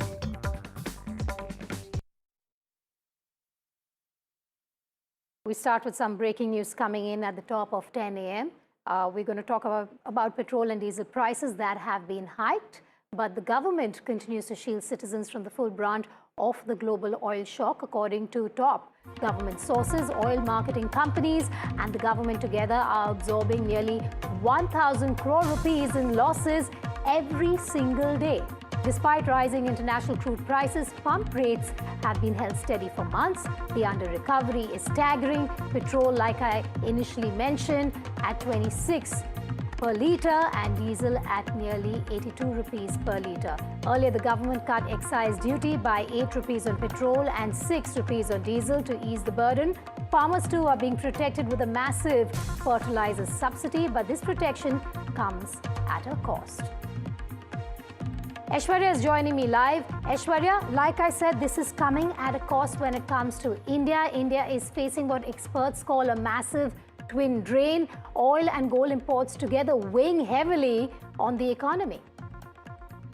Well, that's right. And the top government sources indicating to us that it is the government of India which is doing all efforts possible to shield the citizens instead of passing on the full burden. In fact, it is government of India and the finance ministry earlier. The Petroleum Ministry had also stated that it is the OMCs and government which are absorbing nearly at least 1,000 crores losses daily. And it is petrol prices which has held steady despite rising global crude prices. Since the Middle East crisis have emerged, it is petrol under recovery, which is at 26 rupees per litre, and diesel at 82 rupees per litre. Certainly, it is also the fertilizers bag to which the farmers are being given at 2,200 rupee, which is at 2,200 rupees, but it is given at just 242 rupees. So the government is taking all its burden possible and not to pass any of the burden to the common citizens. Government also choosing volume reductions over destructive fuel prices hikes as well. We've been also told that the government had stated that the current crisis is the external geopolitical shock, not the domestic mismanagement. It is the government of India which has convened several meetings in the past to not to pass the burden. Of course, there has been certain opposition voices which have been stating that because the election season is over and government has passed on the buck. But we have to understand the magnitude of the current situation. The government clearly stating that at a time when there are high dramatic prices which have surged in all across the world, the government of India has not passed any of its burden to the public, and the Prime Minister has also asked to the government to not to pass the burden, and also because of that, certainly those appeals were made by the Prime Minister recently to the public of this country. Aishwarya, the reality is that the demand for petrol and diesel remains largely price inelastic, because of which now the government is also choosing volume reduction over destructive price increases. It's a delicate balancing act between shielding citizens and managing the nation's economic drain. Well, certainly, and this is pricing which is inelastic at this point in time. The demand of petrol and diesel has been increased sharply. We have seen that graph as well that the Petroleum Ministry has also issued in public interest, that how there has been less imports of oil that is coming from the Strait of Hormuz. There are less vessels that are coming to India in terms of the oil production that India clearly produces. So when there are these fuel prices which has been passed after almost 1.5 months, it is 200 to 300% of the fuel price hikes that have been seen, a sharp price hike that has also been seen across the world, but that has not been transferred to the common person. In fact, we've been also told that as far as the global turmoil is concerned, India has held the line on fuel prices. The fuel prices, remember, has been up to 30 to 35%. If we talk about Southeast Asia, 30% in North America, 20% in Europe. But around 82 of those countries forced into emergency restrictions. There was just voluntary conservation, and the appeal that has been made by the Prime Minister to conserve as much as petrol and diesel, and an appeal that Prime Minister made to the people of this country that to use as much as public transport, the metro facilities, so that the burden that the government has been facing could come down. All right, Aishwarya, thanks for joining us live there. Quick recap for our viewers. We've just started 10 a.m. with that breaking news from top government sources. Oil marketing companies and the government together absorbing nearly 1,000 crore in losses every single day. The attempt is to pass on the least amount of burden on to the people of the country. Moving on now, days after Prime Minister Narendra Modi's call to reduce petrol and diesel consumption and use public transport, the centre has hiked petrol and diesel prices by 3 rupees per litre.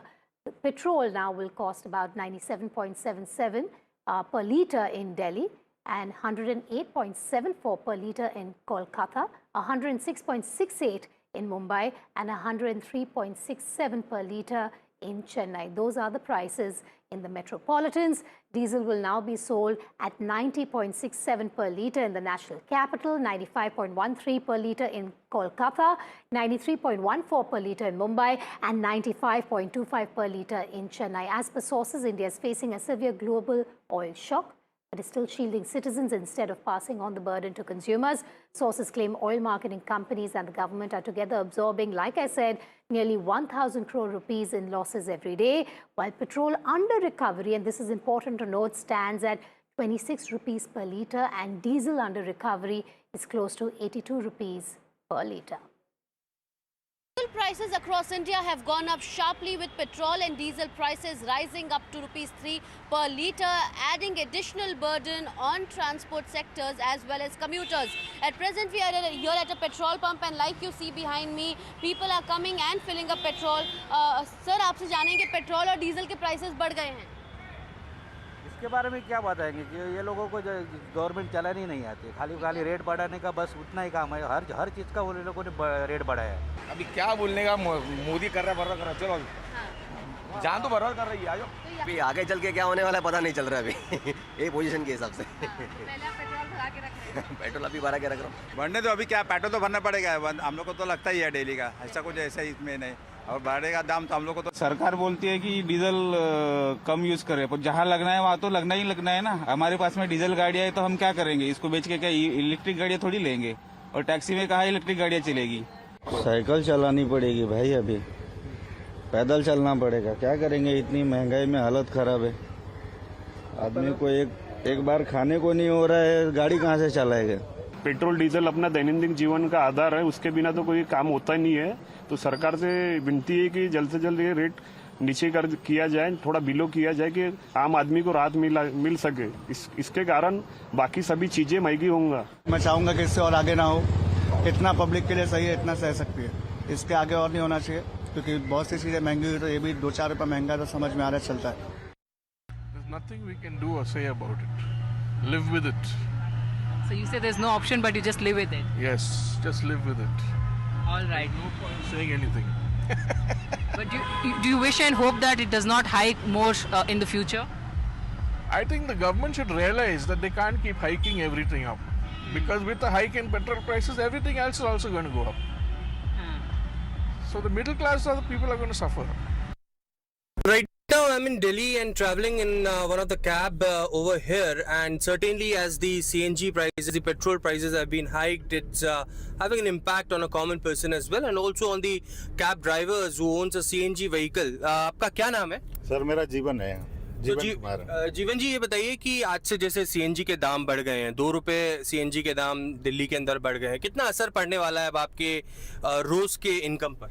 Sir हमें रोज के income में minimum भी 100 से 150 रुपए का मतलब नुकसान हो रहा है, क्योंकि 2 रुपए के हमारे गैस में 7 केजी 8 केजी गैस आ जाती है, तो 8 केजी में हमें 16 रुपए महंगा पड़ रहा है। तो हमें दिन में 3 बार 4 बार सिलेंडर भरना पड़ता है।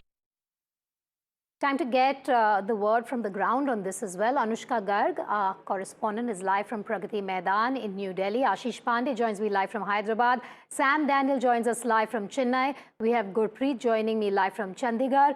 Danish Anand is joining us live from Noida, and Pradeep Datta joins me live from Jammu. Let's start with the national capital. Anushka, what's the mood like at the petrol pump today at Pragati Maidan? This is, of course, a very busy fuel station that you're at. Is there frustration, is there resignation, or is there acceptance when you speak to the people who are fueling up at the petrol pump there?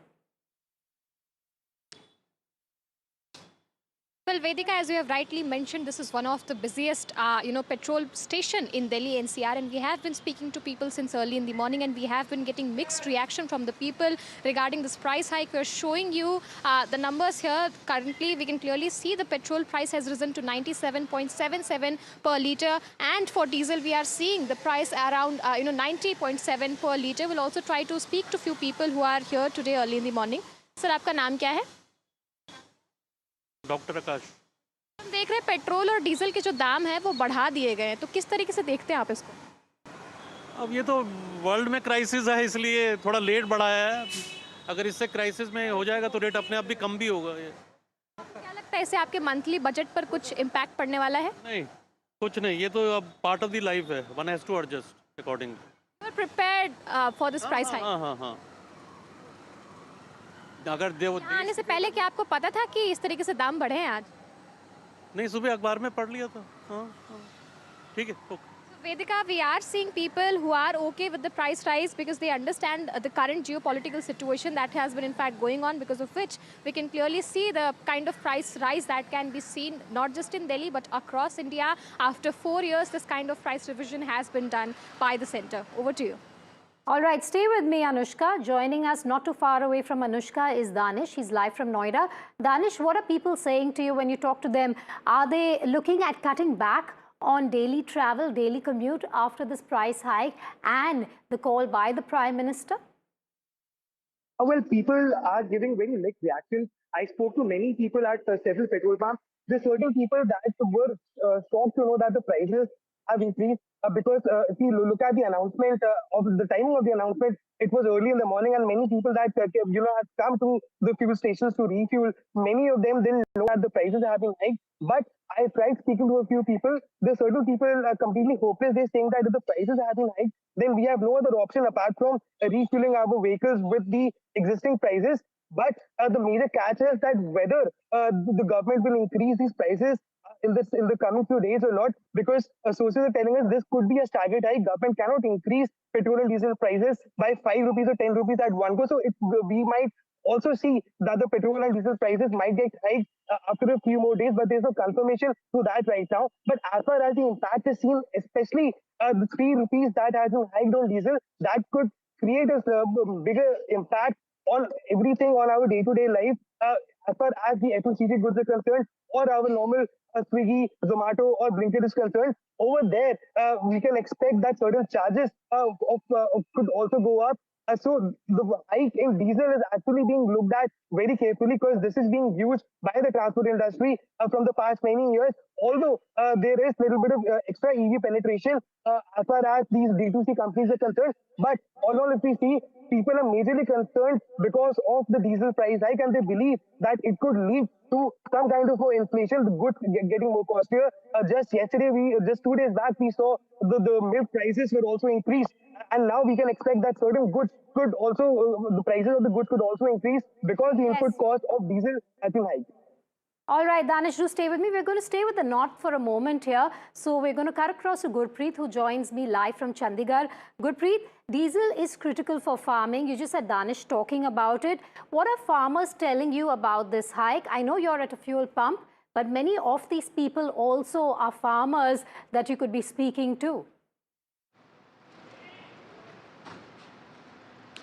Well, some of the farmers, they are not prepared for this hike, and it will definitely affect their farming also. They are saying that they are trying to make annual or monthly budget as per the farming sector, and now they have to be prepared for this new challenges because of this hike which has been seen in the diesel prices. Specifically, we have seen a lot of farmer unions. They are also debating, they are also discussing how they are going to deal with this challenge. Right now, we are also reporting from one of the petrol pumps. We will talk to the people also to just see their response, because since morning we have seen mixed responses coming from the people from here, Chandigarh. तो petrol और diesel के prices बढ़े हैं, तो कहीं ना कहीं लगता है कि ये बजट को अपसेट करेंगे, डिस्टर्ब करेंगे।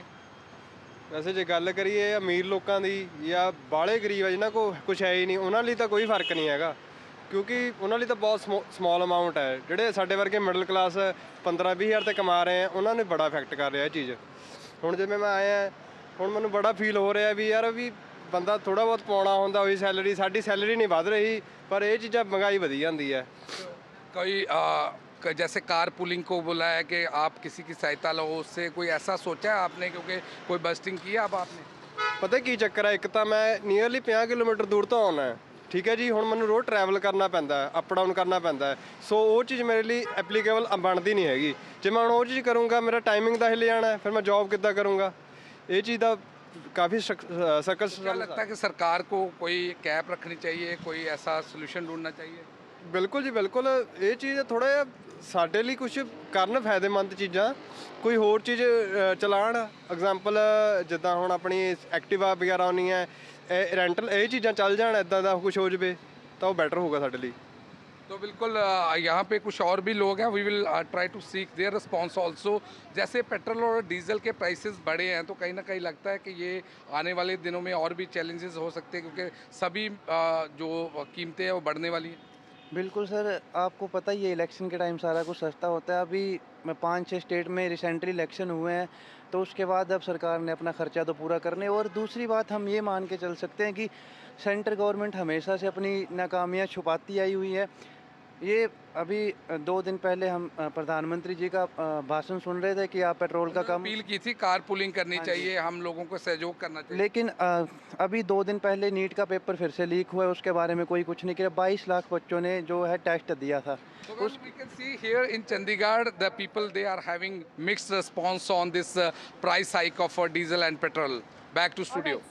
I have Sam, Daniel and Ashish also standing by, but before I go to them, a word from Pradeep Datta as well, who joins me live from Jammu.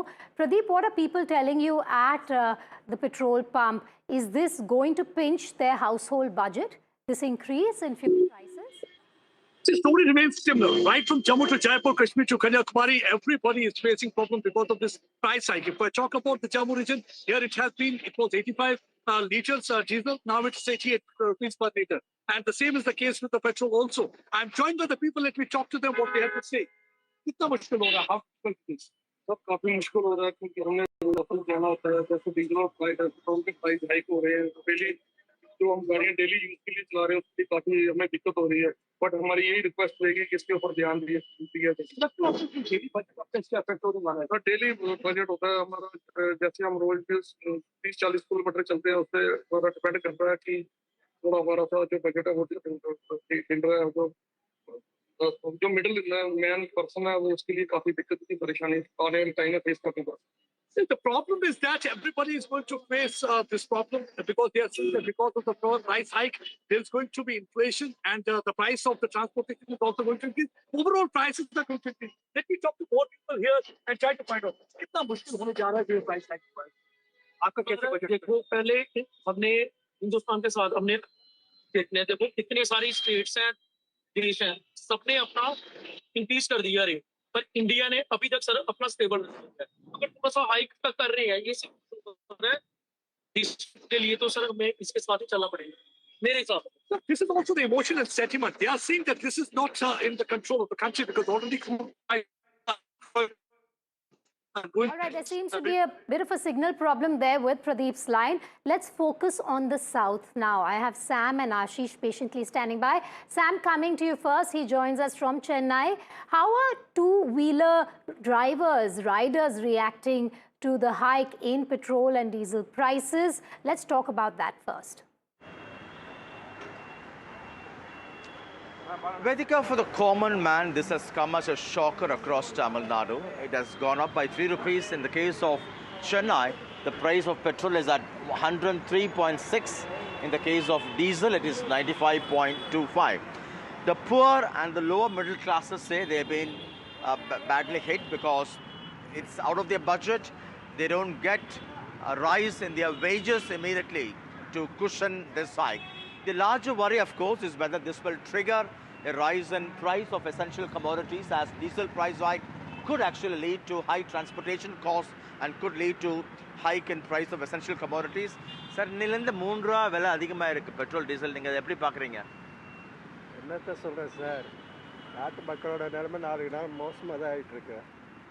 He says, what can I do? The situation is turning back to worse every day. இது தவிர்க்க முடியாதுன்னு நினைக்கிறீங்களா? அந்த வார்னாலயும் வார்னாலன்னா because Trump தான் காரணம். அவர் சரியா இருந்தாருன்னா இந்த வாருக்கு உண்டான இதே வந்துருக்காரு. இதுக்கு அரசு என்ன பண்ணணும்னு நினைக்கிறீங்க? இந்த அரசு வந்து நம்ம மோடிஜி கையில் தான் இருக்கு. அதை வந்து போரை நிறுத்த பார்க்கணும், நம்மளுக்கு சரியான வழியை காட்டணும். Right. Two important points he makes. One, the war, he blames it on President Trump, and he says Prime Minister Modi should do everything possible to stop the war. Of course, before this we spoke to different people from various cross sections. They say it's important the government does its best to reduce the excise as much as possible so that it does not hit the common man. Many are also thinking in terms of carpooling or using their two-wheelers more sparingly use more public transport so that they could absorb this inevitable hike in fuel cost. But for the common man, for those, the poor and the lower middle classes, it's going to be a difficult phase as the price of fuel, not just fuel, but also other commodities could rise. That's the worry. All right, Sam Daniel, thanks for joining me live from Chennai. Shifting focus to Hyderabad, Ashish standing by. Ashish, I want to understand from your conversations ever since this morning with people at petrol pumps, what have they been saying? This was an expected hike, especially after the Prime Minister came out with those statements on trying to, keep austerity measures in mind. So I want to ask you this, after this, are you hearing of conversations from the people that you've been speaking to that they could look at carpooling and other measures, more public transport when it comes to going to office? Yes, you are absolutely right, Vedika. In fact, Prime Minister Narendra Modi was here in Hyderabad, and we are in one of the petrol pumps, which was near to the venue, almost 200 meters from this particular petrol pump. Prime Minister had addressed a massive mega rally, and from there he had appealed to countrymen that they should go and save fuel. In fact, after that, we witnessed that how Prime Minister, Home Minister, apart from Andhra Pradesh Chief Minister, everyone cutting their convoy sizes. We'll try to understand about this fuel price hike. Sir, आपने अभी fuel लिया है, bike पे आप चल रहे हैं, कितने का फ्यूल लिया और क्या प्राइसेस आपको पड़ रहे हैं? 110 रुपीस पड़ रहा है और मैं जनरली कार से जाता था ऑफिस, लेकिन अब 2 व्हीलर यूज़ कर रहा हूँ क्योंकि प्रधानमंत्री ने कहा है कि कुछ करिए देश के लिए, तो हमने 2 व्हीलर लेके जाना शुरू किया है। तो प्राइम मिनिस्टर ने यहीं पर पास में परेड ग्राउंड है, इसी जगह पे वहाँ से अपील की थी। आप पर प्राइम मिनिस्टर की अपील को देखते हुए आपने अब बाइक पे चलना शुरू किया? जी। और अभी जो फ्यूल प्राइसेस हाइक हुए हैं सर, इससे आपको लगता है आपके बजट पे, आपके पॉकेट पे असर पड़ेगा? ज़रूर सर, क्योंकि देखो मैं कार लेके जाता हूँ ऑफिस, अभी 2 व्हीलर पे जा रहा हूँ, ठीक है, कुछ ना कुछ तो देश के लिए करना ही है, वो कर रहे हैं। So clearly here in Telangana, in Hyderabad in particular, we have, like this gentleman has said, that he is contributing to the nation. He has now shifted himself from car to bike. If we talk about today's price, Telangana has the highest price in the country, 110 rupees 88 paisa, which is highest in country. It's not because the fuel prices 3 rupees only has increased across the country, but here in Telangana government has almost around 35% VAT. Local state government collects VAT on petroleum products, and that's make these prices higher across country. In Andhra Pradesh also, the fuel prices have jumped further because there also the state government collects additional VATs on petroleum products, and that makes the fuel prices in Andhra Pradesh, in Vijayawada, almost around 113 rupees. I'm talking about only petrol prices. Diesel prices in Andhra Pradesh are around 100 rupees. Here also is reaching 100 in Hyderabad. So clearly, VAT is also impacting the pocket of common men of Telangana and Andhra Pradesh. But yes, the war and the petroleum companies increasing 3 rupees price has also affected life of common citizen here in Hyderabad.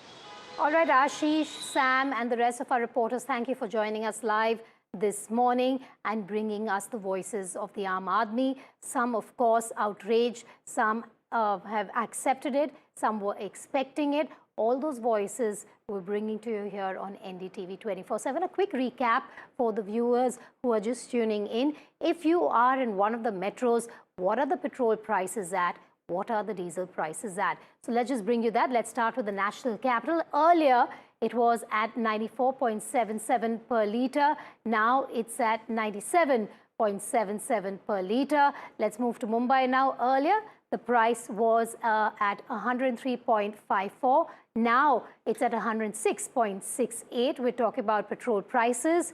Let's move to Chennai. Earlier, it was 100.8. Now it's at 103.67. Kolkata earlier was at 105, and now you see that hike taking it to 108.74. Diesel rates as well in the national capital, earlier at 87.67 per litre, now at 90.67 per litre. Mumbai was earlier at 90 rupees, now at 93.14. If you're living in Chennai, you would know that it was at 92.4 rupees per litre. Now it stands at 95.25 per litre. And in Kolkata, From 92.02, it's now pushed up to 95.13 per litre. Let's listen in to what the Petroleum Minister had said yesterday about the global oil crisis. If you look at the fiscal situation, if you look at the fact that my oil companies are losing what, 1,000 crores every day, that the under recovery is going to be what, 198,000 crores, 2 lakh crores nearly. The losses are what, 1 lakh crore if you look at the quarter. In that context, how long can you keep it like this? Where is the oil? It used to be at around $64 or $65. I have my statistics here, gone up to 115 in that basket. Kotak Mahindra Bank found a few days ago warned that the big shock is coming and we should be prepared. We should prepare for paranoia before the event, and we must hope that tough times do not come or remain, but we must prepare for the worst. The consumers have not felt the pressure at all. And think about a consumer with limited income having to spend more directly on fuel and indirectly on other items for fuel, or dependent on fuel. The shock is coming. We had old inventory. We had the ability for oil companies to be the shock absorber. And it's a large amount of money. Therefore, I don't think you're very far away from the shock. All right, the BJP has hit out, and that's the breaking news coming in at the opposition over what it calls politics on fuel prices. Party leaders say the Congress should be ashamed of politicizing every issue, accusing it of looking only for political opportunities. The BJP points out that between February and May this year, major economies across the world saw sharp fuel price hikes. In comparison, India recorded the smallest material increase. Aishwarya joining me on the phone line. Aishwarya, there is some meat in what the BJP is saying there in defense when you have the opposition attacking, given that we have in fact and indeed seen fuel prices being hiked across the globe because of the crude shock due to the war, and India now making that hike, which was on expected lines.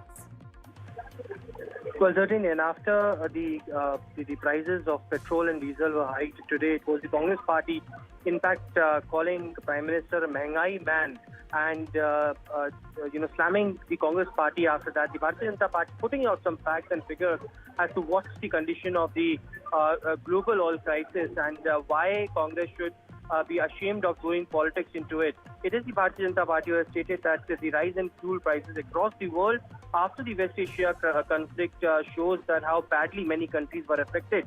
And the closure of Strait of Hormuz, one of the world's most important oil routes, were disrupted as well.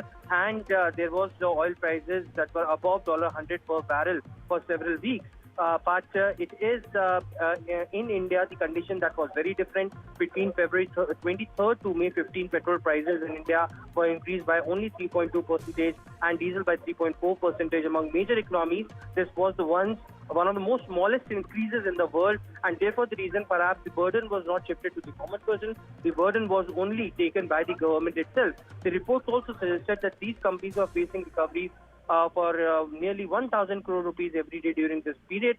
And certainly it is the government of India which has managed not to pass burden, and a minimal of the increase in the prices has been done. So certainly it is the Congress party who should not perhaps do politics around it. They should first look at the global situation and then should point out at the government of India. BJP, they're telling the Congress, watch out for the global reality before slamming us, is basically the message that the BJP is sending out to opposition parties. But a fresh political showdown has erupted over the latest fuel price hike, with the opposition launching a sharp attack on the centre. From the Congress to the Samajwadi Party, the Trinamool Congress and the DMK, opposition leaders are questioning the timing of the hike, alleging that the government waited for the election results to be out before increasing petrol and diesel prices. This is a charge that the opposition leaders are making on the BJP. The opposition has also accused the centre of being dishonest, with people arguing that fuel prices were already high even before global tensions and conflicts escalated. Meanwhile, BJP has hit back, like I said, at the opposition and have called them opportunists. BJP said that the rise is due to global oil crisis and hike. India is very minimal in its hike in comparison to the other countries across the world. Mr. Modi has failed in the international relationship. He could not manage well, he could not help. That is why, like COVID, what he said, ring the bell, lift the lamp and all he's just giving. It is not possible. How to consume oil in my house, how can I stop it? How can I stop vehicle? You ask all the central minister, today he may reduce his security with 2 vehicles. Okay, fine. Let all others do in the entire country. No one should travel outside. How can it be there? Diesel 90 पार, petrol 100 पार, ये जनता को लूटा गया।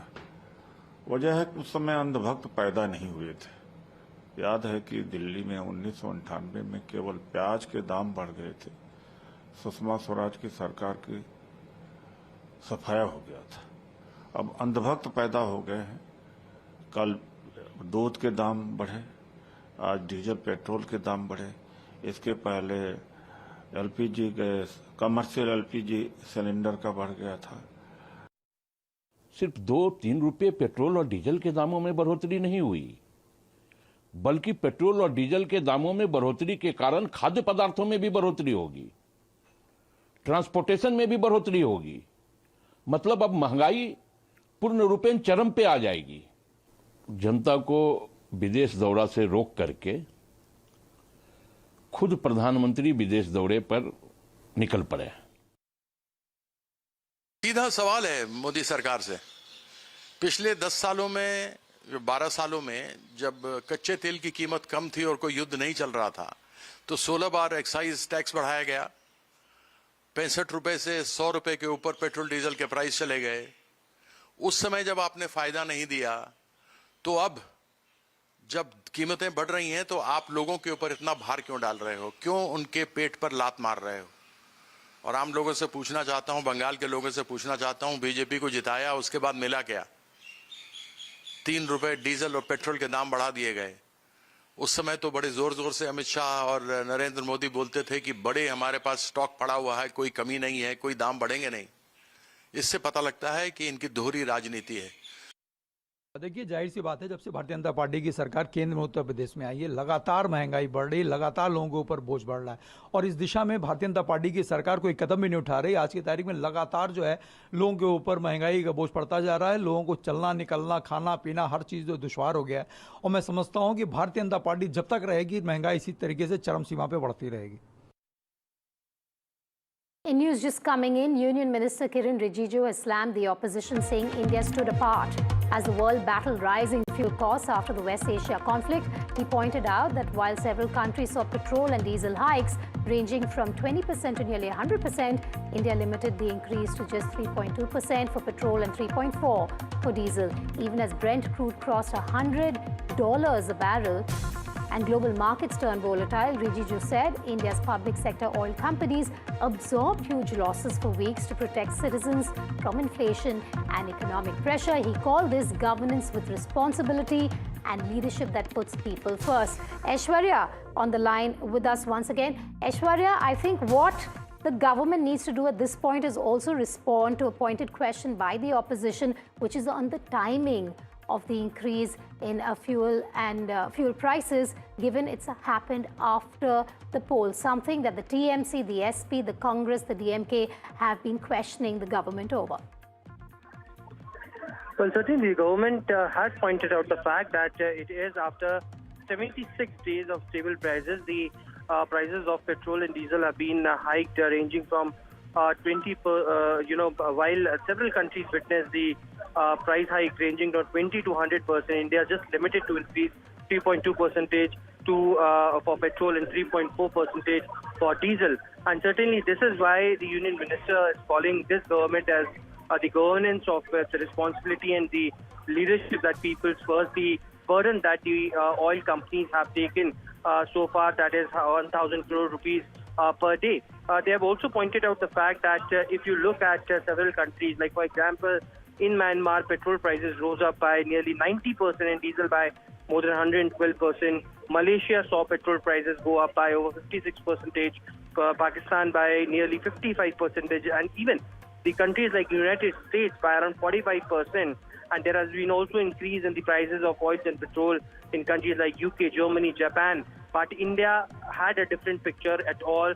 It is Prime Minister's commitment to the people of this country that there should be no burden that should be passed on to the common person, and certainly the burden should be taken by the government of India. And therefore, the reason perhaps 76 days of stable prices as far as the government of India is concerned, as far as the petrol and diesel prices. So yes, of course, on one side the opposition party is clearly slamming that it is only after the elections got over and the prices have been increased. Certainly it is on the other side the government stating that it was unstable prices for them. And let's put that question to Mr. Pradeep Bhandari, who joins us on the phone line. Mr. Bhandari, the opposition asking a pointed question that there has been a fuel price hike. Why did the government wait for the elections, the election result to come out before announcing it?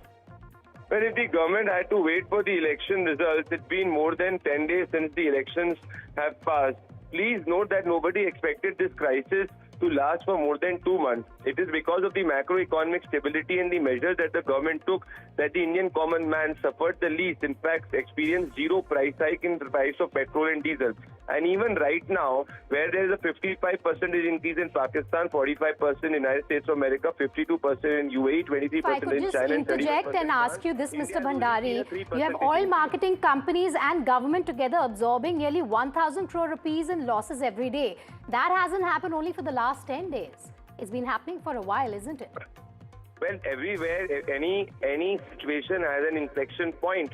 And as you and I, everybody is aware that nobody knows when this crisis will end. So in such a scenario, it is but natural that the government will take contingency measures where there is minimal impact on the common man, but at the same time, macroeconomic stability is maintained. And even right now, India is the least affected country compared to any other major economy in terms of inflation or price shock of the global energy crisis.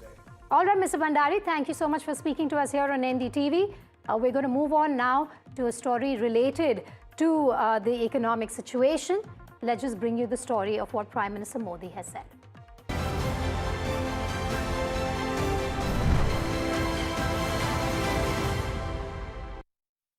Prime Minister Modi called the nation to take steps towards saving fuel, spending wisely and choosing work from home. Keeping up with the Prime Minister's prudence measures, Delhi Chief Minister Rekha Gupta has now announced that Delhi government officials will get 2 days work from home per week. The Chief Minister has also reduced her official carcade by nearly 60%, bringing it down to just 4 vehicles.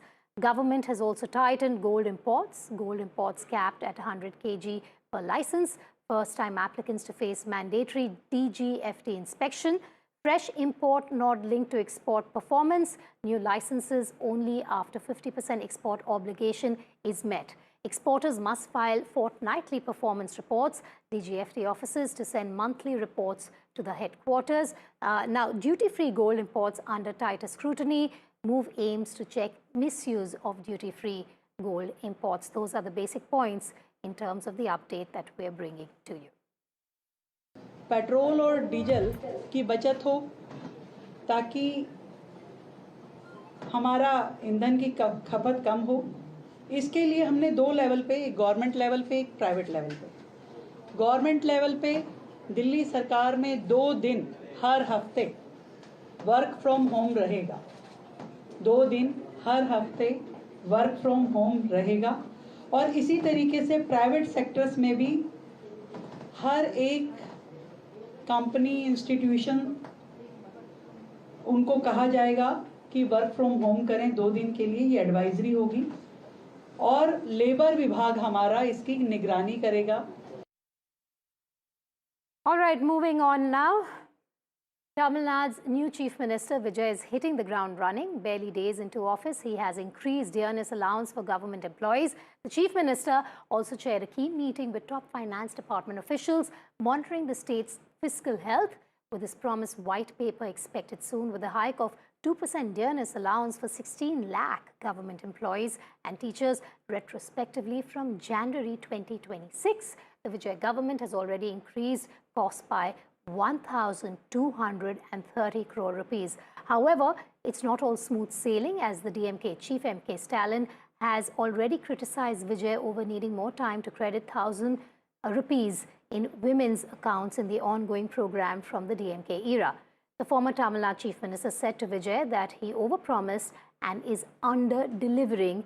Is this rather the change that the TVK stands for, is his question to the chief minister of Tamil Nadu. Good evening, Vijay. Fine, thank you. Congratulations, you have created in history. But you should take everyone together. That is very important because youngsters' emotions will be very high and their aspirations also will be very high. We all are there. We will try to help you out. Whatever power party tells, we will do it. Good luck. My best wishes to you. Thank you, thank you, thank you.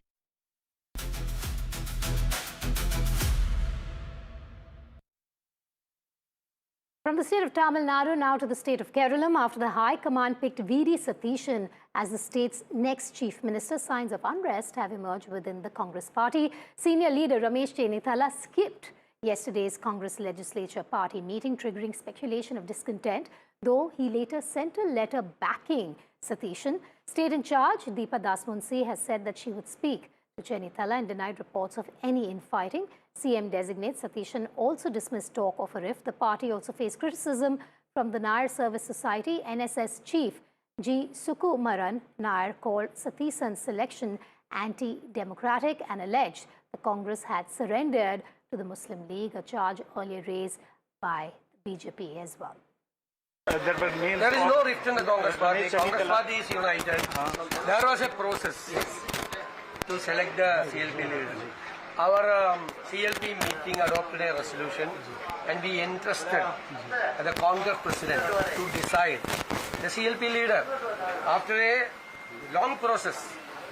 And Congress president Rahul ji, with the blessings of Madam Sonia ji, they have consulted with all the MLAs, MPs, former PCC presidents, senior leaders.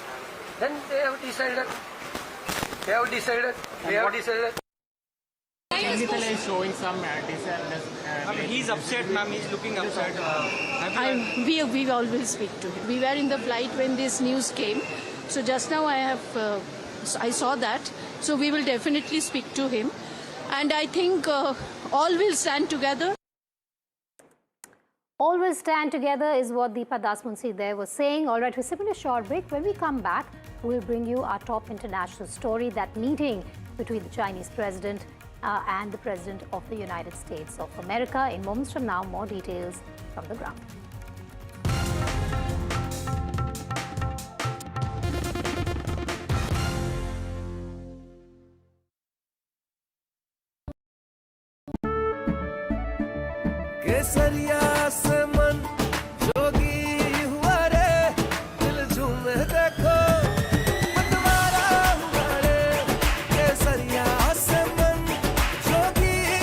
हर पल मनाओ केसरी त्योहार। विमल, बोलो जुबान केसरी। थोड़े में ज्यादा स्वाद, यही तो है इसकी खास बात। वाओ मामा, क्या स्वाद है? अरे मेरे राजा, सबका राजा pure masala. Where the software engineer meets the cool UI UX designer to create the big dream. The world comes together at Sharda University.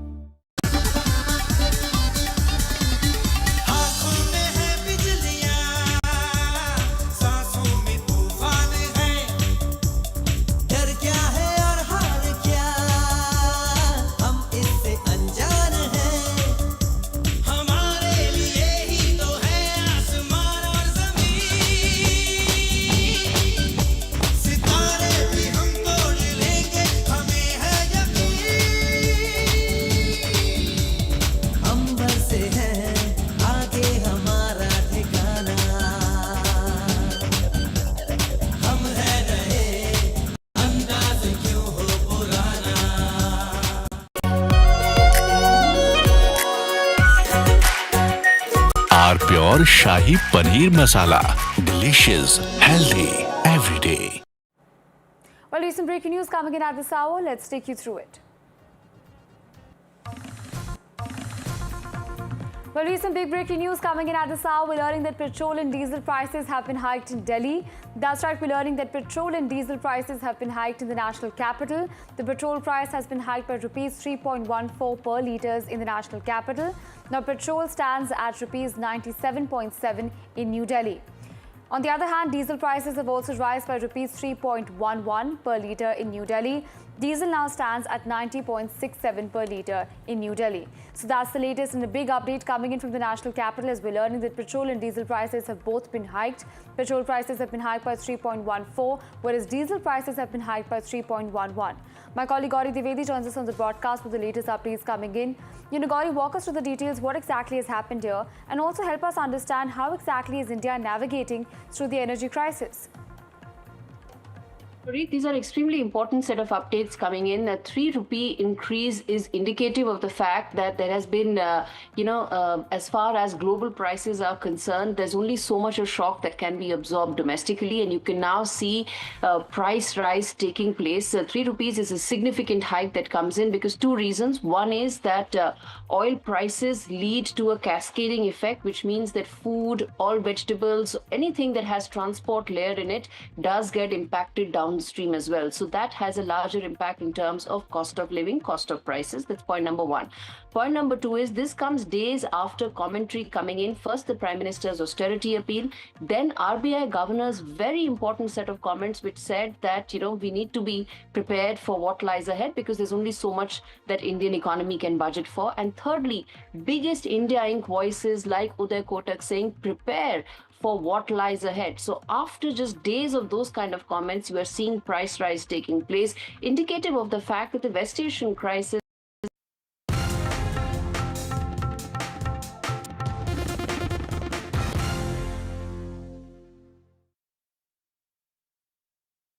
Welcome back. Prime Minister Narendra Modi has embarked on a 5-nation tour today with a key stop in the United Arab Emirates, where he will hold talks with the UAE president. The high-profile Modi-MBZ meeting comes amid rising tensions in West Asia and concerns over the impact of the Iran-Israel-US conflict on global energy markets.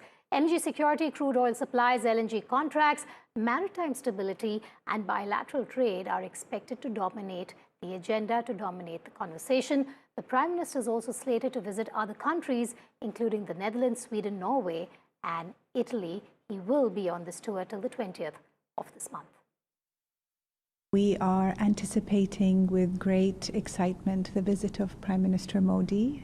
He is a key figure of friendship, of long-standing partnership, and a true treasure, I would say, to the leadership and to the people of the UAE, and we're very much looking forward to having him come. Our President, His Highness Sheikh Mohammed bin Zayed, was in India in January of this year, as was our Crown Prince in February for the AI Summit. And since His Excellency Prime Minister Modi has taken office, they have been regularly, your leadership and my leadership have been regularly seeing each other a few times a year. Prime Minister Modi embarks on a crucial 5-nation tour at a time of rising geopolitical tensions and volatility in global energy markets, from key talks with the UAE leadership on energy security and strategic ties to technology and green hydrogen partnerships in the Netherlands, the India-Nordic Summit in Norway and defense and trade discussions in Italy. The visit is aimed at strengthening India's economic energy and strategic interests amid growing global uncertainty.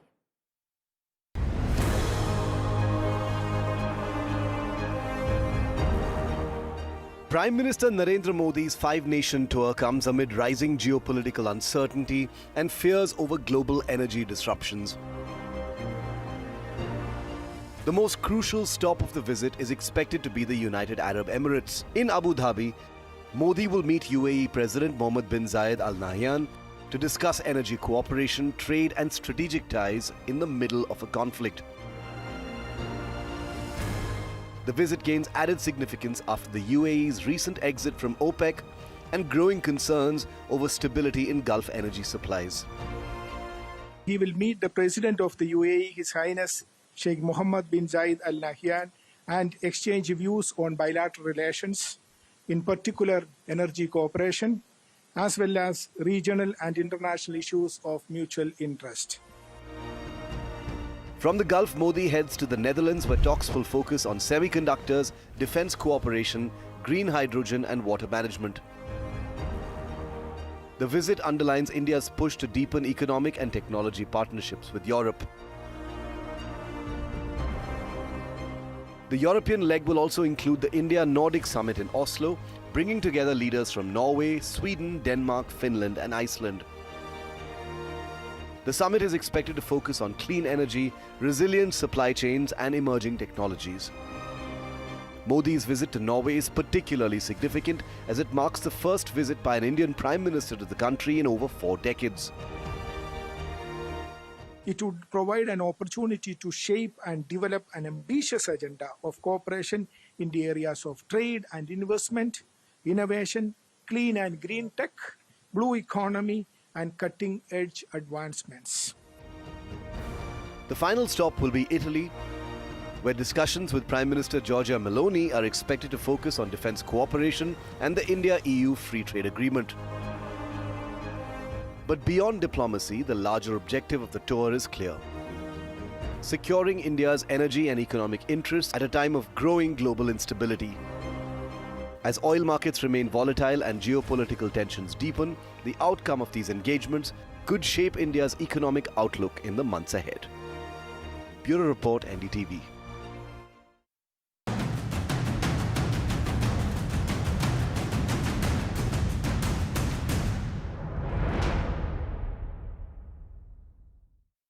And it's day 2 of the high-stakes Beijing summit is now in its final lap before the US president departs the Chinese capital.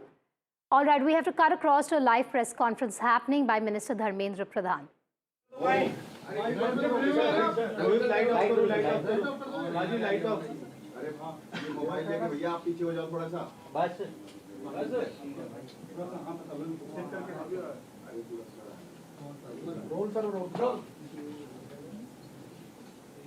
अभी NTA ने NEET UG का नई परीक्षा की तिथि घोषणा किया है। 21 जून को री एग्जामिनेशन की डेट घोषणा की है।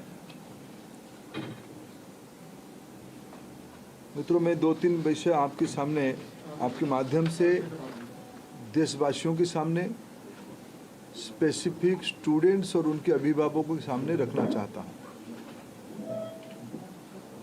हमारी सर्वोपरि प्राथमिकता है छात्रों की भविष्य, उनकी परिश्रम के प्रति संवेदनशीलता सरकार की सदैव है। 3 मई को एग्जामिनेशन हुई। 7 मई तक एनटीए की ग्रीवेंस रिड्यूसल सिस्टम पे कहीं से आपत्ति आई। गेस पेपर में ऐसे कुछ प्रश्न आए हैं जो इस बार की क्वेश्चन सेट्स में था। तुरंत ही हम लोगों की वहाँ चर्चा हुई। एनटीए ने और सरकार ने, education department, higher education department ने तुरंत उसको प्रारंभिक थोड़ा इंक्वायरी किया, एजेंसियों को दे दिया, भारत सरकार की एजेंसियों को दे दिया। भारत सरकार एजेंसी संबंधित 2-3 राज्यों के साथ जुड़ा हुआ विषय था। प्रथम दृष्टया में राज्यों की एजेंसियों से संपर्क किया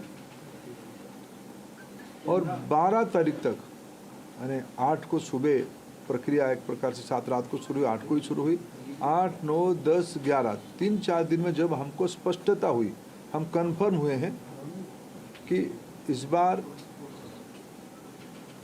गेस पेपर की आड़ पे क्वेश्चंस बाहर गया है। हम 12 तारीख को छात्रों के हितों में, हम नहीं चाहते थे कोई गलत कैंडिडेट एजुकेशन माफियाओं के षड्यंत्र से कोई भी सही छात्र की अधिकार वंचित हो जाए। इसीलिए हम बड़ी जिम्मेवारी के साथ हमने कहा था, हम जीरो टॉलरेंस की अप्रोच में चलते हैं।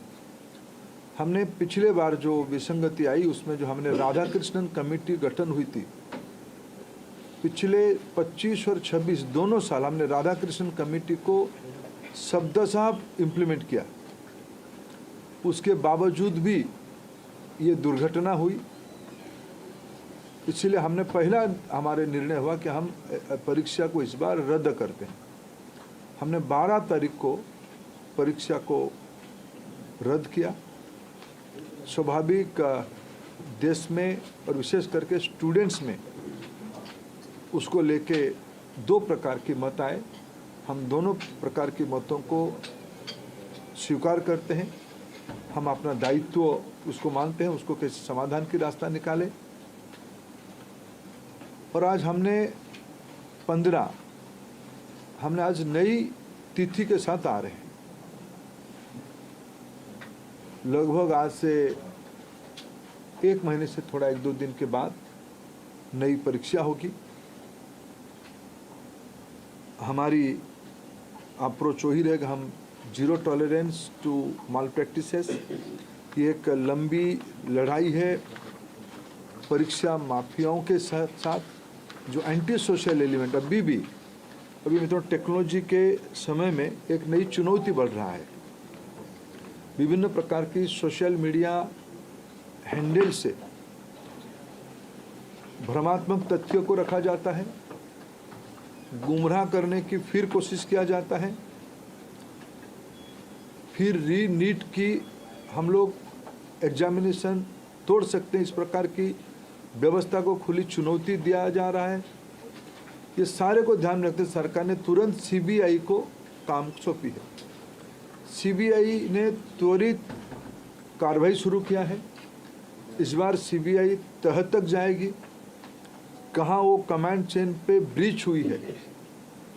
राधाकृष्ण कमेटी को पूरा पालन करने के उपरांत भी कहाँ वो ब्रीच हुई है, उस ब्रीच को मेरा पूरा विश्वास है सीबीआई के ऊपर। और जो संबंधित एजेंसी उनके साथ काम करे, सरकार की पूरी माइटी, सरकार की पूरा नेतृत्व, सभी विभाग उसमें से गंभीरता चीज को लेते हुए शीर्ष तो नेतृत्व उसके लेके खूब दायित्व लिया है, चिंता कर रहा है। हम इस बार माल प्रैक्टिस होने नहीं देंगे। जो भी दहशतगर्द घूम रहे हैं उनको मैं आपके माध्यम से विषय रखना चाहता हूं। आने वाले एग्जामिनेशन पे उससे निवृत्त रहे, नहीं तो उनको दंड भुगतना पड़ेगा। और मैं समाज को अपील करना चाहता हूं, विशेष करके सभी विद्यार्थियों का, कोई निर्भय होकर परीक्षा में सरकार आप ही के साथ है। आप ही के हितों में मेरिटियस स्टूडेंट्स की, मेधावी छात्रों की पक्ष में निर्णय लिया गया है। मैं फिर कहूँ, हम नहीं चाहते थे कोई माफिया की षड्यंत्र से कोई मनी बैग आपकी सीट को छीन ले, हम नहीं होना देना चाहते थे। इसीलिए हमने एक कठोर, हमको बहुत एक अभिभावक के नाते, एक दायित्व में रहने वाले अधिकारियों के नाते और मैं मंत्री के नाते, हम सब उसमें से बहुत, जो घटना हो रही उसमें से बहुत दुखी और चिंतित हैं। लेकिन हमें बड़े लक्ष्य को लेकर, देश के हितों में हमें कठोर निर्णय लेना पड़ा है। हमको छात्रों को भरोसा सर्वोपरि है। मैं फिर 2-3 जो सुधार अभी इस बीच में एनटीए की पास और मिनिस्ट्री के पास और मेरे जैसे व्यवस्था तक अनेक सुझाव आए हैं, अनेक सुधार की सुझाव है। और सुधार मैं मानता हूँ एक कंटिन्यूअस विषय है। सुधार कोई अल्टीमेट नहीं होती है। सुधार जो हम ओपन माइंड में, एनटीए उस विषय में अभी तो एनटीए बहुत योग्य व्यक्ति के हाथ में है। हमारे सचिव की बहुत अनुभव भी उस विषय में है। मैं मानता हूँ हमें एनटीए को सुप्रीम कोर्ट की आदेश कारण एनटीए बनी है। एनटीए हर एक साल 1 करोड़ बच्चों की एग्जामिनेशन कराती है अमूमन। एनटीए और निर्भुल हो, एनटीए में जीरो एरर हो, ये हमारी दायित्व है और भारत की व्यवस्था उसको करके रहेगी। इसलिए हम ओपन माइंड पे इस परीक्षा को भी जा रहे हैं। मैंने जैसे 2-3 पहला ही नोटिफिकेशन, जिस दिन परीक्षा कैंसिल हुई, परीक्षा कैंसिल के दिन एनटीए ने एक निर्णय तुरंत कहा था कि हम जो एग्जामिनेशन हो गई उस एग्जामिनेशन की फीस को हम स्टूडेंट को रिटर्न करेंगे। हम उसमें एनटीए वचनबद्ध है और जो आगे वाला परीक्षा होगा उसकी 0 फीस होगा। हम विद्यार्थियों के ऊपर कोई आर्थिक बोझ ना आए, हम उसकी दायित्व ले रहे हैं। हमने एक बहुत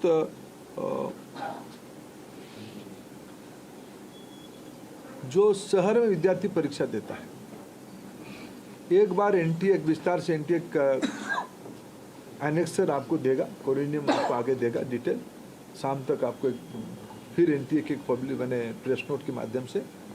लेकिन प्रथम दृष्टया जो एनटीए ने तय किया है कि हम एक सप्ताह विद्यार्थियों को अपने पसंद का शहर, क्यों कोई विद्यार्थी कहीं परीक्षा दिया होगा पिछले बार, वो परीक्षा देने के बाद उस शहर शायद छोड़ा भी होगा, फिर हम एक बार विद्यार्थियों को अवसर देंगे वो किस शहर में परीक्षा देना चाहते हैं, ये विंडो खुला रहेगा। और एक विषय आई थी कि परीक्षा में थोड़ा हमको जो उनकी फॉर्मेलिटीज है, OMR शीट को दस्तखत करना, आरंभ में एक बार करना, अंत में भी एक बार करना, उसमें हमारी विद्यार्थियों कोर टाइम में कटौती हुई थी। जो 2 से 5 एग्जामिनेशन टाइम था, उसको ध्यान में रखते एनटीए ने तुरंत एक निष्पत्ति किया है कि उसको और 15 मिनट बढ़ाएं। 2 से शुरू होगा, 5:15 तक ये परीक्षा की समय बढ़ाया जाएगा।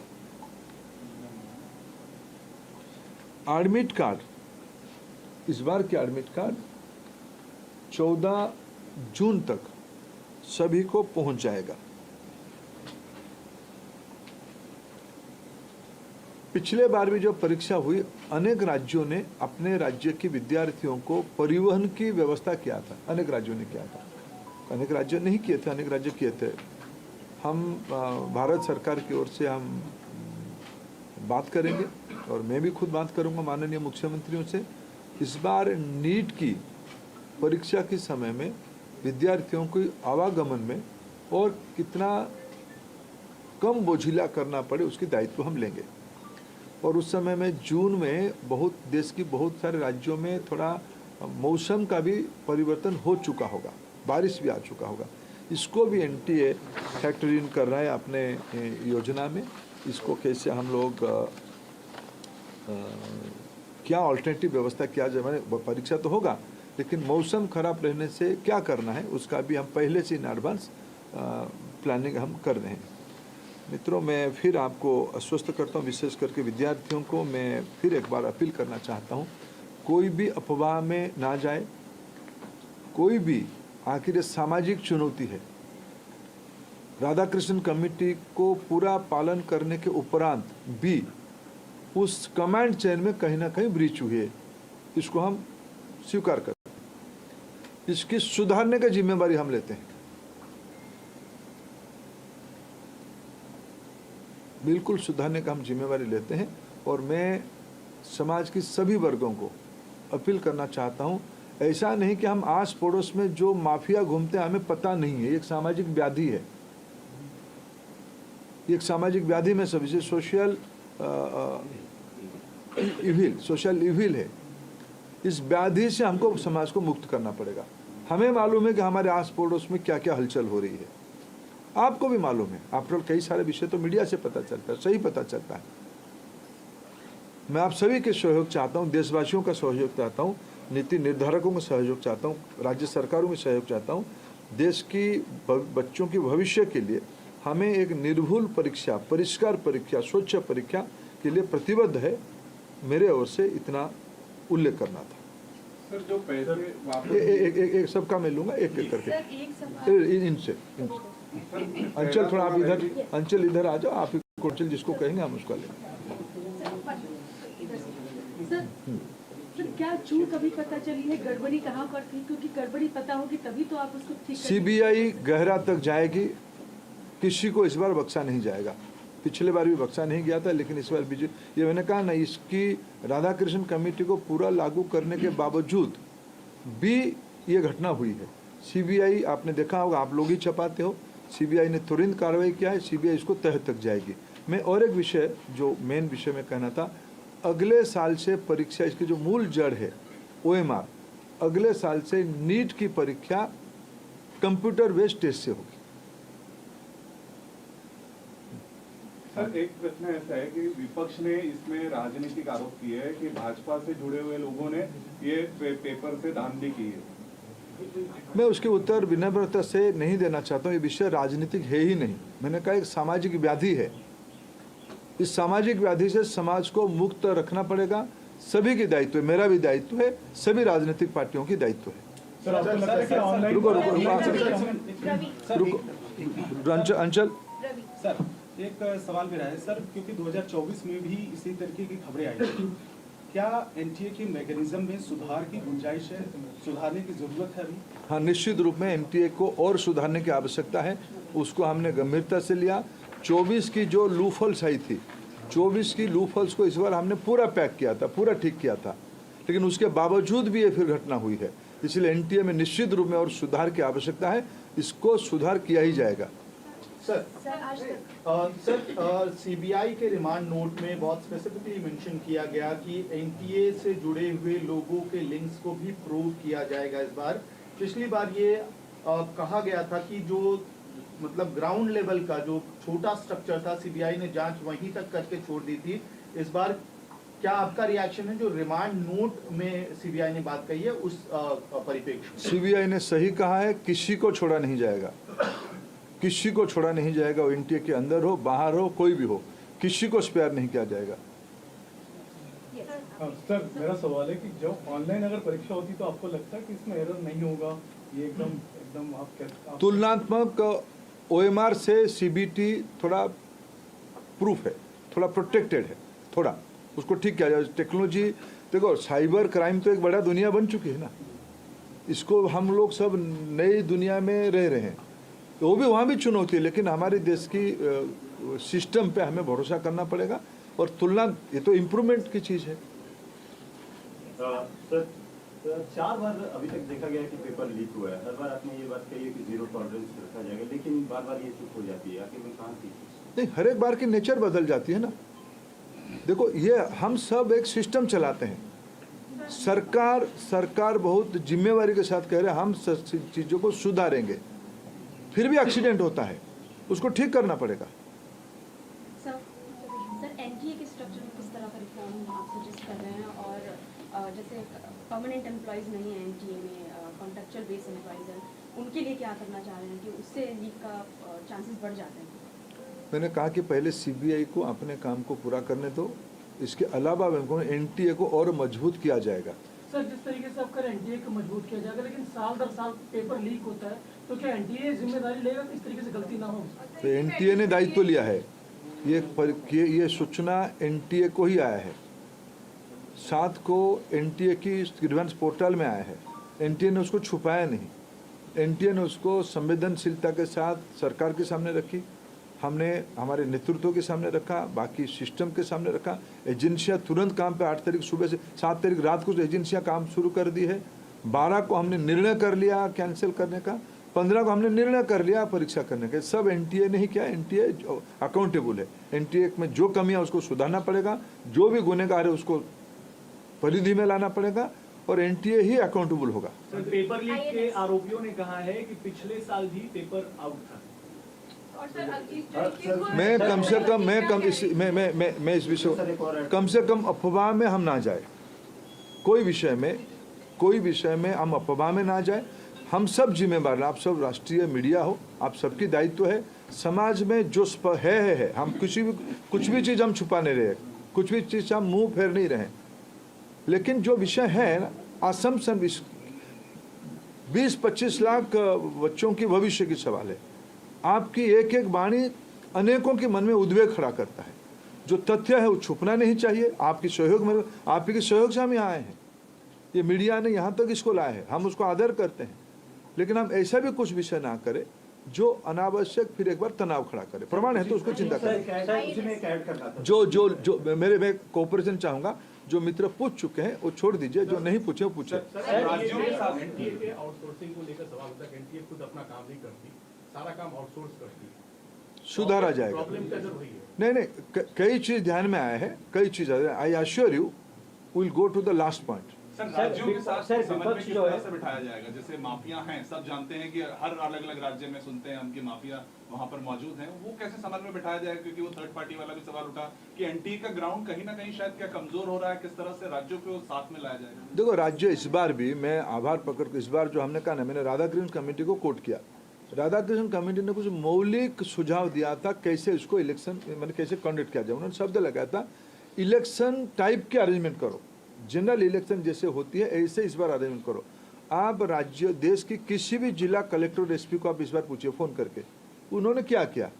मैंने कम से कम उस दिन 3 तारीख को कम से कम 15 देश की सभी कोनों में, जम्मू का श्रीनगर से लेके केरला तक, नॉर्थ ईस्ट से लेके सेंट्रल इंडिया तक, मैं अनेक कलेक्टर एसपी को हिमाचल से भी रैंडम फोन किया है। उसी समय में कहाँ हो, सब एग्जामिनेशन सेंटर में थे, सब एग्जामिनेशन सेंटर, सब एसपी कलेक्टर सब एग्जामिनेशन सेंटर में थे। अलग कोई गेट के सामने है, कोई कैंपस के अंदर है। राज्य सरकारों ने सभी जगह पे बहुत ही मदद किया। फिर उनके हम मदद लेंगे, राज्य सरकारों ने की मदद के कारण ये हो पाई है। 5400 सेंटर में इस बार तो ये निगरानी की व्यवस्था की गई थी। हर एक विद्यार्थियों को हम एआई टूल यूज करके उनको, आप भी देख पा रहे थे, आप लोग उस दिन जो कोई गए होंगे मॉनिटरिंग सेंटर में, आप भी देख पा रहे थे, लेकिन फिर भी चूक हुई है। आप कुछ बच्ची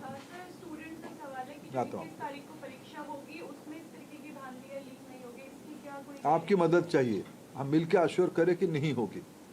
सर, राहुल गांधी आरोप लगाते हैं कि सरकार पर जो छात्र हैं और जो अभिभावक हैं उनका भरोसा टूट गया है। उस भरोसों को कैसे लाया जाएगा, कैसे विश्वास दिलाया जाएगा कि आगे से ऐसी चीजें ना हो? ठीक है, मैं फिर विनम्र, मैं उसके कोई राजनीतिक आरोप का उत्तर आज नहीं दूंगा, ये मंच नहीं है। मेरे दायित्व मेरे 22-25 लाख बच्चों की भविष्य, उनके अभिभावक, उनकी मन की आवेग और संवेदना, मैं भी आपको थोड़ा भी निवेदन करता हूँ। आप आज के दिन बच्चों को हम फिर एक पुनः व्यवस्था कर रहे हैं, बच्चों को कोई भी हम कंफ्यूजन में ना रखे। मैं कोई राजनीतिक उत्तर नहीं दूंगा। आपका पूछ चुके हो, आप पूछ चुके। कमेटी से रिलेटेड एक सवाल ये है कि उन्होंने हाइब्रिड मॉडल सजेस्ट किया था जिसमें आप ईमेल कर दो, सेंटर पे प्रिंट आउट हो जाए, बट वो इम्प्लीमेंट क्यों नहीं हो पाया, और क्या क्या multi modal shift model recommend हुए थे, वो कब इम्प्लीमेंट होंगे या वो हो चुके थे? मैंने फिर कहूँ, राधाकृष्ण कमेटी की लगभग सारे रिकमेंडेशन हमने पालन किया है। जो 5400 सेंटर की इस बार की परीक्षा के अरेंजमेंट, देखिए, इसको आज कोई एक अखबार ने, शायद इंडियन एक्सप्रेस ने, उसकी पूरा चेन को समझाया है।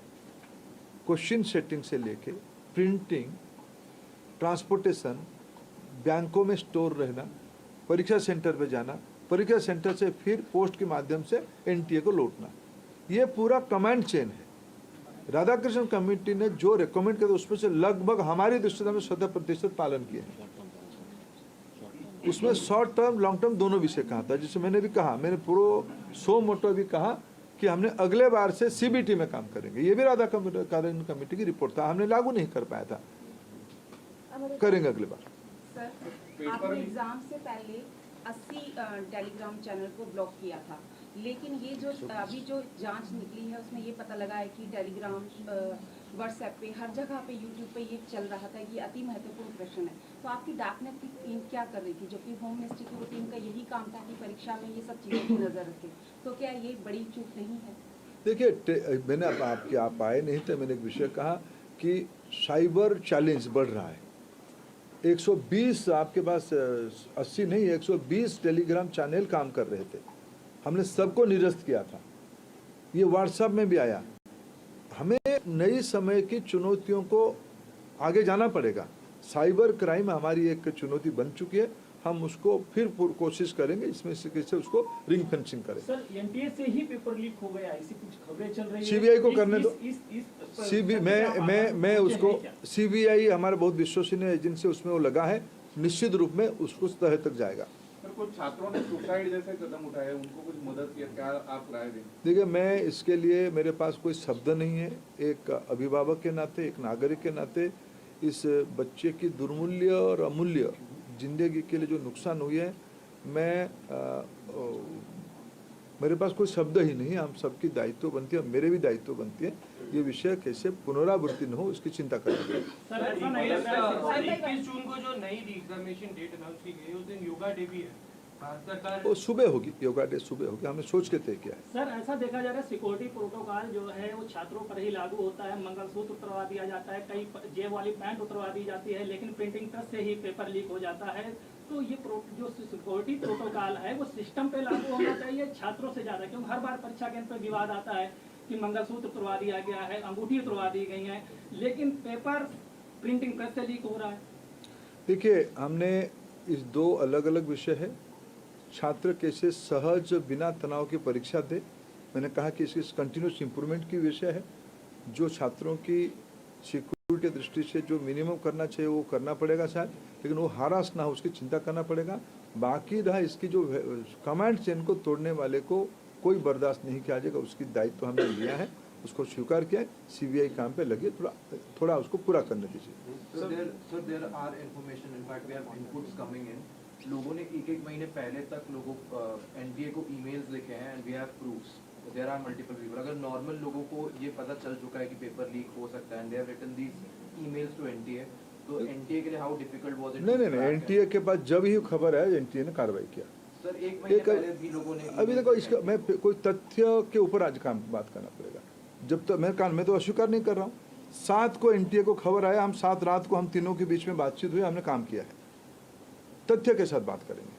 Sir, there are structural issues within NTA, which was red flagged by the Parliamentary Standing Committee in December 2025 itself. 6 months later, we are standing in the same situation.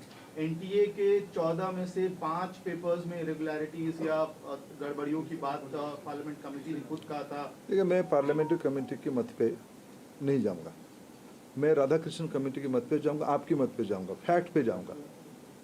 Assumption पे नहीं बात करेंगे, पॉलिटिकल टोन पे कम से कम आज तो मैं करूंगा। सारे का उत्तर मैं पार्लियामेंट भी दूंगा। भी सब एक्शन टेकन रिपोर्ट भी हमने दिया है। हमने और पार्लियामेंट स्टैंडिंग कमेटी की विशेष करके जब प्रतिपक्ष के व्यक्ति बैठ जाते हैं कैसे लिखते हैं, फिर आप मेरे से आप भी ज़्यादा जानते हो। मैं आज कोई पॉलिटिकल उत्तर, आज वो माहौल नहीं है, मैं उसको नहीं देना चाहूँगा। सर बड़ी संख्या में जो छात्र हैं उनका ये डिमांड है कि एनटीए को बदला जाए, एनटीए की जगह किसी और एजेंसी को जो है वो लाया जाए, क्योंकि बार-बार एनटीए जो है वो मिसकंडक्ट कर देती है। देखो, कोई ना कोई एजेंसी, मैंने कल दिल्ली यूनिवर्सिटी की वाइस चांसलर साहब की एक इंटरव्यू देख रहा था, कोई ना कोई एजेंसी तो करेगा ना। देश में अनेक जगह पे स्टेटों में भी ब्रीच हो रहा है, कोई एजेंसी वहाँ भी काम कर रहा है। पिछले दिनों में भारत सरकार ने एक पब्लिक एग्जामिनेशन की कंडक्ट एक्ट लाया, व्यवस्था को सुधारनी पड़ेगी, व्हीकल नहीं, व्यवस्था को सुधारनी पड़ेगी। एनटीए कोई सरकार के निर्णय नहीं था, कुछ विसंगति को ध्यान में रखते हुए सुप्रीम कोर्ट ने कहा था एक सेंट्रलाइज एजेंसी बनो, उसमें से बनी है। एनटीए ने हर एक साल 1-1 करोड़ का काम कर रहा है, अच्छा कर रहा है, फिर भी गड़बड़ी हो रही है, उसको दायित्व हम लेते हैं। व्हीकल का इशू नहीं है, इशू है प्रोसेस की, चैलेंज की। सोचा मैंने कहा ना, ये जो अभी मैंने आज होम सेक्रेटरी, सामान्य गृह मंत्री जी ने होम सेक्रेटरी साहब को निर्देश दिया है कि हर एक जिले में इस सर्विलांस व्यवस्था को, हमको पता है कौन सी जिले में कौन सी दलाल घूम रहे हैं, ये सामाजिक व्याधि है। लाखों करोड़ रुपया खर्चा करके व्यवस्था को तोड़ने की, ये कोई व्हीकल की इशू नहीं है, ये व्यवस्था की, ये कोई एक व्याधि है।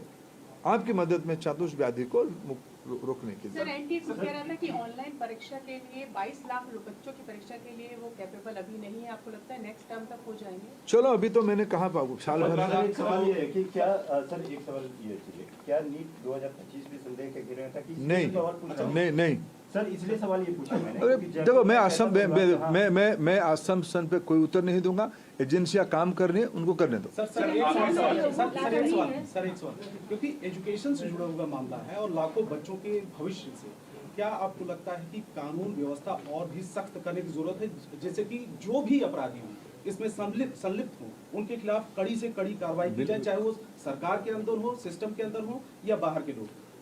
कोई भी हो उसके ऊपर सख्त कार्रवाई करना ही पड़ेगा, नहीं तो सामाजिक व्याधि एक भयंकर कैंसरस रूप ले लिया।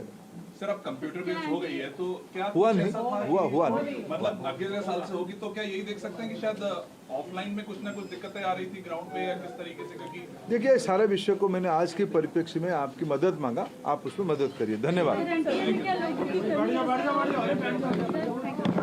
Union Education Minister there, Dharmendra Pradhan, addressing the media, answering questions as well over the paper leak scandal that has taken place after NEET had to cancel the exam that took place on the 3rd of May. And again, 22 lakh students have been affected. I say again because this happened in 2024 as well. Now, Dharmendra Pradhan announcing that perhaps next year the exam will go online. He asked for the media's understanding. He said that we are trying to get to the bottom of how this paper leak took place despite all the steps that we took last time around, admitting that there needs to be some reform in the NTA, the National Testing Agency, as well, hitting out at the exam mafia and promising that, such paper leaks will be prevented from the next time around. Though, as I said, this did happen in 2024 as well. It's been a huge stress point for, of course, 22 lakh students across the country who took this exam for enrollment into the undergraduate medical courses. But let's go across now to Tanushka, who was there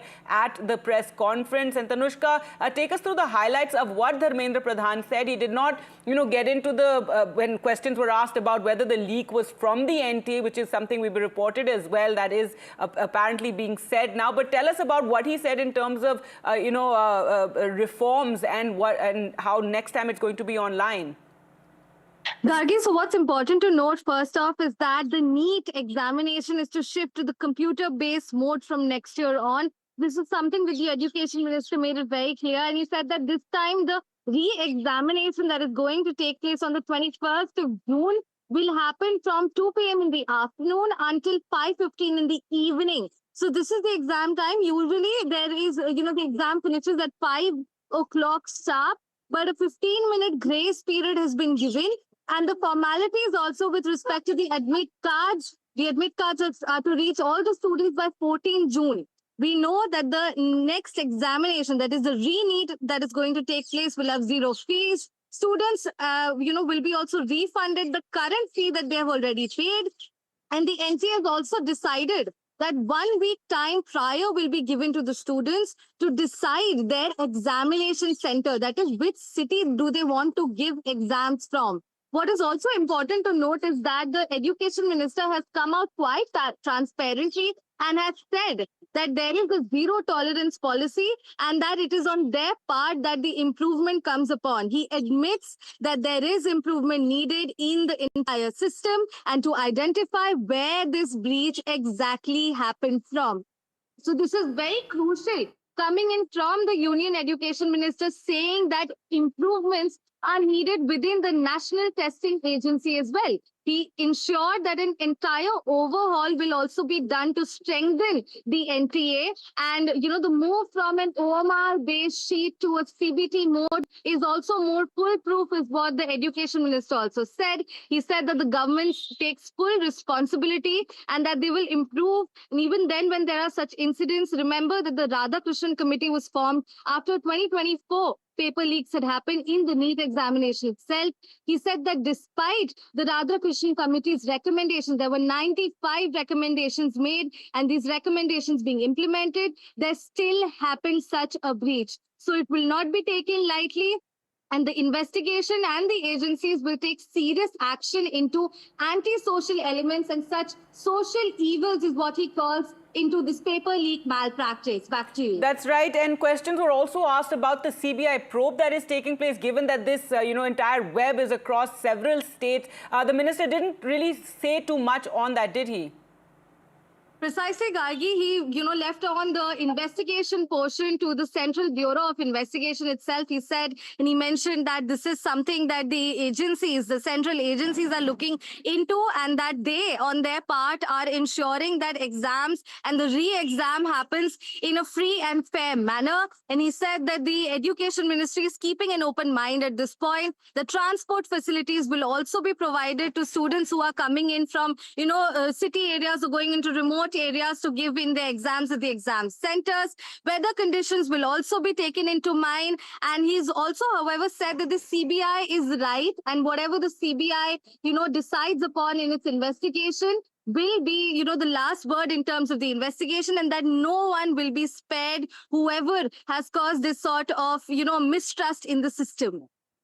Right, Tanushka, also it's been a huge embarrassment for the government as we mentioned, and he too, and then I heard the media also asking about how last time in 2024 similar promises were made and how things would be improved. So it's been a huge embarrassment. The opposition has been extremely critical of the government over this. Dharmendra Pradhan also talking about this exam mafia, that works for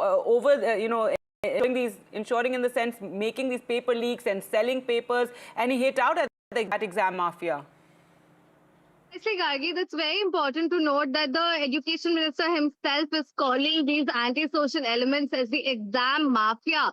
And he said that, of course, there is, a lot of backlash, a lot of opposition, not just in terms of politics, but also from students. Remember that nearly 23 lakh students appeared for this examination for only 1 lakh NDTS seats.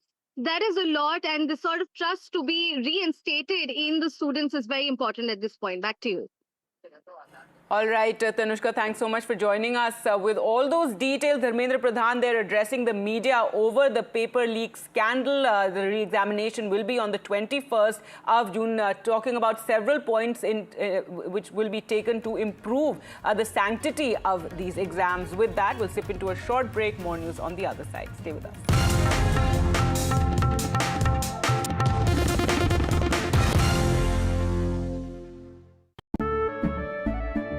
केसरिया से मन जोगी हुआ रे, दिल झूमे देखो मतवारा हुआ रे, केसरिया से मन जोगी हुआ। हर पल मनाओ केसरी त्योहार।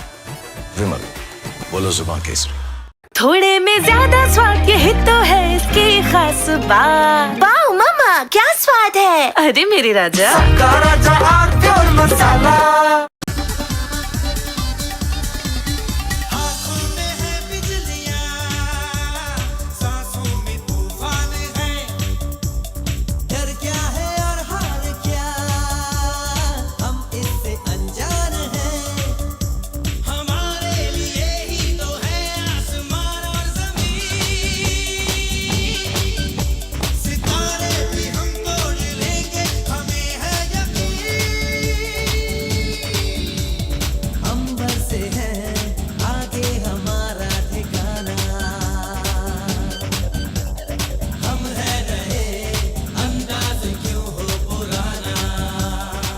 मीठा या नमकीन, चाहे जैसे खाओ, 100% सूजी से बनी आर प्योर वर्मिसली, स्वादिष्ट, सेहतमंद हर रोज। एनटीए ने नीट यूजी का नई परीक्षा की तिथि घोषणा किया है। 21 जून को री एग्जामिनेशन की डेट घोषणा की है। मित्रों, मैं 2-3 विषय आपके सामने, आपके माध्यम से देशवासियों के सामने, स्पेसिफिक स्टूडेंट्स और उनके अभिभावकों के सामने रखना चाहता हूं। हमारी सर्वोपरि प्राथमिकता है छात्रों की भविष्य, उनकी परिश्रम के प्रति संवेदनशीलता सरकार की सदैव है। 3 मई को एग्जामिनेशन हुई। 7 मई तक एनटीए की ग्रीवेंस रिड्यूसल सिस्टम पे कहीं से आपत्ति आई। गेस्ट पेपर में ऐसे कुछ प्रश्न आए हैं जो इस बार की क्वेश्चन सेट्स में था। तुरंत ही हम लोगों की वहाँ चर्चा हुई। एनटीए ने और सरकार ने, education department, higher education department ने तुरंत उसको प्रारंभिक थोड़ा इंक्वायरी किया, एजेंसियों को दे दिया, भारत सरकार की एजेंसियों को दे दिया। भारत सरकार एजेंसी संबंधित 2-3 राज्यों के साथ जुड़ा हुआ विषय था। प्रथम दृष्टया में राज्यों की एजेंसियों से संपर्क किया और 12 तारीख तक, यानी 8 को सुबह प्रक्रिया एक प्रकार से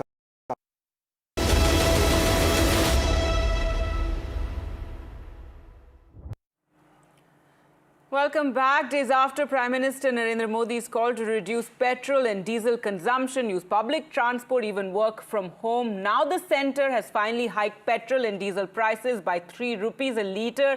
It was a development that was long anticipated. The petrol will now cost 97.77 rupees per litre in Delhi, 108.7 per litre in Kolkata, 106.6 in Mumbai and 103.6 per litre in Chennai. Diesel will now be sold at 90.6 per litre in Delhi, 95.13 in Kolkata, 93.14 in Mumbai and 95.25 rupees per litre in Chennai.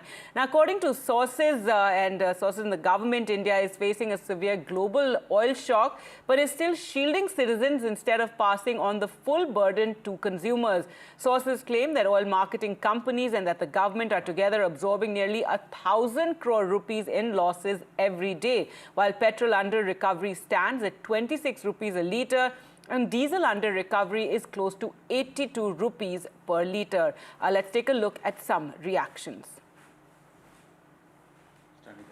There has been hike in oil and diesel price. That's definitely going to make an impact on day-to-day life of a common man. Situation right from Jammu to Jaipur, Kashmir to Kanyakumari, Secunderabad to Siliguri, going to remain same because everybody feel that this is going to put a hole in their pocket. Let me talk to the people here at Jammu Petrol Pump and try to find out what they really feel. कितनी मुश्किल होने वाली है? How really it's going to make things difficult? मुश्किल तो है क्योंकि हम डेली सफ़र करते हैं, तो हमारा प्राइवेट जॉब है, जैसे हमने यहाँ से वहाँ ट्रैवल करना होता है, टूरिंग पे रहते हैं, तो प्राइस हाइक के कारण कहीं ना कहीं एक्सपेंसेस बढ़ रहे हैं। कैसे देखते हैं आप ये जो प्राइस हाइक जो हुआ है ऑयल और डीजल का, कितना मुश्किल होने जा रहा है इसकी वजह से एक आम आदमी की जिंदगी? आम आदमी जिंदगी की तो परेशानी है। परेशानी लगता है कि बजट इफेक्ट करेगा इससे? बजट इफेक्ट करेगा। तो लगता है महंगाई भी हो सकती है? हो सकती है, क्यों नहीं। तो क्या चाहते, क्या सरकार क्या करे इस सिचुएशन में? वही रेट कम करे, बल्कि रेट कम हो जाए तो अच्छा है।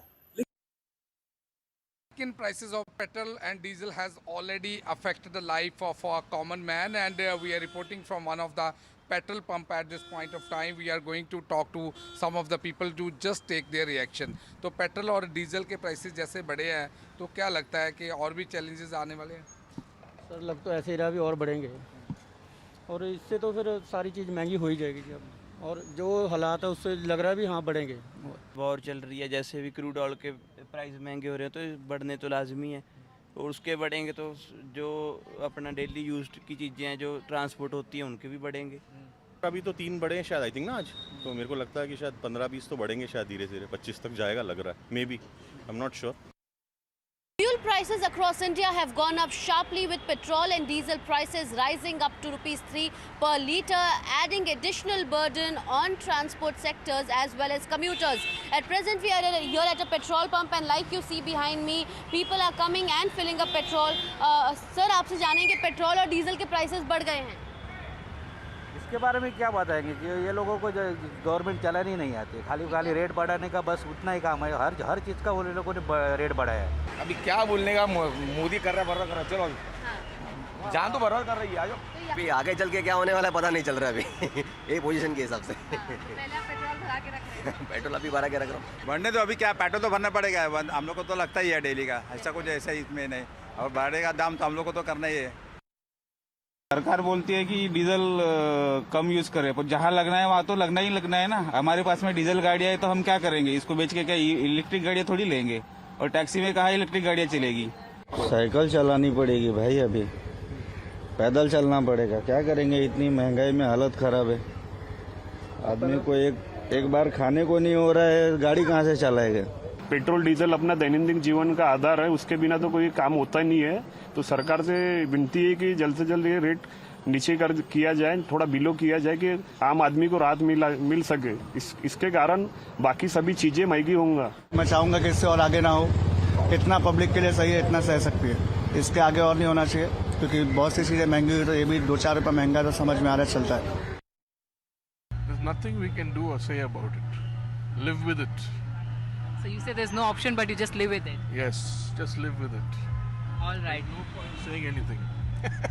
But do you wish and hope that it does not hike more in the future?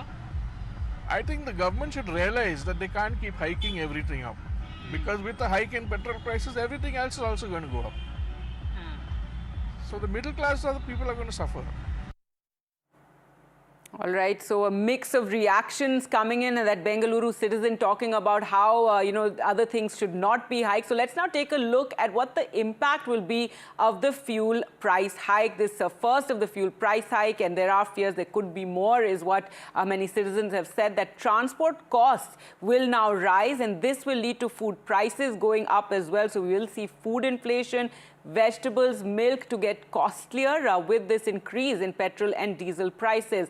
Buses, taxi and auto fares may also increase. Remember, the Prime Minister spoke about taking public transport in Delhi. 2-day work from home has been announced for government officers. Online delivery charges may also rise because of the increased price of fuels. Airfares could turn costlier. Logistics and freight costs to jump as well.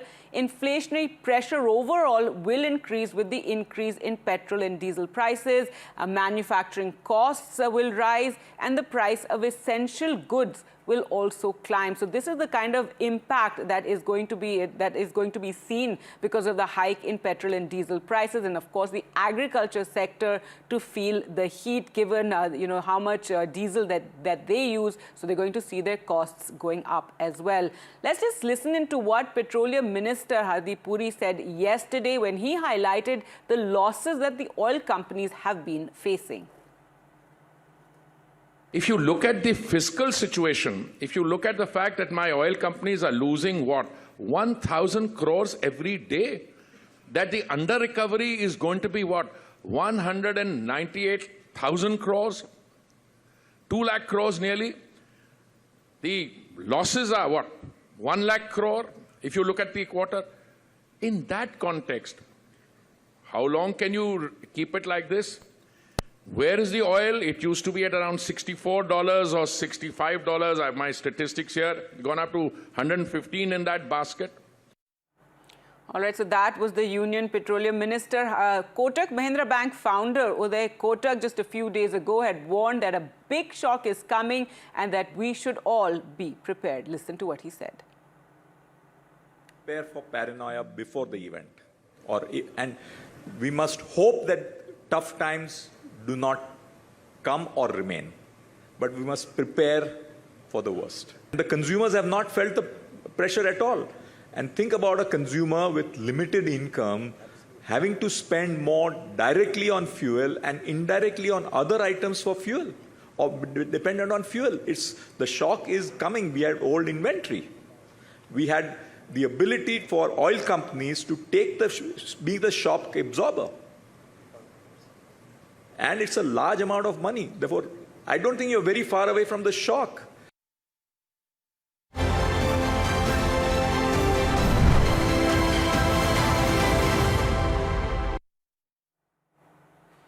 Now, Prime Minister Modi had recently called on the nation to take steps towards saving fuel, spending wisely and choosing work from home and keeping up with the Prime Minister's advice. The Delhi Chief Minister Rekha Gupta announced yesterday evening that Delhi government officials will take 2 days of work from home a week. The Chief Minister also reduced her official convoy by nearly 60%, bringing it down to just 4 vehicles.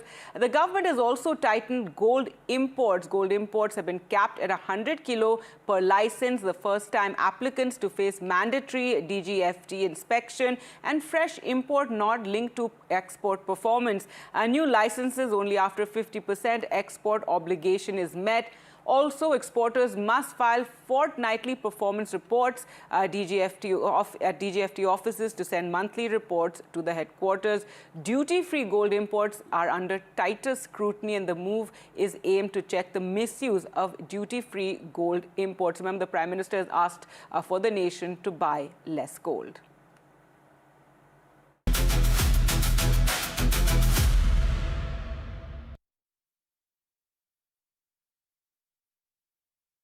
Let's shift focus now to Kerala, and after the high command of the Congress party picked V.D. Satheeshan as Kerala's next chief minister, signs of unrest have emerged within the Congress, with senior leader Ramesh Chennithala skipping yesterday's Congress legislature party meeting. triggering speculation of discontent, though he later sent a letter backing Satishan. A state in charge, Deepa Das Munshi, said she would speak to Chenithala and denied reports of infighting. Chief Minister designate Satishan also dismissed any talks of a rift. The party also faced criticism from the Nair Service Society. NSS Chief G. Sukumaran Nair called Satishan's selection anti-democratic, alleging the Congress had surrendered to the Muslim League, a charge which had earlier been raised by the BJP. There is no rift in the Congress party. Congress party is united. There was a process to select the CLP leader. Our CLP meeting adopted a resolution and we entrusted the Congress president to decide the CLP leader after a long process. And Congress president Rahul ji, with the blessings of Madam Sonia ji, they have consulted with all the MLAs, MPs, former PCC presidents, senior leaders. Then they have decided. Chenithala is showing some he's upset, ma'am. He's looking upset. We all will speak to him. We were in the flight when this news came. So just now I saw that. So we will definitely speak to him. And I think all will stand together.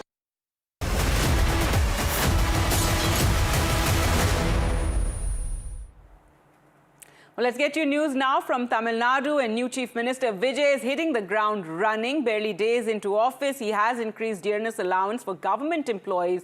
He also chaired a key meeting with top finance department officials monitoring the state's fiscal health, with his promised white paper expected soon. With a hike of 2% dearness allowance for 16 lakh government employees and teachers retrospective from January 2026, the Vijay government has already increased the cost by 1,230 crore for his government. However, it's not all smooth sailing, as DMK chief M.K. Stalin has already criticized Vijay over needing more time to credit 1,000 rupees to women in an ongoing program from DMK era. The former Tamil Nadu Chief Minister said to Vijay that he overpromised and is under-delivering. Is this the change that TVK stands for? Good evening, Vijay. Fine, thank you. Congratulations, you are created in history. But you should take everyone together. That is very important because youngsters' emotions will be very high. And their aspirations also will be very high. We all are there. We will try to help you out, whatever power, what returns we will do it. Good luck, best wishes to you. Thank you. All right, that was a DK's conversation with Vijay. But news now from Karnataka, and the hijab versus saffron shawl row is back in the state, where the Siddaramaiah government has scrapped the BJP's 2022 hijab ban and allowed students to wear certain religious symbols, which include hijab, a sacred thread, and rudraksh. The BJP, however, has hit out against the chief minister, calling his move polarizing. The saffron shawl protests are back, with the BJP demanding that if hijabs are allowed in schools, then saffron shawls should also be allowed. However, Chief Minister Siddaramaiah has drawn a clear line, claiming that only practices that are already existence will be permitted. He argued that saffron shawls are a new introduction and will not be allowed. Remember, they were brought in at the time of protests against hijab. Siddaramaiah government again proves that it is an anti-Hindu government. It says okay to hijab, okay to few other religious symbols, but definitely not okay for a saffron shawl. We have seen that Siddaramaiah wiping off the kumkum and chandan. Siddaramaiah eating non-veg and proudly saying, I eat non-veg and go to temples and that is my wish. And today he says, no Kesari shawl, okay to hijab. हम हिजाब को विरोध नहीं करेंगे. School में, college में uniform रहना. Uniform को छोड़ करके अलग अलग रिलीजियस को जोड़ना वो अच्छा नहीं होता है. School uniform promote equality and secular discipline. अभी क्या कर रहा है? वो सेक्युलर डिसिप्लिन को छोड़ करके रिलीजियस अडॉप्ट करने के लिए कोशिश कर रहा है. उसको हम विरोध करेंगे. They are planning to let people wear hijab. then I think the students should be allowed to wear saffron shawls also on equal footing. If some students is desiring of wanting to wear a saffron shawl, it should be allowed. If hijab is a part of a uniform, you can make it part of a uniform, and even a saffron shawl can be made a part of a uniform. I feel Mr. Siddaramaiah is trying to rake up all these issues, so hide the zero development in this state and the administrative failure in this state. He's just trying to divert the all these issues from the eyes of the people. देखिए अच्छा यार इंसान को freedom of choice है और जो बुरका है हिजाब है नकाब है हमारी मुस्लिम महिलाओं के सर का ताज है आन बान शान है हमारी आप इस तरह से बैंड लगा दो कि नहीं आप ये नहीं पहन सकते सरासर संवैधानिक है अनकॉन्स्टिट्यूशनल है ये हम तो पहले दिन से बोलते आ रहे जैसा हमारे हिंदू भाइयों को अलाउड है हाथ में बांधना हमारे सरदार भाइयों को पगड़ी पहनना अलाउड है हमारी हिंदू बहनों को मंगलसूत्र पहनना अलाउड है सब पहन सकते तो उसी तरह मुसलमान महिलाएं जो हमारी माँ बहन है बुरखा पहनना चाहती है हिजाब पहनना चाहती है नकाब पहनना चाहती है तो अलाउड होना चाहिए तो ये फ्रीडम ऑफ चॉइस है हमारे इस्लाम का एक ये हिस्सा है तो पहन रहे हैं तो अच्छी बात है कि सबको अलाउड कर रहे थे इतने वर्षों से लेकिन बीजेपी सरकार को तो नफरत फैलाना था In other news now, a massive storm that tore through several parts of Uttar Pradesh on Wednesday night left behind widespread devastation and the death toll is across 100 people. 100 people have died in this storm. Heavy rain, thunderstorm, winds and lightning strikes claimed lives across multiple districts with Prayagraj, Badoi, Mirzapur and Fatehpur among the worst affected. Officials say that many of the victims were killed after trees and electric poles came crashing down while several others died in wall and roof collapses, incidents triggered by the intense winds and rain. More than 50 people have also been injured in storm-related accidents across the state. The storm disrupted electricity supply and damaged homes in several districts with local administration carrying out rescue and relief operations through the night. Chief Minister Yogi Adityanath expressed condolences to families of the victims, directing officials to ensure compensation reaches those affected families. The state government also ordered damage assessment surveys and instructed emergency teams to remain on high alert. And there was this shocking video that emerged from Bareilly district in UP during that powerful storm. It shows a man flying through the air along with a tin shed that he was holding on to during that intense storm and the winds that took place. This was in the Bamiana village where strong dust storms and heavy winds created panic. The injured identified as Nanhe, and according to local reports, he was caught in the violent storm while standing near the tin structure when the powerful gusts ripped the shed apart and hurled him as well into the air. He suffered serious injuries, including fractures to his arms and legs, though he is alive and was rushed for medical treatment.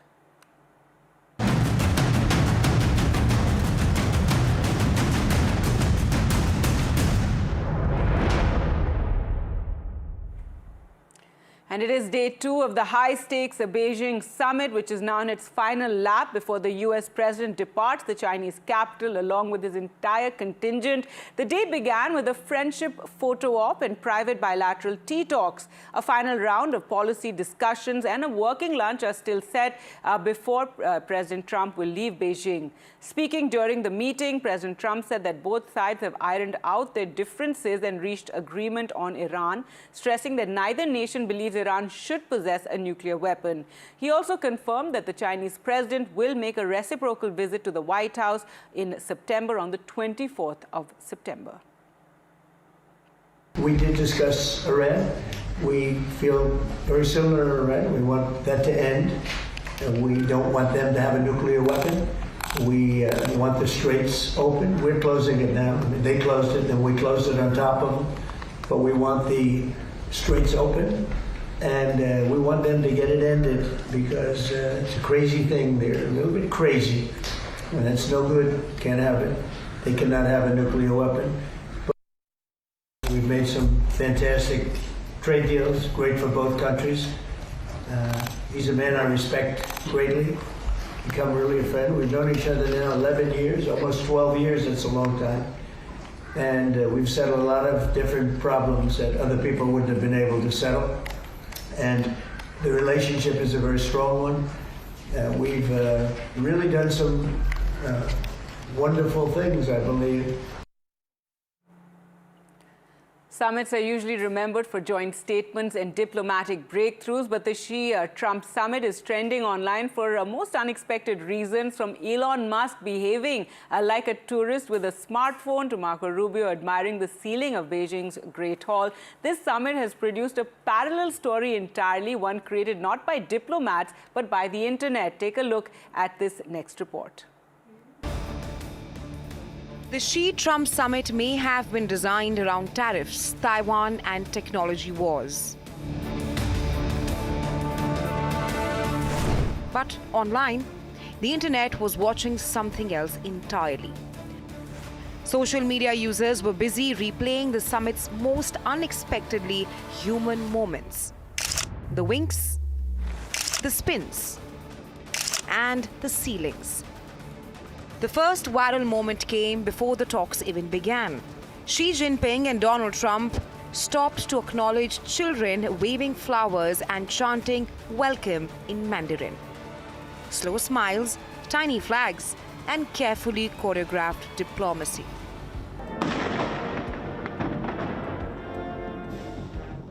A sequence of China's honor guard marching in perfect symmetry also lit up social media feeds. Some users compared it to a movie scene. Others joked it looked too synchronized to be real. And then came a moment the internet really zoomed in on. US Secretary of State Marco Rubio shaking hands with Xi Jinping and then appearing to wink towards Donald Trump. A split-second gesture with 1,000 online reactions. And Rubio wasn't done going viral just yet.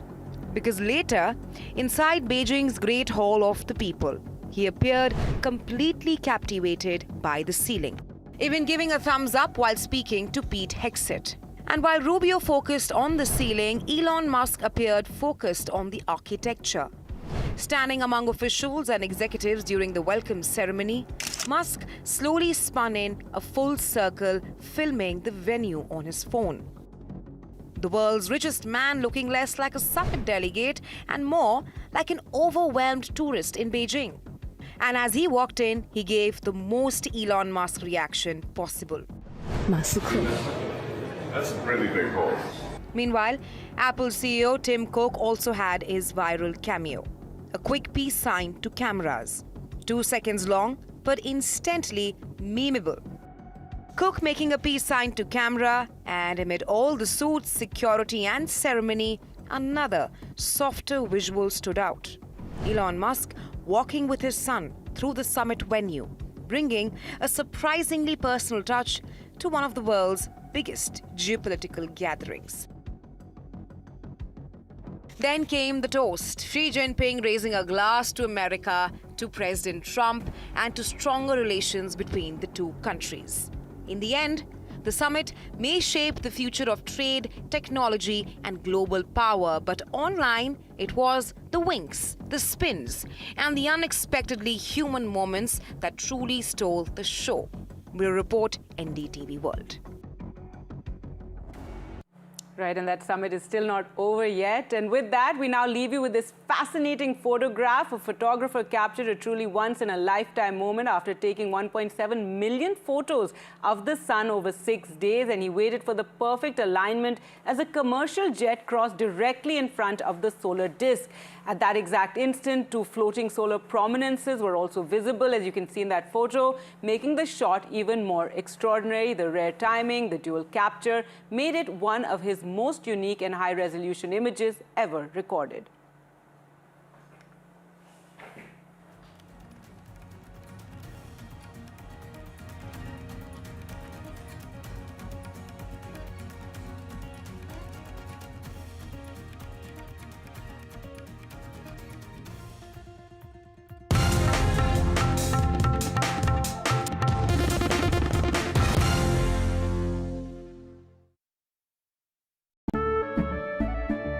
केसरिया से मन जोगी हुआ रे, दिल झूमे देखो मतवारा हुआ रे, केसरिया से मन जोगी हुआ। हर पल मनाओ केसरी त्योहार।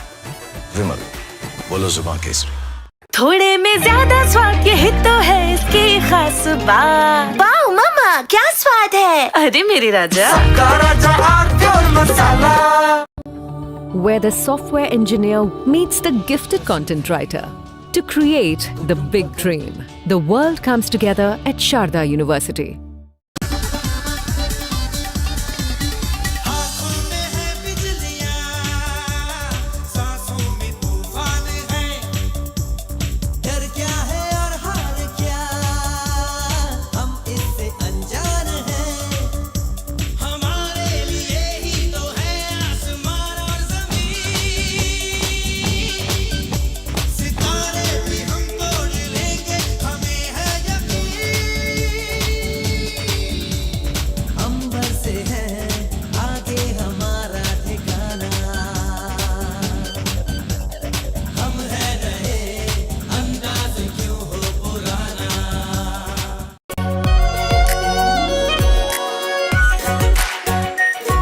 Pure shahi paneer masala, delicious, healthy everyday.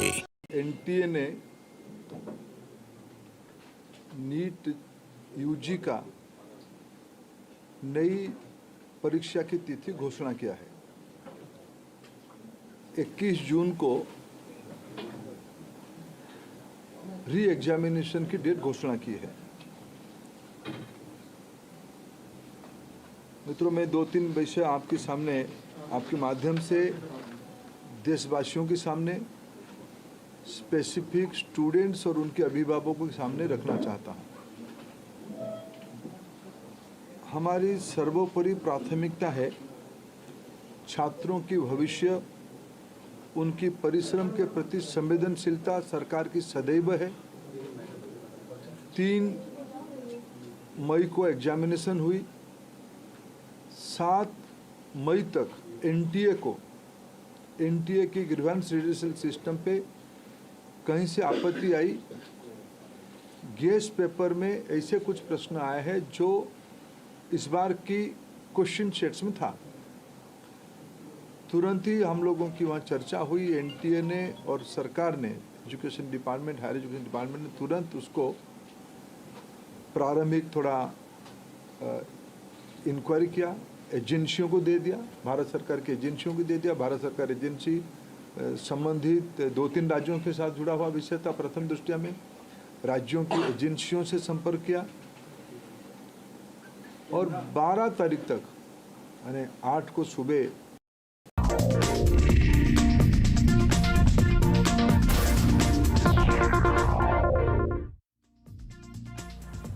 You're watching Breaking Ground. I'm Vedika Sood. We bring you the latest from the ground on the fuel price hike. But first, as always, a quick check on the headlines.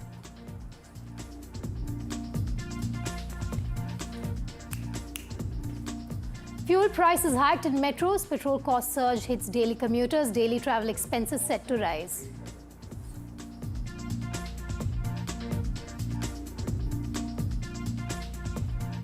Government sources to NDTV on fuel hike. Government sources say citizens shielded instead of passing on full global oil shock. Petrol under recovery at 26 rupees per litre. Diesel under recovery at nearly 82 rupees per litre. Opposition slams centre over fuel price hike, asks why price rise only after polls are over. BJP hits out at opposition, says world saw hike at 20 to 100%. India contained massive hike. It's the government's first response on NEET exam leak. Minister Pradhan says will fix existing loopholes in NTA exam to be fully computer-based from next year. NEET re-examination to be held on the 21st of next month. Prime Minister Modi embarks on a 5-nation tour. UAE will be his first stop. PM's global outreach at UAE will be the top focus. He should get to Abu Dhabi in a couple of minutes from now. Iran and Taiwan dominate the agenda as Donald Trump and Xi Jinping hold a final round of high-stakes talks in Beijing, with the US president wrapping up his state visit a day after Beijing's sharp warning on Taiwan. Presented by Canara Bank. Together we can.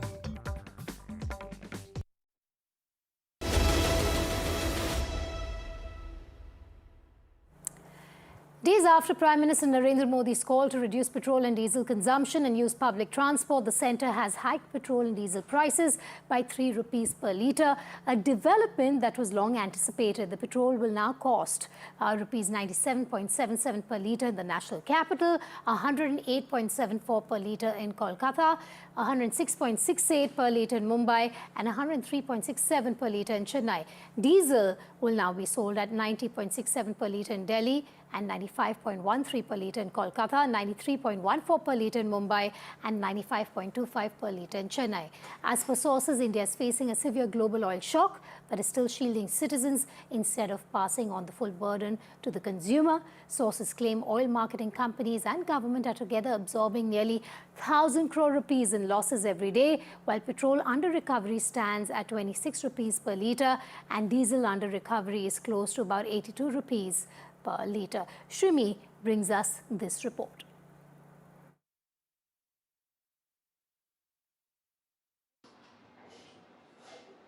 See, the government's message amid the global oil crisis is becoming increasingly clear. It does not want consumer to bear the full burden of rising crude prices through steep fuel price hike, and that is quite reflected in today's move. And according to top government sources, oil marketing companies along with the centre are currently absorbing losses of nearly 1,000 crore every day to keep petrol and diesel prices stable despite the surge in global crude prices. Now, under recoveries are estimated around 26 per litre on petrol and nearly 82 per litre on diesel. Officials argue that the alternative would be far more painful. Since fuel demand in India remains largely price inelastic, consumer would need petrol and diesel even if price rises sharply. Internal estimates suggest that the fully passing on the global shock could require fuel price hike of as much as 200 to 300%, and that's huge. Now, sources says that government believe that any knee-jerk move would hurt the bottom of the pyramid the most. Instead, the focus is on reducing fuel consumption volume rather than sharply increasing the prices. Officials describe the current situation as a massive twin drain, with crude import costing 12 to 15 lakh crore annually, while gold import have surged to 6 lakh crore. Sources also says that the government is framing the current situation as an external geopolitical shock linked to the Iran conflict rather than any sort of domestic economic failure. Now, this also explains clearly the PM repeated calls for restraint in fuel consumption, foreign travel, gold purchases, etc., which sources describe as highly targeted and pragmatic steps to sort of reduce the dollar outflows with minimal economic disruptions. Let's now bring you some ground reports from fuel stations across the country where our reporters have been speaking to people who are there to get their tanks fueled up.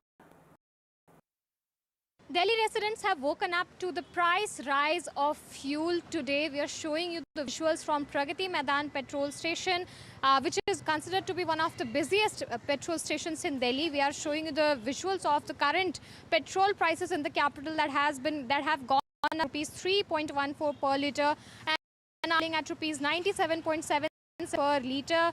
Diesel has become clear by rupees 3.11 per litre, taking the price to rupees 90.67 per litre. Now, after remaining unchanged for nearly 4 years, this price rise can be seen today that has sparked concern among daily commuters, cab drivers and daily workers who are saying rising fuel cost will directly affect their monthly expenses. नहीं, अभी तो मैं जब आया तो अभी मैंने देखा कि शायद कुछ हो रहा है, फिर देखा कि अच्छा ये प्राइस बढ़ गया है, तो रात तक तो पता नहीं था, अभी पता लग रहा है कि अच्छा ये प्रभाव पड़ेगा इस पे।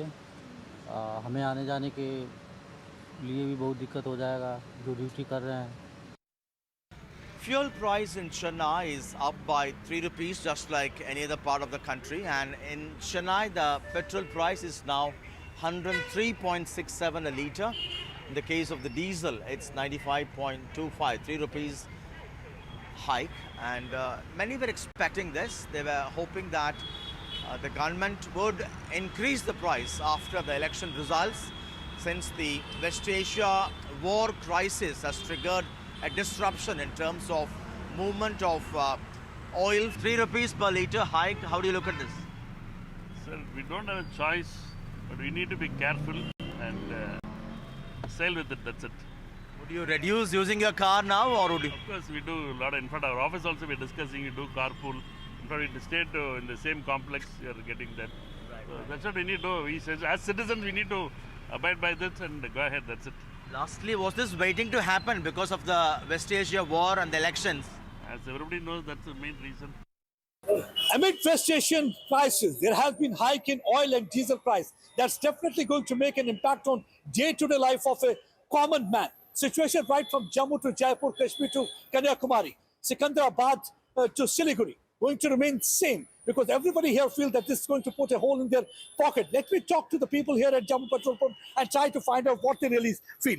कितनी मुश्किल होने वाली है? How really it's going to make things difficult? मुश्किल तो है क्योंकि हम डेली सफ़र करते हैं, तो हमारा प्राइवेट जॉब है, जैसे हमने यहाँ से वहाँ ट्रैवल करना होता है, टूरिंग पे रहते हैं, तो प्राइस हाइक के कारण कहीं ना कहीं एक्सपेंसेस बढ़ रहे हैं। कैसे देखते हैं आप ये जो प्राइस हाइक जो हुआ है ऑयल और डीजल का, कितना मुश्किल होने जा रहा है इसकी वजह से एक आम आदमी की जिंदगी? आम आदमी जिंदगी में तो परेशानी ही है। परेशानी लगता है कि बजट इफेक्ट करेगा इससे? बजट इफेक्ट करेगा तो लगता है महंगाई भी हो सकती है? हो सकती है, क्यों नहीं। तो क्या चाहते, क्या सरकार क्या करे इस सिचुएशन में? वही रेट कम करे, बल्कि रेट कम हो जाए तो अच्छा है। Hike in prices of petrol and diesel has already affected the life of a common man, and we are reporting from one of the petrol pump at this point of time. We are going to talk to some of the people to just take their reaction. तो petrol और diesel के prices जैसे बढ़े हैं, तो क्या लगता है कि और भी चैलेंजेस आने वाले हैं? सर लग तो ऐसे ही रहा, भी और बढ़ेंगे, और इससे तो फिर सारी चीज़ महंगी हो ही जाएगी जी अब, और जो हालात है उससे लग रहा है भी हाँ बढ़ेंगे। वॉर चल रही है, जैसे भी क्रूड ऑयल के प्राइस महंगे हो रहे हैं तो बढ़ने तो लाजमी है, और उसके बढ़ेंगे तो जो अपना डेली यूज की चीज़ें हैं जो ट्रांसपोर्ट होती हैं उनके भी बढ़ेंगे। अभी तो 3 बढ़े हैं शायद, आई थिंक ना आज, तो मेरे को लगता है कि शायद 15-20 तो बढ़ेंगे, शायद धीरे धीरे 25 तक जाएगा लग रहा है, may be, I am not sure. Fuel prices in Telangana has also affecting common citizen and common commuter daily who is heading to their offices and their duties.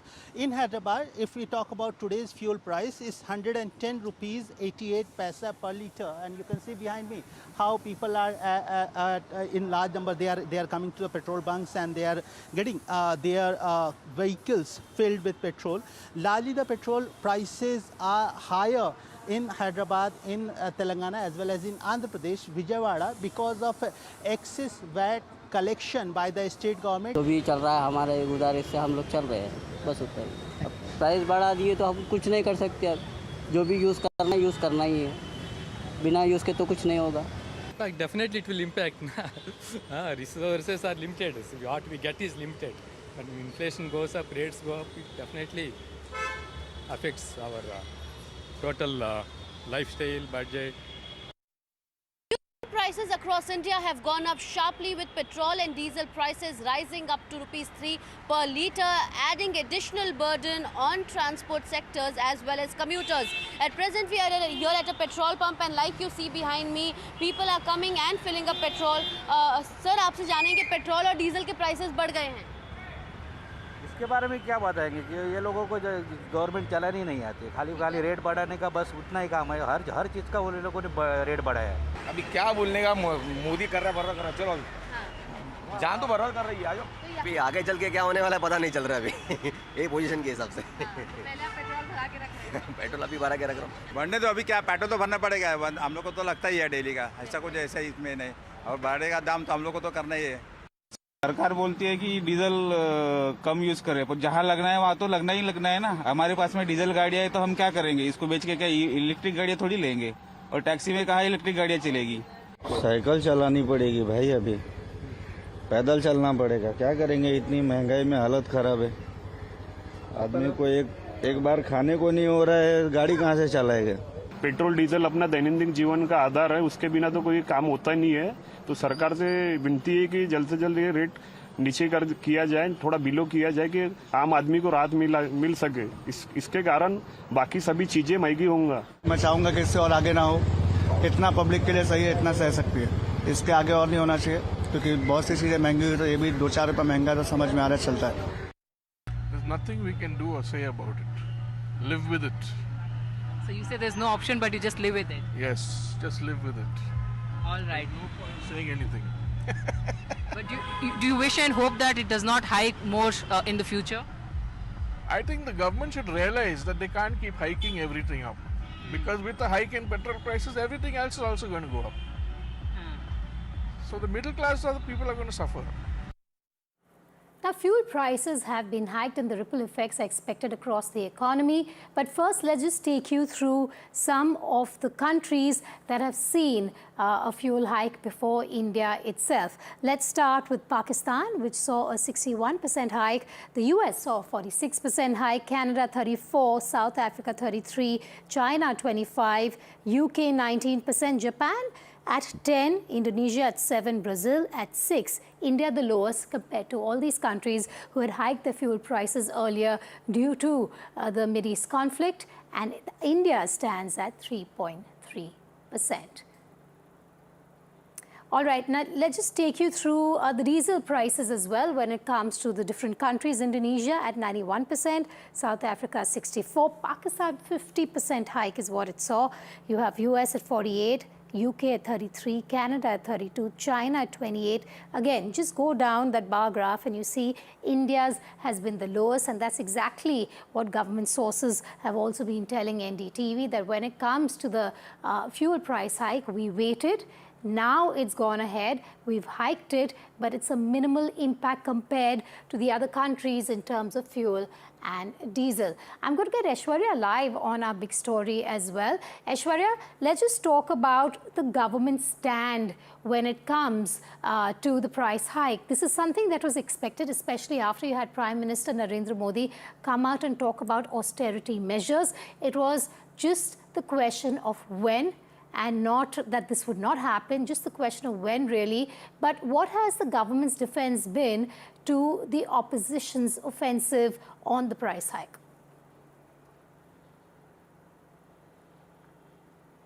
Well, on one side, amid the geopolitical shock on the oil prices, it is, of course, the zero control of India on the prices of international crude oil. But perhaps in India, the situation is very different. If we compare the country to the world, then certainly India has been impacted minimal. And that's because of the efforts that have been made by the government so far. Indian government is trying to shield its citizen for at least 76 days, and therefore no price hike had been seen in the last 76 days. In fact, the government and the OMCs had been facing losses of at least 1,000 crores per day.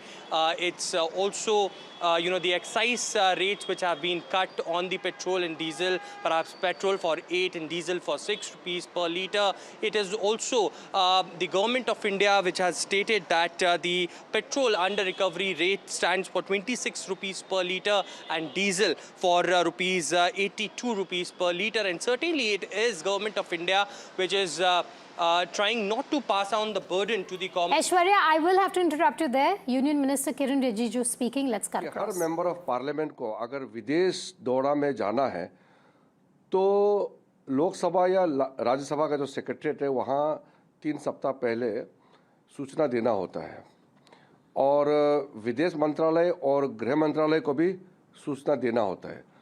गृह मंत्रालय को विशेष करके जो foreign contribution regulation act के तहत अगर कोई विदेशी hospitality Kiren Rijiju there. Now let's also talk about the price pinch. We can take you through some of that on this graphics that we have for you.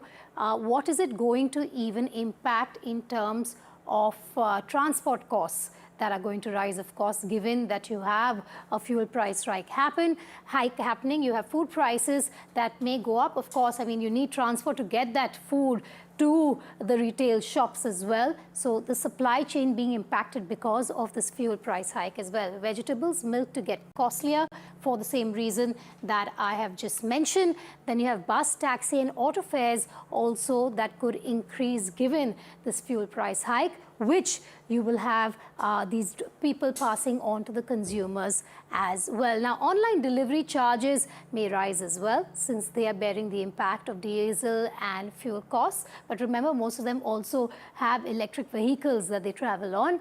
Airfares could turn costlier. This is something we have been talking about for the last 3 weeks here on NDTV as well. Logistics and freight costs to jump as well. for the given reasons. So there is going to be this cascading effect that you're going to see when it comes to logistics and freight costs, and they're projected to jump, adding to inflationary pressures. Manufacturing units will face high input costs, pushing up prices of essential goods. Even the agriculture sector is expected to feel the heat as rising fuel costs impact farming as well as distribution. Aishwarya joining me once again. Aishwarya, that is the concern. This is not only limited to a fuel price hike, but can impact the Aam Aadmi in several ways in the weeks to come. But could impact farmers of the country, and also the common man. The inflation can go up as well, but the government has tried to make all efforts possible not to push this burden. And we speak about the farmers, and certainly rupees 22,500 crore subsidy has been given. Chemical fertilizer bag of rupees 2,500 is just being sold, a mere of 282 to the farmers, and that's the kind of subsidy that the government is giving. And certainly, and the Prime Minister has appealed to the public to consume less as far as the oil and petrol is concerned. It's the twin, drilling as far as drain movement as far as the oil and gold is concerned.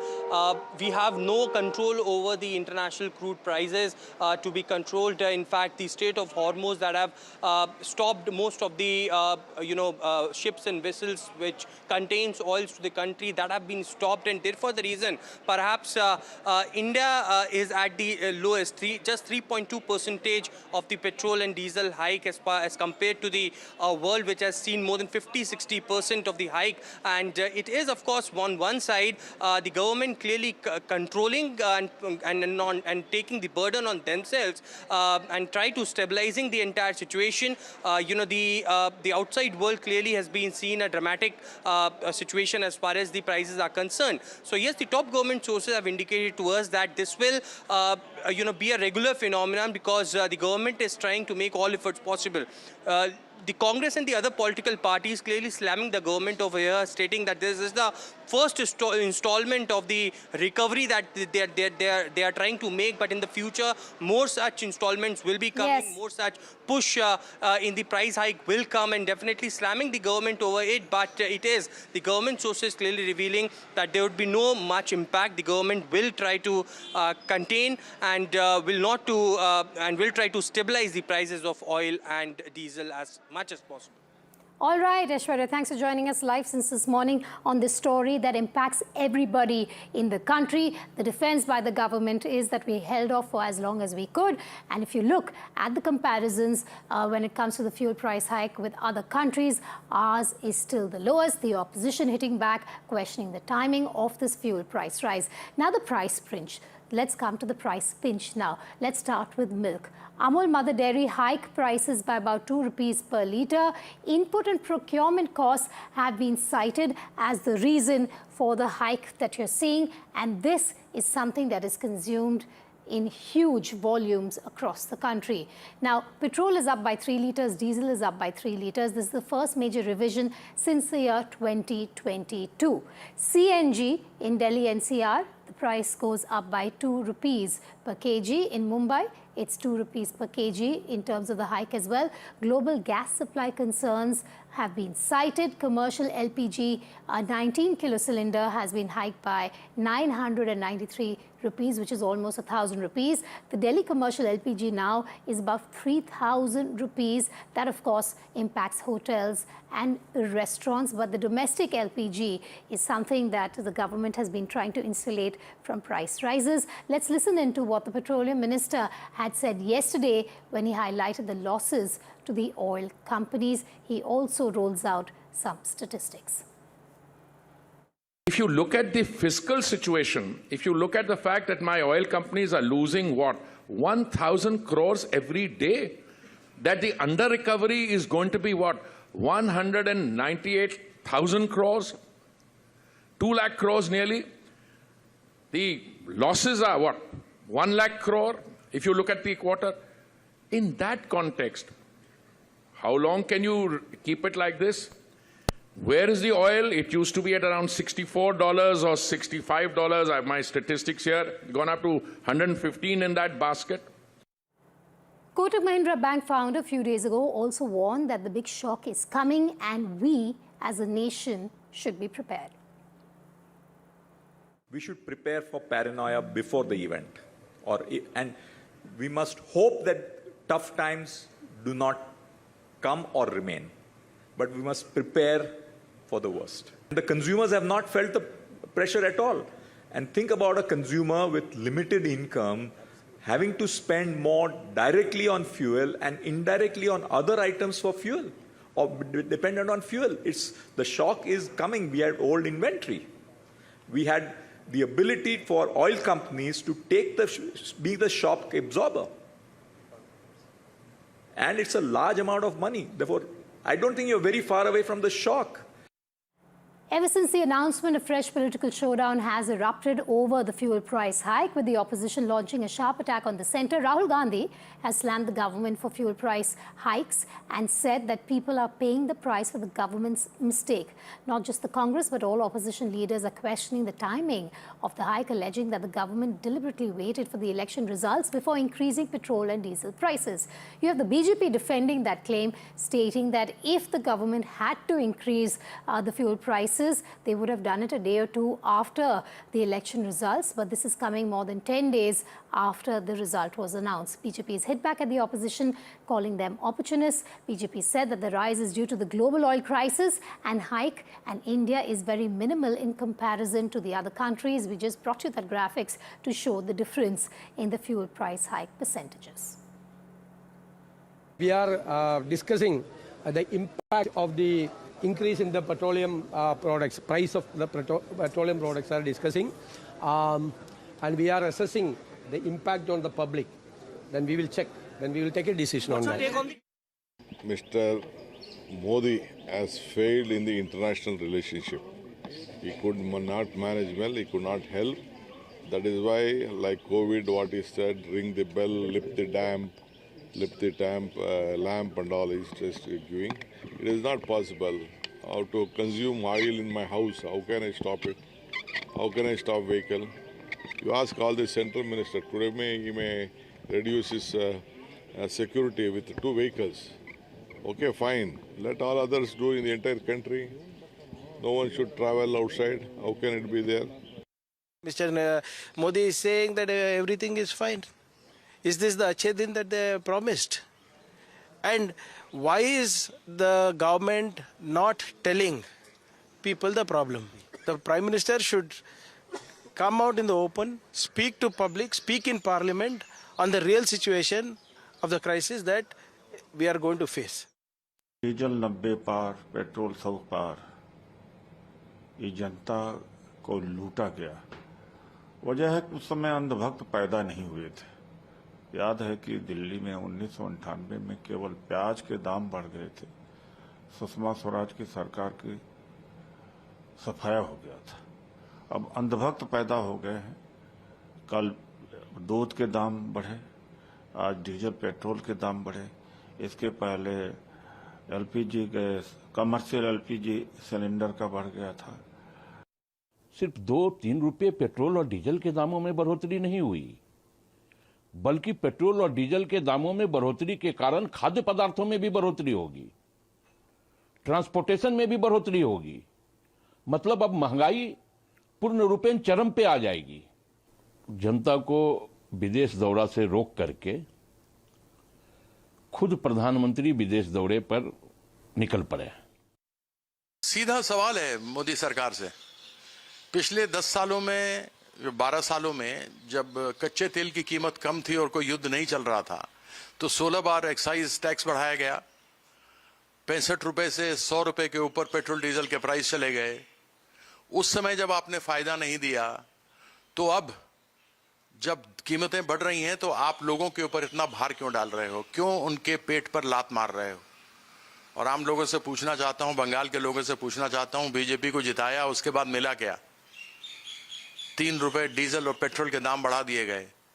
उस समय तो बड़े जोर जोर से अमित शाह और नरेंद्र मोदी बोलते थे कि बड़े हमारे पास स्टॉक पड़ा हुआ है, कोई कमी नहीं है, कोई दाम बढ़ेंगे नहीं। इससे पता लगता है कि इनकी दोहरी राजनीति है।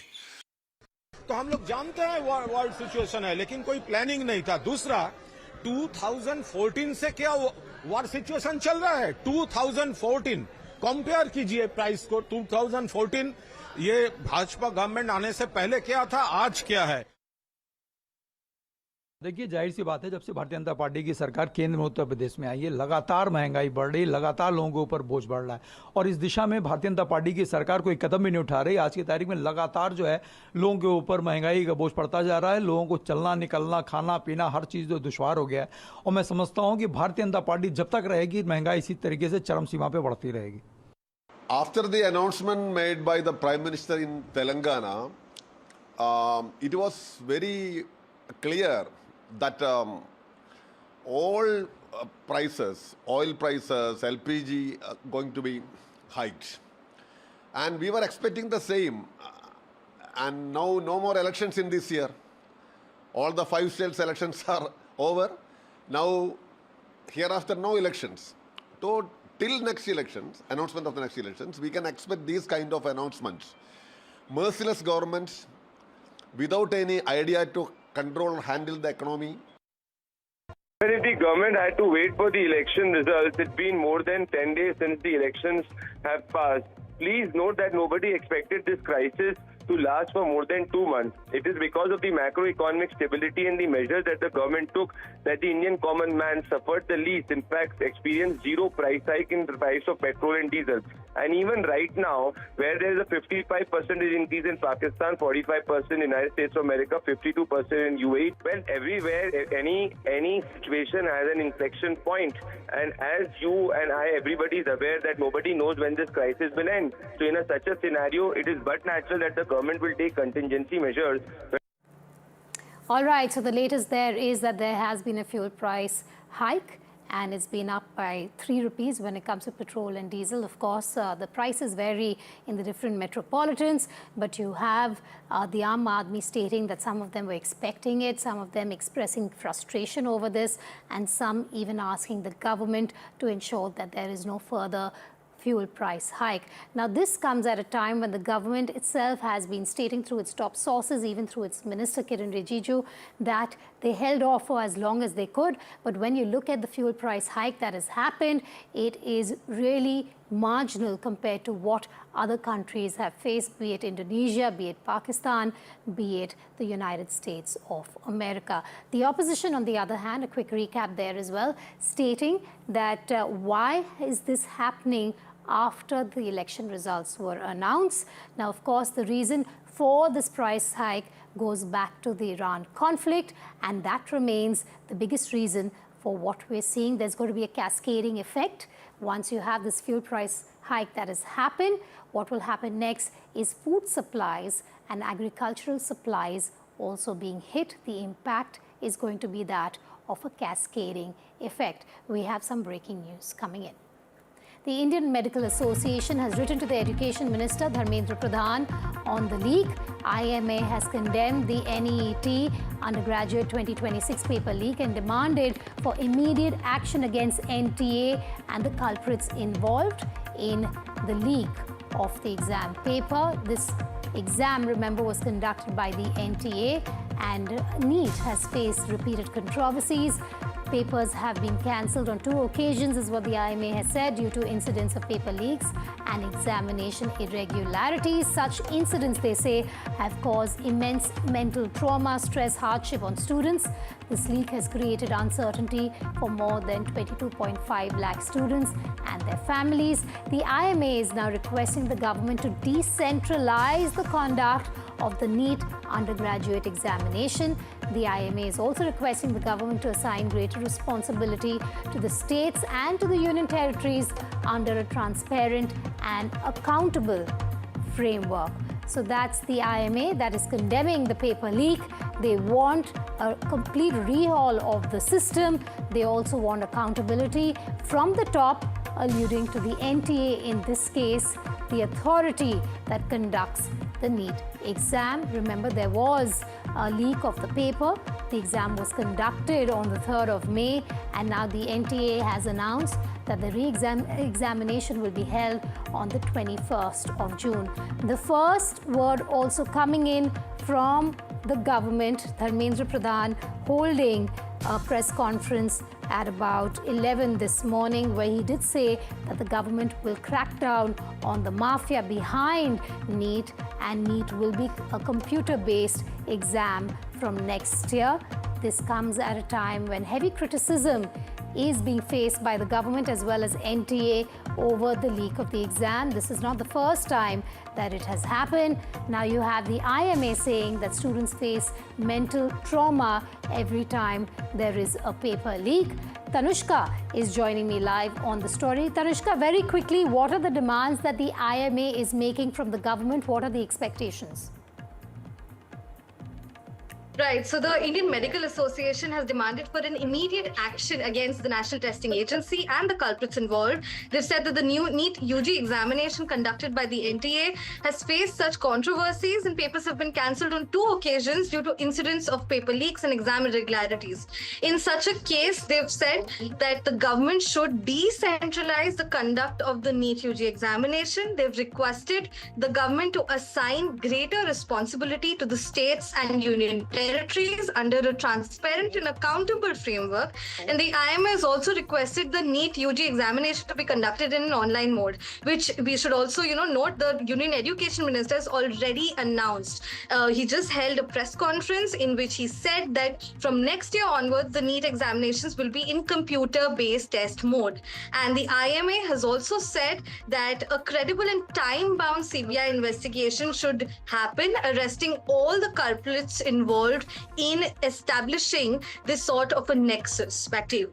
All right, thanks for that recap there, Tanushka. The IMA hitting out, wanting accountability, and they want a rehauling of the entire system. Now, following days of outrage after the cancellation of the NEET exam, the retest of the exam has been rescheduled, like I mentioned, for the 21st of next month. Addressing the media, and this is the first statement that emerged from the centre on the NEET leak, Education Minister Dharmendra Pradhan admitted that there was a need for improvement and assured that the government's utmost priority was to secure the future of students. The Union Minister further said that the CBI was working to nab the accused in the leak gate. In a major shift, the Education Minister announced that the NEET examination will be conducted as a full computer-based test from next year. That's the biggest takeaway from that press conference that he held. One, that there will be a crackdown on the mafia who went ahead and leaked the paper. And secondly, that it's going to be a computer-based exam from next year. लगभग आज से 1 महीने से थोड़ा 1-2 दिन के बाद नई परीक्षा होगी। हमारी अप्रोच वही रहेगा, हम zero tolerance to malpractices. ये एक लंबी लड़ाई है परीक्षा माफियाओं के साथ जो एंटी सोशल एलिमेंट अभी मतलब टेक्नोलॉजी के समय में एक नई चुनौती बढ़ रहा है।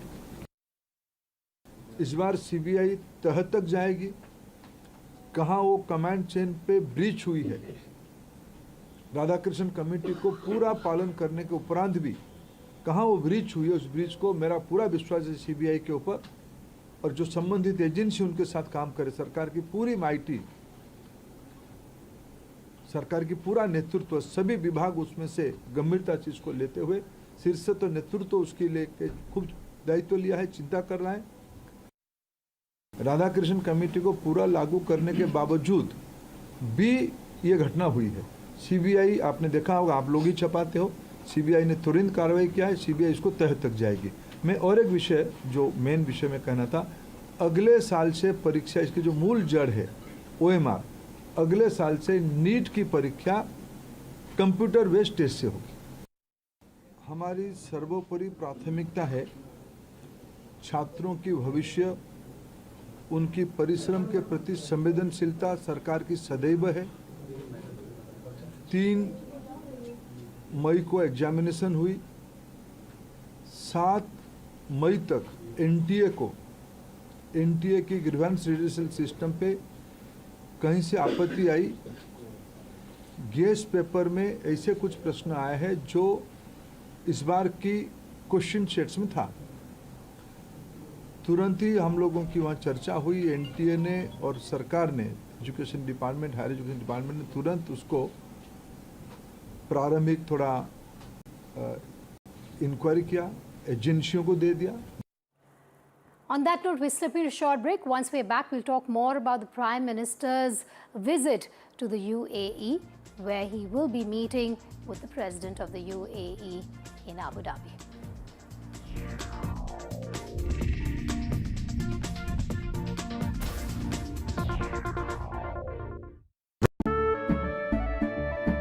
केसरिया से मन जोगी हुआ रे, दिल झूमे देखो मतवारा हुआ रे, केसरिया से मन जोगी हुआ। हर पल मनाओ केसरी त्योहार। विमल, बोलो जुबान केसरी। थोड़े में ज्यादा स्वाद, यही तो है इसकी खास बात। वाओ मामा, क्या स्वाद है। अरे मेरे राजा, राजा और मसाला। Where the software engineer meets the talented photographer to create the big dream. The world comes together at Sharda University.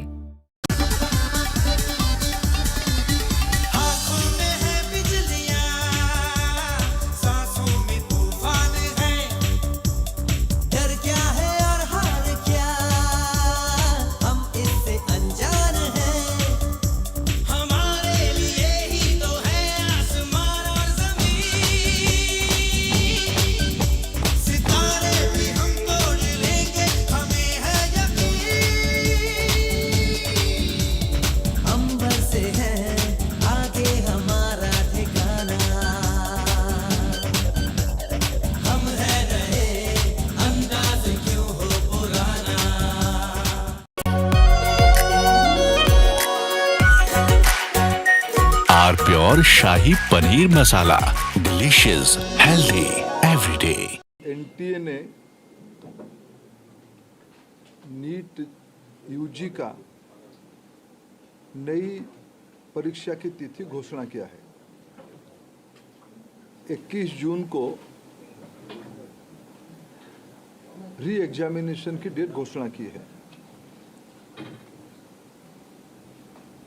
मित्रों, मैं 2-3 विषय आपके सामने, आपके माध्यम से देशवासियों के सामने, स्पेसिफिक स्टूडेंट्स और उनके अभिभावकों के सामने रखना चाहता हूं।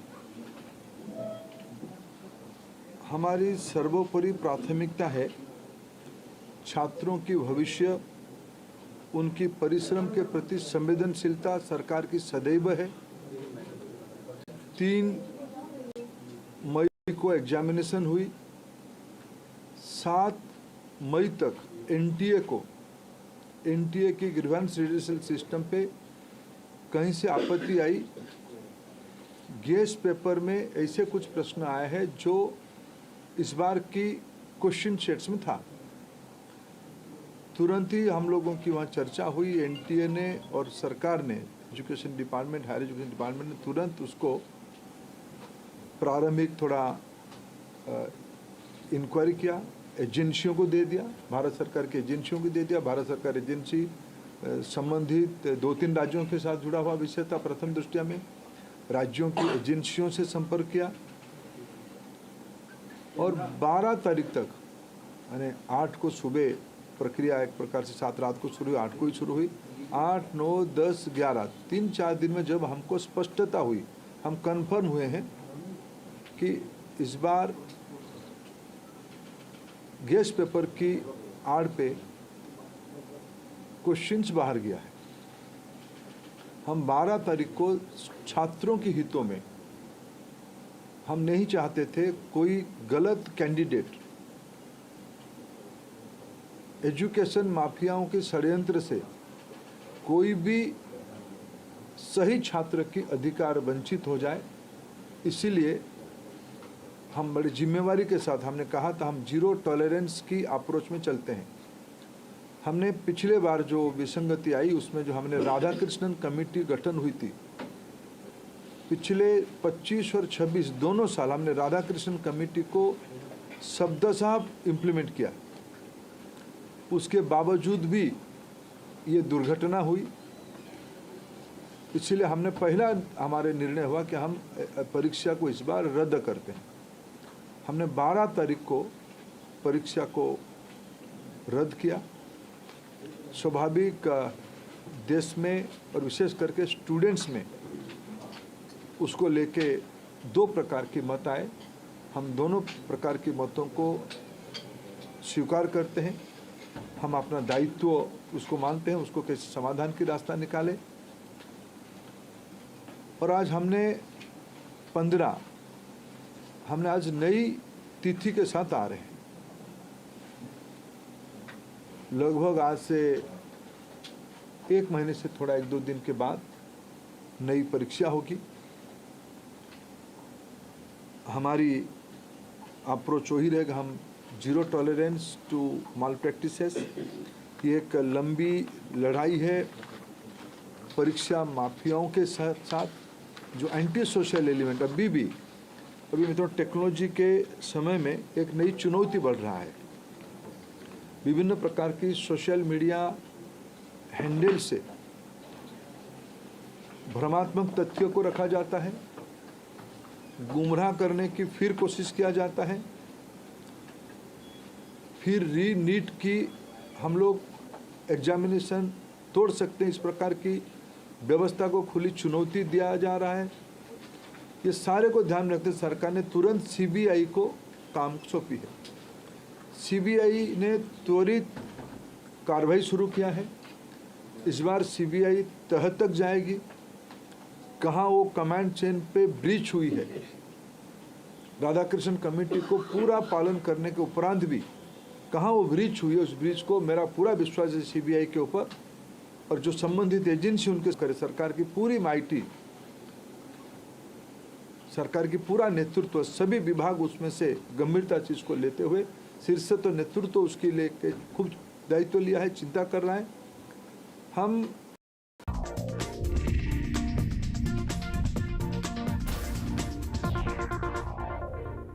Welcome back. Prime Minister Narendra Modi has embarked on a 5-nation tour with a key stop in the United Arab Emirates, where he will hold talks with the UAE President. The high-profile Modi-MBZ meeting comes amid rising tensions in West Asia and concerns over the impact of the Iran-Israel-US conflict on global energy markets. Energy security, crude oil supplies, LNG contracts, maritime stability and bilateral trade are expected to dominate the agenda. The Prime Minister is also slated to visit other countries, including the Netherlands, Sweden, Norway and Italy. He will be on this visit for the next 5 days till the 20th of this month. We are anticipating with great excitement the visit of Prime Minister Modi. He is a key figure of friendship, of long-standing partnership, and a true treasure, I would say, to the leadership and to the people of the UAE, and we're very much looking forward to having him come. Our President, His Highness Sheikh Mohammed bin Zayed, was in India in January of this year, as was our Crown Prince in February for the AI Summit. And since His Excellency Prime Minister Modi has taken office, they have been regularly, your leadership and my leadership have been regularly seeing each other a few times a year. Now, from key talks with the UAE leadership on energy security and strategic ties to technology and green hydrogen partnerships in the Netherlands, the India-Nordic Summit in Norway and the defense and trade discussions in Italy, the visit is aimed at strengthening India's economic, energy and strategic interests amid growing global uncertainty.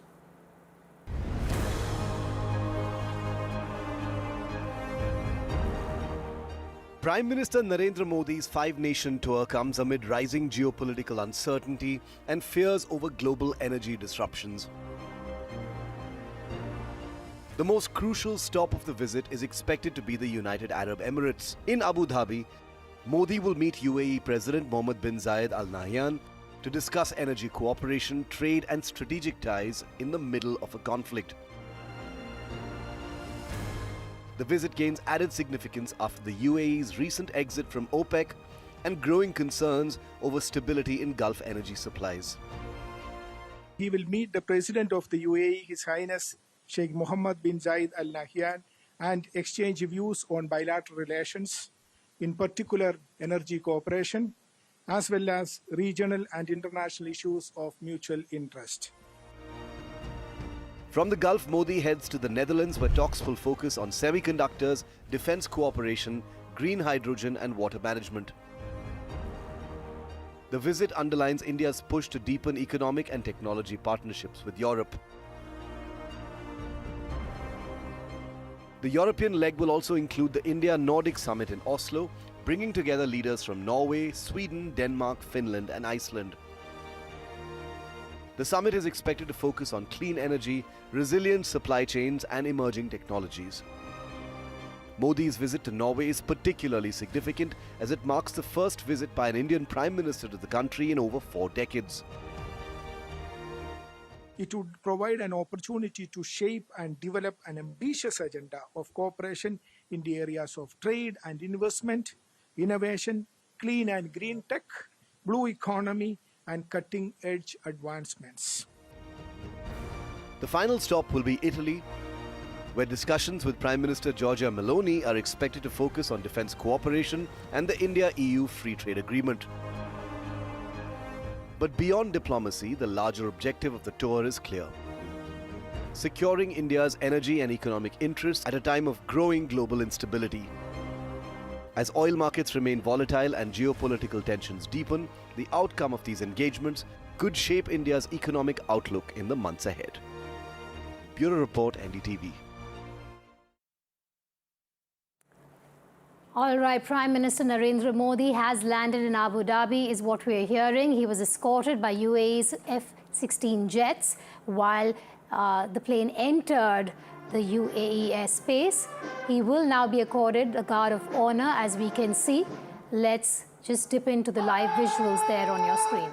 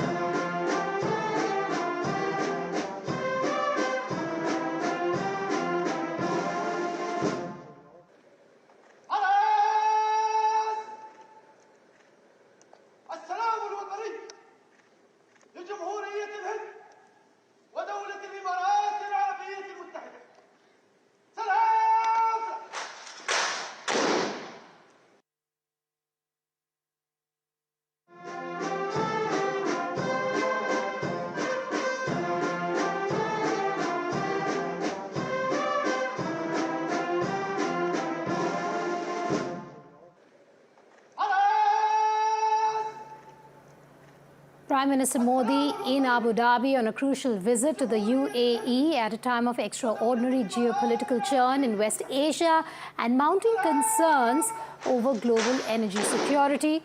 The visit is being watched closely, not just for its diplomatic significance, but for its direct implications on India's oil, gas and economic interests amid the ongoing regional crisis.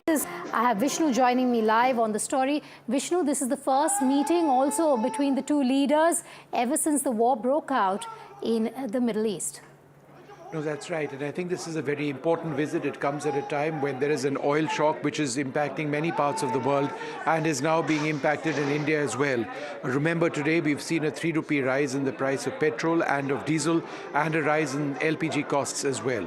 A large percentage of India's oil and gas imports from the Middle East come from the United Arab Emirates, and therefore this visit is particularly key.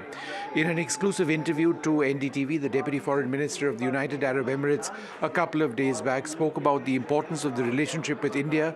He spoke about an understanding in the United Arab Emirates of the importance of India continuing and maintaining our oil supplies, which are absolutely critical. At the same time, they assured us, they said that all of the millions of Indians who live in the United Arab Emirates, who call the UAE their home, will be protected in a situation when there is war. So this is an important relationship. It's a strategic relationship, but the present timing is absolutely critical. We will need to wait and see whether there is a significant announcement of some sort of a deal which ensures India's energy security at the end of this visit. I should also tell you that there was a very nice escort of F-16 aircraft on the side of the Prime Minister's IAF-1 aircraft as it entered UAE airspace. It's sort of it's symbolic, but obviously something that gives you an idea of how the United Arab Emirates looks upon this visit. Right, and he is going to be there just for a couple of hours, Vishnu, is what we know. What kind of assurances would India be seeking at a time like this, Vishnu? Prime Minister Modi has left New Delhi on a day when the fuel price hike has been announced. What kind of conversations will the two leaders be having in terms and keeping in mind, in fact, the conflict that is happening in West Asia? I think it's a difficult and a very complicated conversation, and one where India balances our relationship with Iran with our relationship with the United Arab Emirates. On the one hand, you've got the UAE, you've got the Iranian Foreign Minister, Mr. Arakchi, over here in Delhi. On the other hand, you've got the Prime Minister in the United Arab Emirates. It comes at a time when the United Arab Emirates, according to Iran, is reported to have struck targets in Iran in the course of this war. The relations between the UAE and Iran extremely frosty right now, Iran having accused the United Arab Emirates of harboring Americans on their bases and therefore being an aggressor in this particular war. So India, on the one hand, wants the situation with Iran to improve. We want the blockade of the Strait of Hormuz to go away. But at the same time, we want to ensure that our energy security through the United Arab Emirates is maintained. One of the long-term projects which India could be looking at is perhaps something from Fujairah, the port of Fujairah, which bypasses the Hormuz Strait directly onto India by way of undersea pipelines. But that is a multi-billion-dollar project which is likely to take several years. But there would be various measures, various options which would be looked at. And I think the United Arab Emirates is firmly on board with India in trying to meet our energy requirements. Stay with me, Vishnu. I believe Abhishek Sengupta is joining us live as well. Abhishek, take us through the itinerary. What are the key takeaways from this meeting that is going to happen between the two leaders? They share a very warm relationship. They last met in January this year. But there are going to be difficult conversations around the West Asia war as well that will feature as a core part of that conversation today. Yeah, you're absolutely right. For the world, it may seem like just a pit stop, but of course, for India's perspective, it is more than a pit stop. The reason Prime Minister Modi is actually kick-starting his 5-country trip with the UAE is because it is not only very strategic at this point in time because of the situation, the energy needs and infrastructure, that is definitely going to feature. It's going to be a very brief meeting. He's actually going to travel, in fact, head out of the UAE for Amsterdam the same day later today. But those couple of hours that he's going to spend with His Highness Mohammed bin Zayed Al Nahyan, the President of UAE, is going to be very, very important. And of course, at the top of that agenda will be energy discussions. Currently, of course, India is struggling to meet its daily energy requirements. And I was just listening to Vishnu, he's right. ADNOC board just met a while ago, and you know, that discussion is also going to feature heavily. The new pipeline that goes through Fujairah, which doesn't necessarily need the opening or the complete opening of the Strait of Hormuz.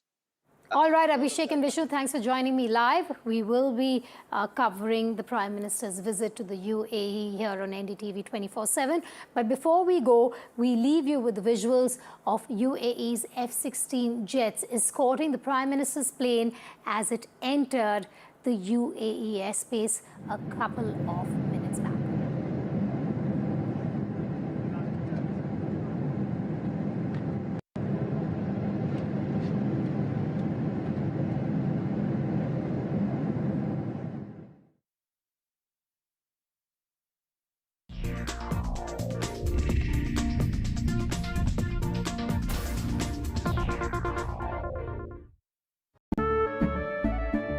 केसरिया से मन जोगी हुआ रे दिल झूमे देखो मतवारा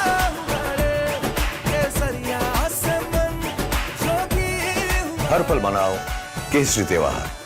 विमल, बोलो जुबान केसरी। थोड़े में ज्यादा स्वाद, यही तो है इसकी खास बात। वाओ मामा, क्या स्वाद है। अरे मेरे राजा, सबका राजा आरती और मसाला।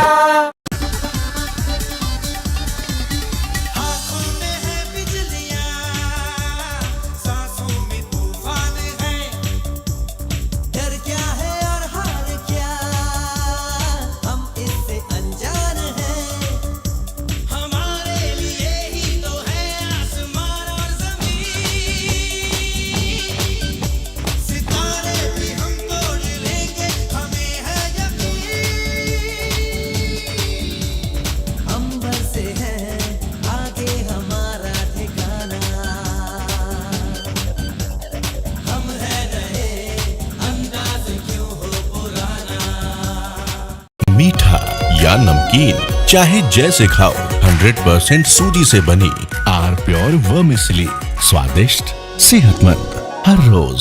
एनटीए ने नीट यूजी का नई परीक्षा की तिथि घोषणा किया है।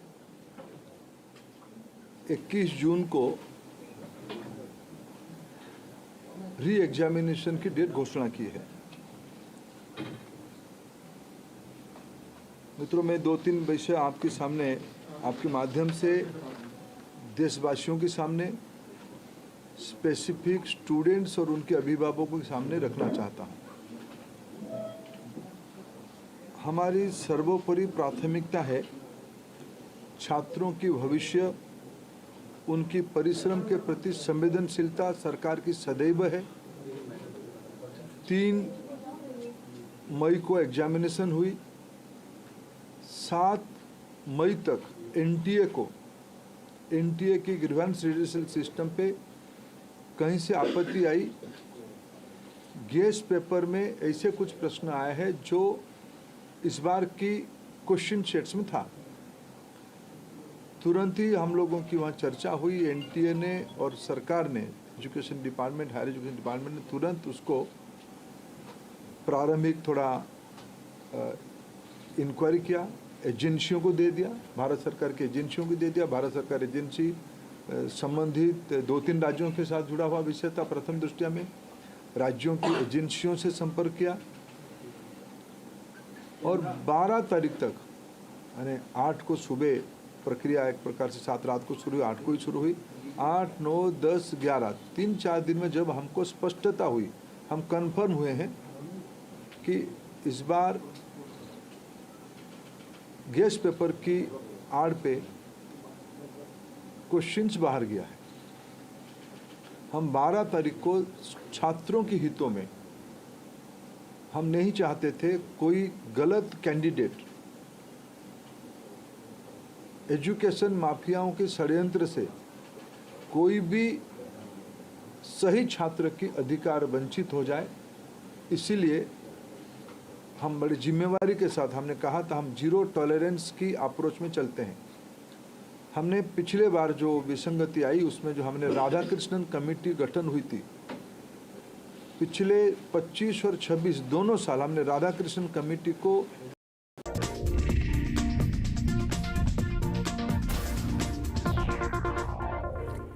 Welcome back. This is Breaking Ground at 1 p.m. I'm Vedika Sood. A quick check on the headlines at this hour, at a time when the Prime Minister has just landed in the UAE. But fuel prices have been hiked in metros. Petrol cost surge hits daily commuters. Daily travel expenses also set to rise. We get you the voices of the Aam Aadmi.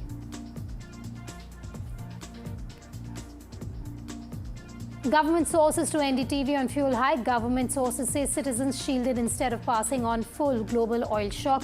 Petrol under recovery at 26 rupees per litre. Diesel under recovery at nearly 82 rupees per litre. Opposition slams centre over fuel price hike. Asks why price rise only after polls are over. BJP hits out at opposition, says world saw hike of 20 to 100%. India contained massive hike. It's the government's first response on NEET exam leak. Minister Pradhan says will fix existing loopholes in NTA. Exam to be fully computerized from next year. NEET examination to be held on the 21st of June. Prime Minister Modi reaches the UAE, meets with the President. UAE F-16 jets escort the Prime Minister's plane. UAE is the first stop of his 5-nation tour. Iran and Taiwan dominate the agenda in the final round of high-stakes talks in Beijing between Donald Trump and Xi Jinping. The US president wraps up his state visit a day after Beijing's sharp warning on Taiwan. Presented by Canara Bank. Together we can.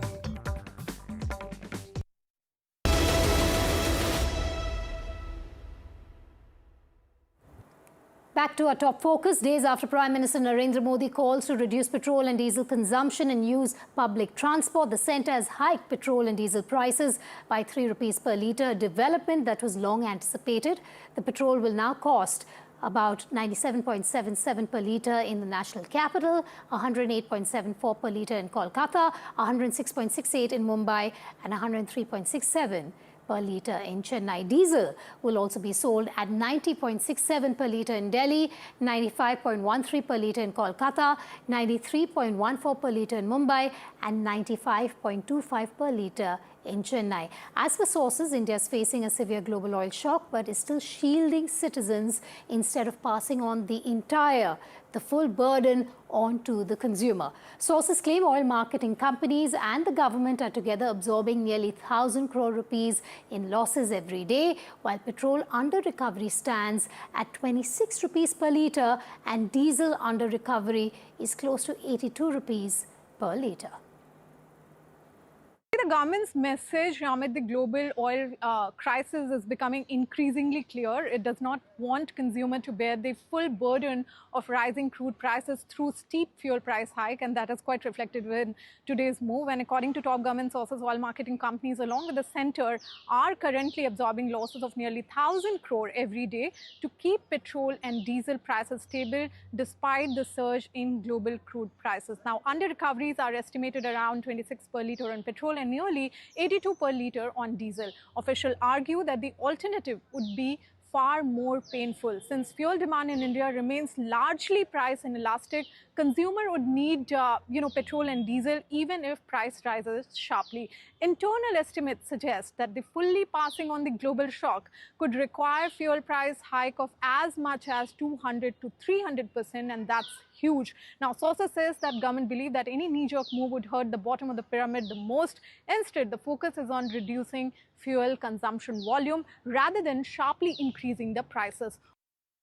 Delhi residents have woken up to the price rise of fuel today. We are showing you the visuals from Pragati Maidan petrol station, which is considered to be one of the busiest petrol stations in Delhi. We are showing you the visuals of the current petrol prices in the capital that have gone up by rupees 3.14 per litre and are now selling at rupees 97.77 per litre. Diesel has become costlier by rupees 3.11 per litre, taking the price to rupees 90.67 per litre. Now, after remaining unchanged for nearly 4 years, this price rise can be seen today that has sparked concern among daily commuters, cab drivers and daily workers who are saying rising fuel costs will directly affect their monthly expenses. नहीं, अभी तो मैं जब आया तो अभी मैंने देखा कि शायद कुछ हो रहा है, फिर देखा कि अच्छा ये प्राइस बढ़ गया है, तो रात तक तो पता नहीं था, अभी पता लग रहा है कि अच्छा ये प्रभाव पड़ेगा इस पे। हमें आने जाने के लिए भी बहुत दिक्कत हो जाएगा जो ड्यूटी कर रहे हैं। Fuel price in Chennai is up by 3 rupees just like any other part of the country, and in Chennai the petrol price is now 103.67 a litre.